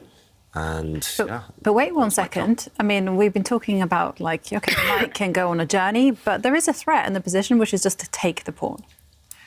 Yeah, and Anna, I didn't blunder the pawn, but I blundered the next, that there is the perpetual on f3. Yeah? Right. Yeah, that's the point. So, for example, if the white knight steps back, then knight takes pawn, and potentially a draw. It's still not 100% clear, but the white king is in a bit of trouble. Maybe you can even take here as black, and white's king is going to be so open, especially on the light squares. Ooh. Imagine some trouble here. And, OK, Magnus finds a really flashy way to bring his knight back into the action. Whoa, look at the bar! Yeah, is this clever or is this madness? The white knight coming back, trying to use the fact there's a pin on this diagonal, so black cannot take this knight yet. Why are you not reacting more, David? Is this just the computer going crazy? We're trying to work it out. It's like kind of blunder according to machine, no? Yeah, it isn't blunder according to the machine. But maybe it's this exact variation we were showing, just in a different way. Why can't black just step back, take that pawn with his knight in the centre? And this idea of, OK, actually, Prag finds the best move. I was about to say, Stockfish, the computer, had 3 suggestions there. The move I mentioned, taking that white pawn, would have been fine for black, but this is even better. Wow. And look at the 16-year-old now. He's, he's bopping his head. He seems to be sensing that this is good. Yeah, because look at white's knight now. Suddenly, it's kind of threatened. White's knight doesn't have anywhere good to jump. And also, black has this idea of bringing the knight forward later on. This checkmating pattern we showed, black's knight coming to the e2 square and black's queen trying to deliver checkmate to the white king. And it seems Magnus only has one OK move right now. Wow, you're right, Kaja. Stockfish confirms it. White's only move to survive and stay in the game is to bring the white knight back to the d1 square, hitting the black queen. Everything else you can pretty much resign. Is that natural? Yes. Yes. That's the only move. Okay. And if you are forced to find the only move, you usually find it. Okay. It's like you said, like Korchnoi said, you force your opponent to find the only moves. And the other 2 moves that were suggested there by the computer were nonsensical. Okay. They would have just been huge blunders. So, OK, white's knight. Oof, this is really hanging by a thread now for white. White's knight has blocked the second rank. Black was threatening a nasty checkmate. But look at this, Prag upping the pace of his moves as well and creating threats on every turn. Yeah, I mean, I didn't react earlier because I was struggling to understand, but now I understand. White's queen is just too far offside. It was just greed. And how do you get her back in time? This looks very good for black now. Well, at least very scary for white. Also, the bishop on g3 all the time hanging. I can attack with a queen. We are g5 or e1. All the pieces are pinned. Knight on f2 misplaced. And we should never forget about the d pawn. Just imagine for a second that we trade all the minor pieces out from board. Then the d pawn comes. And doesn't matter if you're 2 pawns up in queen and games or 3 pawns up. As faster your only passer, as better it is. And yeah, you can read Magnus now. He clearly doesn't like the position. Your queen moved to the first row. That looks to me very deadly because it threatens checkmate. And is there a way to prevent, just to prevent this being checkmate? Maybe creating some air for the king, running with the pawn, or it's difficult to see what to do. I'm struggling to even find a defence here for white, and Magnus clearly struggling as well. As you mentioned, Jovanka, the big threat in the position is the black queen coming down to the first rank. There are 2 safe squares actually on that first rank, and both of them look deadly.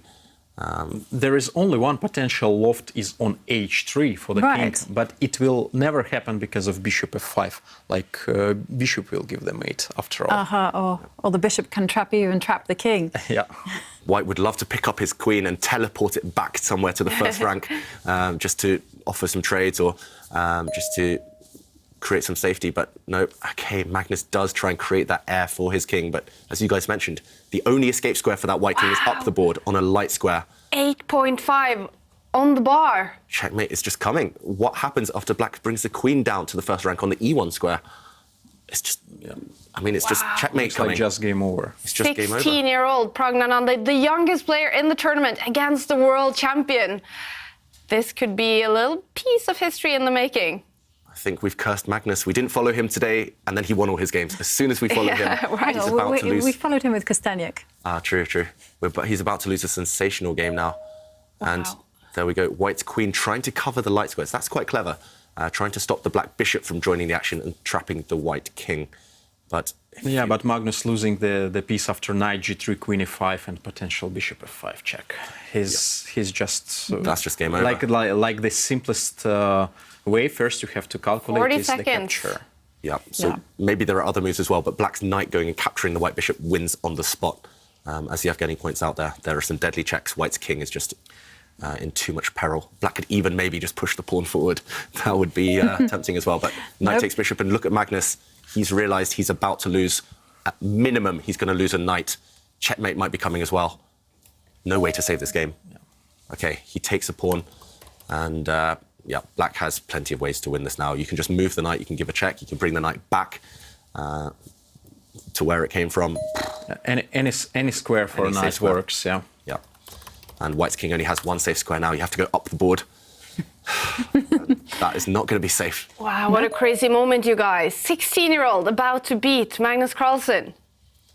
Yeah, and he's just trying to cling on. Magnus has literally got his fingernails now, just clinging onto that cliff edge. Yeah. But, oh, wow, what a move. Black cuts the coordination between white's queen and the second rank. And is Magnus about to resign? Is he going to throw in the towel? White's knight now hit by the black queen. And if it moves, there's a deadly check in the corner.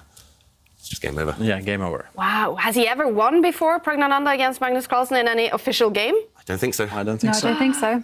It's a historical moment, and it's here. Magnus Carlsen, the world champion, loses to 16-year-old Pragnananda. Look at Prag. He can almost not believe it. Yeah, he's got to enjoy this moment, and rightly so. He played a great game. And, yeah, I mean... And there he logs off. Yes. Wow, what a fantastic moment, and what a game. How impressed are you, Yevgeny, by the 16-year-old? I'm impressed by Magnus, I would say. He, even having the COVID, even having such a tough pressure on him, like after a bad day yesterday, he wanted to convert. He blundered, not for the reason that he did not see that, but for the reason of the choice, matter of choice, how to convert, what is better, what is the next move. And he took that pawn, poison pawn, potentially, but somehow that was the decision to play on. And I remember the moment when on Olympic Games in Tromsø, I was talking to Magnus. After the game, he lost to Naidic in kind of absolutely winning position. So I told, come on, champion, of course, it might happen to everyone. But Magnus told, it must happen to everyone, but not to me. And that describes his talent and his kind of character. So he was going to win, and he blundered. He missed. It's possible, especially in the fourth game, having the COVID per day. But he will definitely come back to us saying it must never happen to him. So he will punish himself. And Prag, he simply used the chance. Yeah. He got the chance, and even having very low on time, he found the best moves in the decisive moment, like tactical solutions, and that's also impressive. Yeah, I mean, it must be a big moment in his career, Ivanka, the first time he beat the world champion. Yeah, I mean, he's 16 years old. Of course, this is like a career-defining moment for him. He has a regular spot on the tour, and he's played the world champion with the black pieces. I don't think he had too many expectations. And like Yevgeny says, when he was given the chance, he was ruthless. He did not waver at all. And what can I say? Bravo. Yeah. Bravo, and he didn't have that much time on his clock either, David, when I guess this blunder by Magnus happened. Yeah, and I just want to show the build-up to that blunder. As Yevgeny mentioned, it's Magnus doing Magnus things, taking risks to try and win the game. And it all started around here. We questioned these king moves, especially from Prag's side. We thought, OK, maybe it's a bit mysterious, maybe it's unnecessary. He could have taken a draw, but he did tempt Magnus into being greedy with the white queen. And as we saw over the next few moves, white's queen was actually offside here. White's 2 extra pawns irrelevant because black's queen was the one doing the damage, and the big mistake, the final blunder, was bringing the white knight back to this square. It was trying to be a bit too clever. Yes, there's a pin along this diagonal, so the knight cannot be captured by the black pawn, but maybe Magnus underestimated this move. Knight dropping back, and now Magnus was forced to place his knight on a terrible square. The knight retreating, and here Pragnananda was able to deliver some checkmating ideas, and this decided the game. Impressive stuff. And we're joined by the winner of this game, young Prag. Congratulations on a fantastic win for you. Yeah, thank you. Tell us what this means to you when you beat the world champion in a big game. Yeah, I'm definitely happy. Probably I was slightly worse in the middle game, but then I got this counterplay with knight f4, knight d3. Then I should be fine. Probably you overpush with queen a5, queen a7. If he goes knight b2, it's just a draw. Yeah, when I got this queen c1, queen e3, and it's not easy to play with white.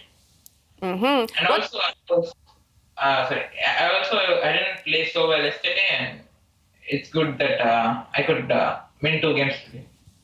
Definitely. What did you think in that moment when, well, we have been looking at it here. It seemed Magnus made an incorrect move or maybe a blunder. I didn't know exactly where he made the mistake, but maybe this queen a5, queen a7 is already slightly bad, yeah, because my d4 pawn always gives counterplay and his king is just weak. And knight on a4 is also misplaced. Mm-hmm. Well, you seem very calm, Prag, but it must be a big moment for you to win against Magnus. Yeah, definitely. It's I'm just very happy.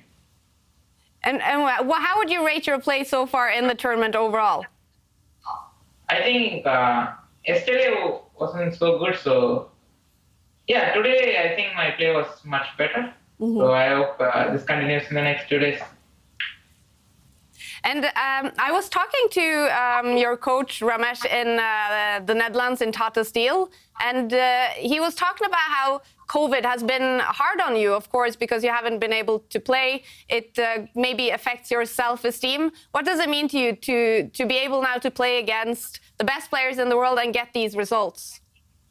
I think this tour is very good for me because, yeah, I qualified from the Challengers Chess Tour, and now I could play the whole season. And just to play against these guys every month is a huge opportunity for me, and I could learn a lot. And Prag, what do you think of this format? You had a difficult day yesterday, but you still have plenty of chances to qualify now if you win some of the games in the next couple of days. Yeah, it's definitely an interesting format. I think it really avoids a lot of draws because if you make 2 draws and it's not same as if you win one and lose the other one. So I think it really shortens the draw. Mm. And as David mentioned, you had a difficult day yesterday. Did you shake up your morning routine today? I didn't do much. I just tried to take rest and prepare a little bit. I didn't do anything differently, but I think yesterday my second game was pretty crucial because after that I just collapsed in the 3rd and 4th game. So I also mentally said to myself that, yeah, if I lose, I just try to forget the game. Mm-hmm. Now, I guess it's quite late for you in India right now. How are you enjoying playing quite late at night? Yeah, I tried to sleep late for the past 10 days just to get to this routine and get to this timing, yeah. And I think it really helped because now I'm a little bit fresh. Still tired, but yeah, it's fine, I think. All right. Now, obviously, it must be a big day for you beating the world champion. Will you sort of have a nice dinner, celebrate it all, or is it just about going to bed now and get ready for day 3? I think it's about just going to the bed because I don't think I will have dinner at 2:30 in the morning. Sounds like a very good plan. Prag, congratulations so much on your big win and best of luck in tomorrow's games. Yeah, thank you. Thanks for joining us. And we're joined by another player who's had a very good day, Eric Hansen. Hey, how are you? Hello. I'm doing real well. Yeah? Can't complain. Yeah. It's been a very good day for you, right? How do you feel about your play today? I thought I was going to have a very bad day because in the first round I had such a winning position against Ding, and I don't know how I managed to find a way not to win that, but usually I don't recover very well after I lose a winning position. So can't complain about the play, not at all, but it's been a surprise. That's all I can say. I kind of had no expectations coming in. currently in 3rd place right now, and you've met many of the highest ranked players. I mean, how are you feeling about the way this is looking for you right now? I haven't had a chance to follow any other games. My games have gone pretty much until the hours. So, yeah, I honestly have no idea where I am in the standings. But the new format, 3 wins, 3 points for a win, is favorable to guys like me that win and lose a lot. I don't have a very high draw percentage, so I can't complain about where I'm at right now. Yeah. Has it affected your tactics at all, or is it simply a format that just fits your style very well? You either way go for these fighting games and these wins. It's possible it affects my opponents more than myself, because I think I play like this anyways, but a lot of the players are going to be motivated to try to beat me. I'm not only pretty inactive these days, but I'm one of the lowest rated, so I wouldn't be surprised if a few players are pushing a little harder because they need to score wins, and if I looked at the tournament list, I would target myself. So I think it's affecting them as well, which is helping me at least. And Eric, you're on fire. How did you prepare for this event? As you mentioned, you're pretty inactive these days, maybe focusing on the streaming. How did you prepare for the event against such world-class players? Yeah, I wish I had a good answer here. I've been watching the Hockey Olympics every night, which is not a very good time zone for waking up in the morning. But other than that, I just tried to be a little more active online in the past month. But I'm actually moving 4,000 kilometers in about a week, and it's a really big move all the way to Toronto, and I'm in the west of Canada. So I'm trying to balance that and play this tournament, and it's a little hard. But I guess one of the things that's been an improvement for me is I have a bit less pressure on myself than last time I played this tournament, because in August when I played last year, I messed up a lot of good positions and I had a lot of pressure on myself. And now that I played that tournament, this is my 2nd time, I feel a little more relaxed, and for the most part, I guess to answer more specifically, time trouble. I'm still getting in time trouble, but that was something I was trying to avoid by being a little more active recently. Turns out I still get in time trouble, but it's been better than last time. So that's been one improvement by being a bit more active with Blitz and Rapid recently. Well, and you are currently also in shared 2nd place. If I had told you that before the tournament, what would you have said? I wouldn't believe it. It was I wasn't planning, and I'm still not. I have to adjust my goals now, but originally I wanted to do better than last time, which was easy. I only had 1 win.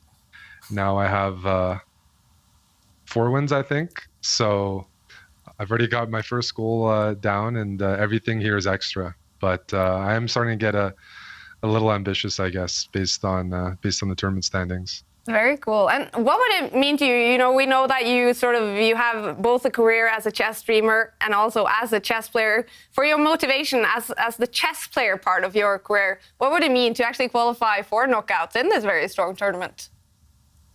Well, definitely would be the best rapid result I've ever had in my career. So that would already be a very something I would look down, look in the past and be very happy about. But it would definitely be my best rapid result. And some of the games I played today are definitely among my best rapid games ever, I would say.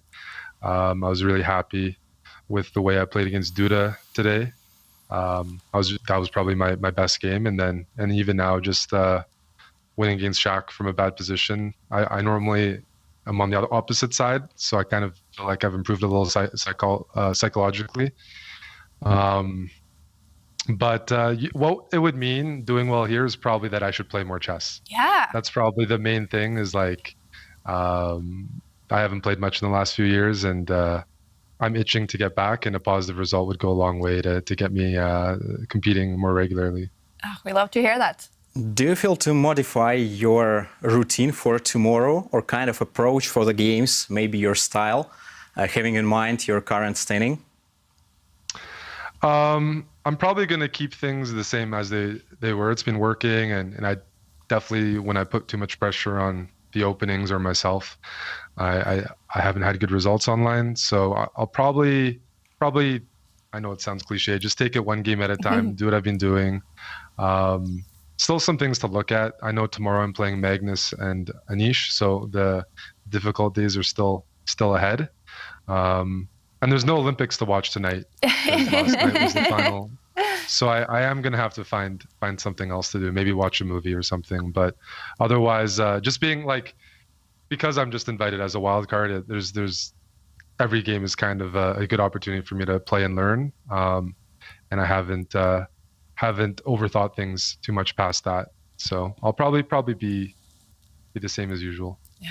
Sounds like a great recipe. We're so happy for you, Eric, for playing so fantastic, and we wish you the best of luck in the rest of the preliminaries now. Thanks, guys. Thanks so much for joining us. And I'm not quite sure if there's still games going on. There's one game going on. There is one game going on. Okay, let's jump into it. It's Esipenko against Keimer.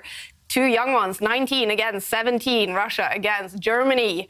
And the bar is slightly over to Esipenko's side. Wow, what do you think? We might be here for a while because it's a very famous endgame. Rook and Bishop versus Rook. It is objectively a draw, with best play it's a draw, but it's a nightmare to defend. So here, Vincent Keimer needs to show some great technique to defend it, and that's not easy with 15 seconds on the clock. Evgeny, what do you think? Yeah, I just wanted to ask David, how many times per year you repeat this endgame theory? Not enough. Never enough. Actually, I repeated it so many times when I was younger, I think several times a year, but then I never got it in my career until 2019, and then suddenly I got it 3 times in 1 week. So, yeah, this type of endgame. We've seen it on the tour before, actually. Last season, we saw Vidit lost it when he had the Rook. And I think it was 150-odd moves to Nakamura. The next round, he had it again. And this time he drew. This time he drew against Anish Giri. So, yeah, it's a real nightmare to defend this It's clearly possible to lose. I remember a very important game Alexander Grishuk lost in classical chance against Gata Kamsky, I think. So, plenty of opportunities and plenty of ways. Like, I learned the way a little bit to force the defensive side to struggle. You need to turn the board that it looks from a side, so you have to sit with a head, avoiding all these typical pins on the 5th rank. So yeah, now it's the position is normal, but just imagine for a second that king turns to a5 and you have to defend from the opposite side mirror directions. It's extremely hard. Yeah, so unfortunately in chess we can't physically flip the board when we're struggling, but yeah, you just especially not in online chess. Definitely not in online chess. Oh, damn. But yeah, you can force your opponent's king onto a different side of the board, then they have to find the same defensive formation or good defensive formation again in a different way, and just visually it's quite hard. So yeah, right now Keimer is finding a great kind of setup, a defensive setup, what we call the second rank defense. He just keeps his king and rook on the same line. Here it's the 7th rank, but it's just hard to break down this type of formation. There are always stalemate tricks. Yeah, I remember reading one very important defensive motif, which is don't let the king onto, in this case would be the 6th row. Don't let the enemy king do that. And if you can just maintain and hold the 7th rank, then it should be quite a standard draw. But of course, the rook and the bishop, a tricky pair. Yeah, and one thing we should mention, you mentioned earlier, Jovanka, Vincent Keimer, his coach, Peter Leko. How many times do you reckon Peter Leko has drilled this endgame into his students? Surely they play it for fun as practice. If anyone can defend it, I'm pretty sure Vincent should be able to. But then again, it's just the practical difficulties. He knows the defensive resources for sure, but it's just when the clock ticks down, that's when the mistakes might happen. All right. Yeah. Right now, any check from the white rook will just be met by the black king retreating, and that tension between the rooks on the 7th rank forces white to take a step back. So it's hard to make progress. Yeah, so for instance here, black has to be very careful with where to put the rook on the 7th row. You can't just go moving it all the way to the edge of the board, because that would be a big disaster. So that is why the black Vincent plays his rook within touching distance of his own king. Yep, and he'll continue to do that, most likely. And when is this a forced draw? So actually, yes, let's backtrack. I'll just try and work out when the last capture was made. The last capture was made on move 56. So we're looking, because of the 50 move rule, we're looking at move 106 as the golden target for Vincent to reach. 106. 106. And I guess since there's no pawns on the board, I mean, if something is captured, then the game is basically over. Yeah. If black loses his rook, the game is over. If white's bishop drops off, the game will be a draw most likely. Yeah. Even if white loses his rook, objectively that's a draw. But then we'd see it go on for a while more. So here we have a very tricky situation, and black is defending on one trick, actually, in the position. Because I kind of mentioned that you don't really want to allow the attacking king to get to the 6th row. And if white were to play the king to the d6 square, then black has one sneaky trick to keep the game alive, and that is just to move his rook to the d7 square and say, hey, if you take my rook, it's going to be stalemate. Now, this is such an important trick to know. Yeah, I think we just have to show that on the board just for this 1 second, because it's the most important defensive resource, and it's something for everyone to learn at home. White actually gave a check here with his rook, but if white had stepped forward with the king, threatening this checkmate, then, as Jovanka mentions, only one move to save the game, but it's sufficient. You give a check, you actually give away your rook, but if white takes it, this king is stalemated, and it's a draw. So one to put in the memory banks at home, for sure. And meanwhile, a few more moves, but if we catch up with the action, black's king has escaped the back rank, and it is still a drawn position. Vincent doing everything right here. And we probably have to turn our kings to our heads to the side so that, you know, you can have everything forward facing. Yeah, so I think it's going for that technique you mentioned, Yevgeny. Black's king will now hide on this edge of the board, then maybe later it will hide on this edge of the board, then the other side, and no matter where it gets kicked. Yeah, but it's just 19 moves to play, yeah? Yeah, this is true. Not that long left for Vincent to survive. Okay, he offers a trade of rooks. If the rooks disappear, immediate draw. Yeah, so you can sometimes bully your opponent with this type of idea. That being said, this check will at least force the black king onto the edge of the board.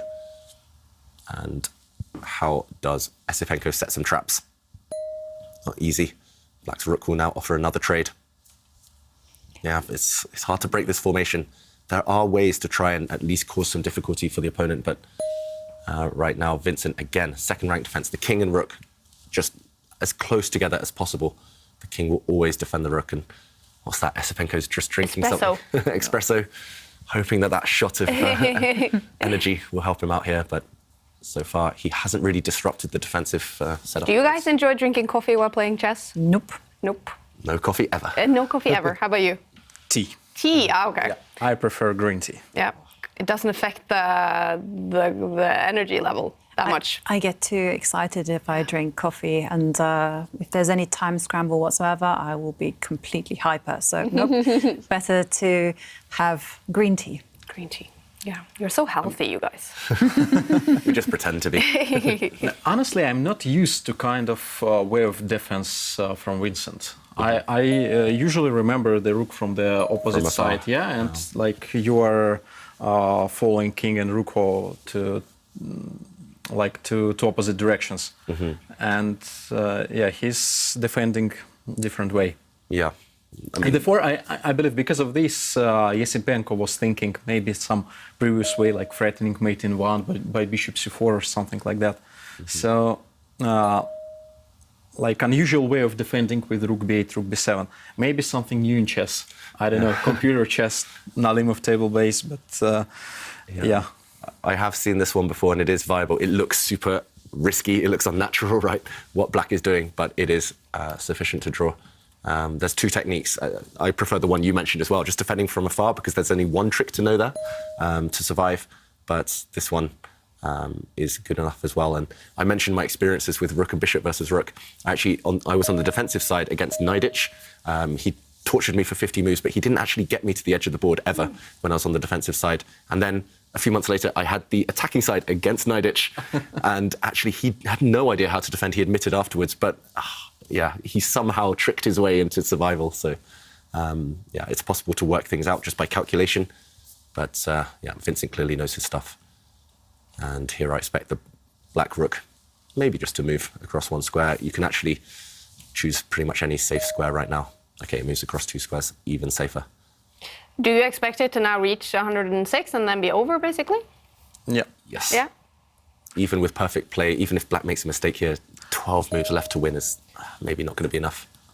I'm not sure that the players following the track of the moves. They don't know how many they need to do till they move 50, so they just play. Yeah, But having said that, you don't have to kind of call the arbiter over in the online chess. You know, the website goes, sorry, 50 moves played, the end. Yeah, that's a good point, actually. The players, they're playing on the Chess24, the new play zone, and I think it will automatically declare the draw on move 106. So, yeah, you don't have to keep writing down the moves like they do in classical chess, which is... Perfect VAR. Yeah, exactly. Well, it's going to be a great day for Vincent Keimer, a great tournament so far. He's going to be actually in fourth place with 14 points if this ends in a draw, which is, I mean, another player we wouldn't perhaps have put our money on to be all the way on top of, to the top of the table. No, Vincent's been in great form in the last few months. He qualified from the Grand Swiss to the Grand Prix. Whoa, but I think that he's blundered. Yeah, why did he put his king on that side? Surely you could just bring the rook down and go for your defense. Exactly, it didn't make any sense. And now the king is on the 6th row. Okay, but yeah, the white rook now can maybe swing across. How does black defend this? His king is boxed in. Okay, still not easy. I don't see the finishing touches yet. I think rook g8 and king c5 perhaps. Yeah, that's... Rook h5, bishop d5. That's the way. So once the black king, I mean, there's only one square. Once it goes to the side of the board, the white king will try to trap it. And yeah, that's the most simple. Whoa, but what happened? He just lost that defensive formation, and as Jovanka mentioned, the white king getting to the 6th rank was the key, and he allowed it to happen. Now white was threatening to bring the rook across, delivering checkmate. Black's king has created a square for the black rook to come and block, but it's not going to be enough. White's rook even can take a different angle now, and it's just simply winning. The white rook does step across, and the black king caught in a mating net. Ouch, this is going to be painful, and it's so close to move 106. Is he going to survive that? 7 moves left. Okay, actually, big question. 6 moves, maybe he can survive till then. Oh! You never know. Okay, actually, no, he's not. He's not going to survive. He's losing the rook. He's losing the rook, so that's it. He's going to lose his rook on move 104. How painful is that? 2 moves away from the 50-move rule. What a game, and it is a win for Andrei Esipenko in the last second, basically. Chess is so harsh. Chess is heartbreaking. You defend so well for 100 moves, you make one blunder and it's over. Should we just take a quick look at that blunder? Because, you know, you guys were so calm. This was just going to fizzle out to move 106, but then bow. Yeah, then bow, exactly. And it actually all happened just in this position. Black put his king on the wrong square. There is a threat. White wants to bring the rook across and deliver a check, and therefore Black's rook just had to run away. I think you can run to pretty much any square down here, and you are still able to set up a defensive formation. You put your king on the edge of the board. I'm not sure where is the most accurate, but then you are able to bring your rook across and deliver some checks from the side, and you're just in time. It's still tricky, but you're just in time to save the draw. Instead, Vincent put his king on the back rank, and suddenly this was a checkmating net. The rook now threatening to come from 2 different angles to deliver checkmate, and Black had no way to defend. At the very end, he lost his rook due to a skewer in this position, and just in time, White won the rook, and Black had to resign. Oh, is it one of the worst ways to lose a chess game? Yeah, it's one of the most heartbreaking ways, because it's the type of mistake that tortures you, and especially because this is a very thematic endgame, which really he should know. Yeah. Is this something that will happen, Yevgeny, in game 4 of today after playing for 4 hours? Yeah, it affects, of course. Yeah. As longer you play, as less concentration you have. And Vincent had basically a lot of time to think, but he was like, keep on going, making the moves according to the plan of defense he had before. So he had maybe like a bit less control at that point, and he collapsed. Yeah. So that happens, and it's painful. Especially with 2 moves left to the result. And it's more painful because you clearly knew how to defend. Yeah. So you can blame only yourself. So when he looks over it now, Vincent Keimer, he's gonna, you know... Yeah, he'll be kicking himself. He knows he was so close. It's hard to even explain that mistake at the end. I guess maybe relaxing too early, or maybe he just did the right things for so long. He didn't want to change his method of defense, but it was necessary in that position. And fair play to Esipenko for keeping pressing. That's one lesson for everyone at home. If you have an advantage, just keep going to the bitter end. Don't accept a draw, prematurely, because sometimes you do get a bit of luck. You do get your chances. And we are joined by Vincent Keimer after that game. Very close to a draw. How do you feel about the way it ends, Vincent?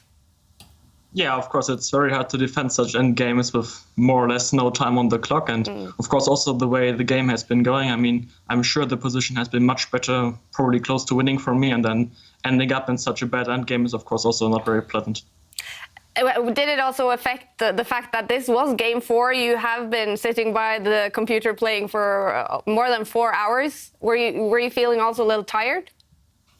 Not really. I don't think this has been the problem, but yeah, I mean, I had the feeling that the little bit problem was that this endgame we got with Rook Bishop against Rook, it was not the main standard position I got somewhere. And then, of course, it's hard. Yeah, as long as you just know what the moves are, you can defend. But as long as you have to think yourself with this little time, you can make mistakes very easily. But still, even if this was a loss, you are in 6th place in the tournament. You've had some fantastic results. How are you feeling about your performance overall?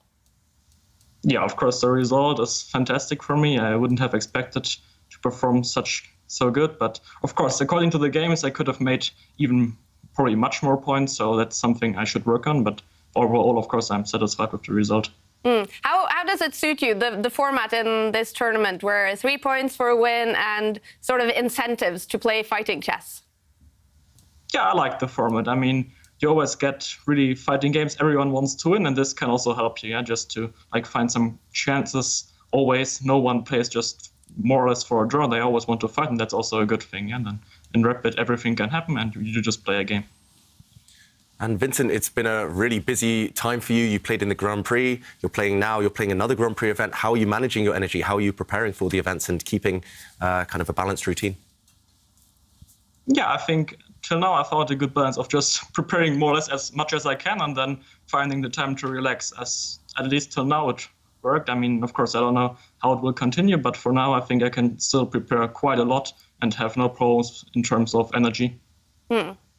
And 2 more days of preliminaries, as mentioned. You are inside top 8 to qualify for knockouts right now. What would that mean to you, and how will that affect you on the 2 last days of preliminaries? Yeah, I mean, we are only halfway through, so of course, still a lot can happen. But yeah, getting to the top 8 would be absolutely fantastic, that's for sure. We wish you the best of luck on the final days of preliminaries. Thank you so much for joining us. Thank you. Bye. Vincent Keimer, he lost the last game today, but he is doing very well in the tournament. It's going to be fun to see if he qualifies for the knockout stage. Let's take a look at the results. In the final round of today, round 8 out of 15 in the preliminaries, yet again, bunch of games ending up with a winner, Levon Aronian, in a prestigious battle against Ding Liren. A win for Levon. Ding, as we know, very late at night in China. Eric Hansen, what a fantastic win for him against Shakhriyar Mamedyarov. Anish Giri, an important win for him against Liam Le. Pragnananda, as we saw, 16-year-old winning against world champion Magnus Carlsen. Abdusatorov, he won his game against Hans Niemann.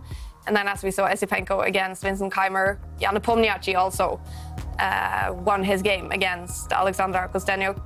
And that means Jan Nepomniachtchi is still in sole lead. 19 points. He's had a fantastic tournament, the Russian, so far. In second place is Ding Liren, both him and Eric Hansen on 15 points.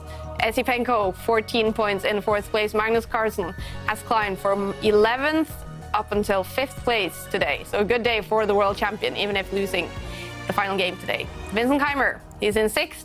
Levon Aronian, 7th. And Anish Giri has also climbed inside top 8. Who has impressed you the most today, David? Oh, I've got to say Eric Hansen. Yeah.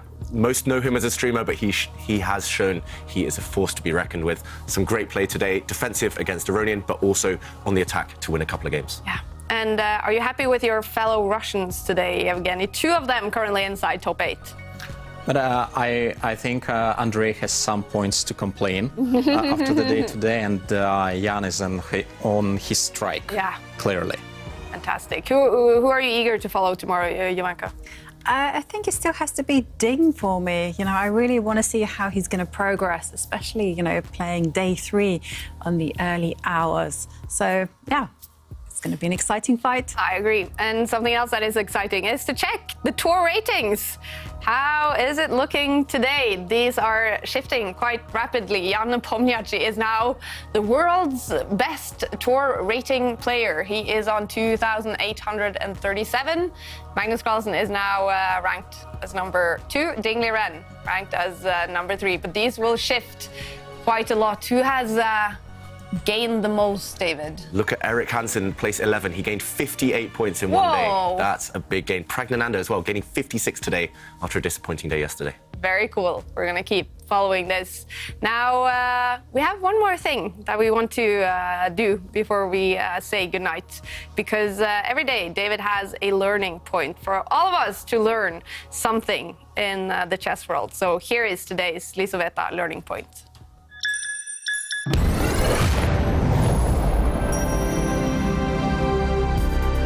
We saw young Vincent Keimer lose that heartbreaking endgame, but I wanted to show one of his wins today. He actually started off with a bang as white here against Anish Giri, defeating him in style.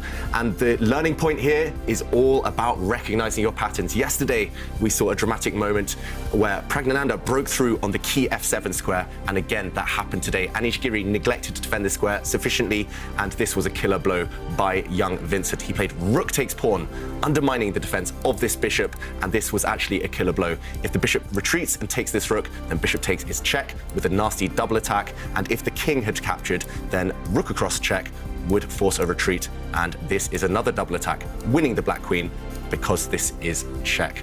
So remember those patterns. Always look after your most vulnerable squares, and f7 as black is always the square to take care of. Taking notes, as always. And day 3 of the preliminaries coming up tomorrow.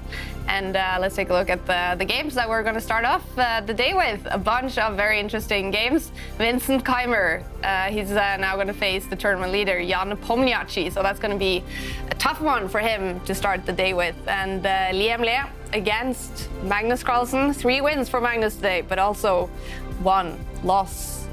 We also have Erik Hansen, who had a great day today. He's going to start off against Anish Giri tomorrow. Dingley Ren against Shakhriyar Mamedyarov. Jan-Krzysztof Duda against Levon Aronian, and Prague, who finished off with a winning against the world champion, against another young one, Nodirbek Abdusatorov. So that's going to be an interesting one.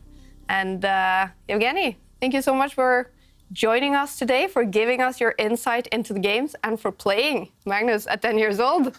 Going to remember that one.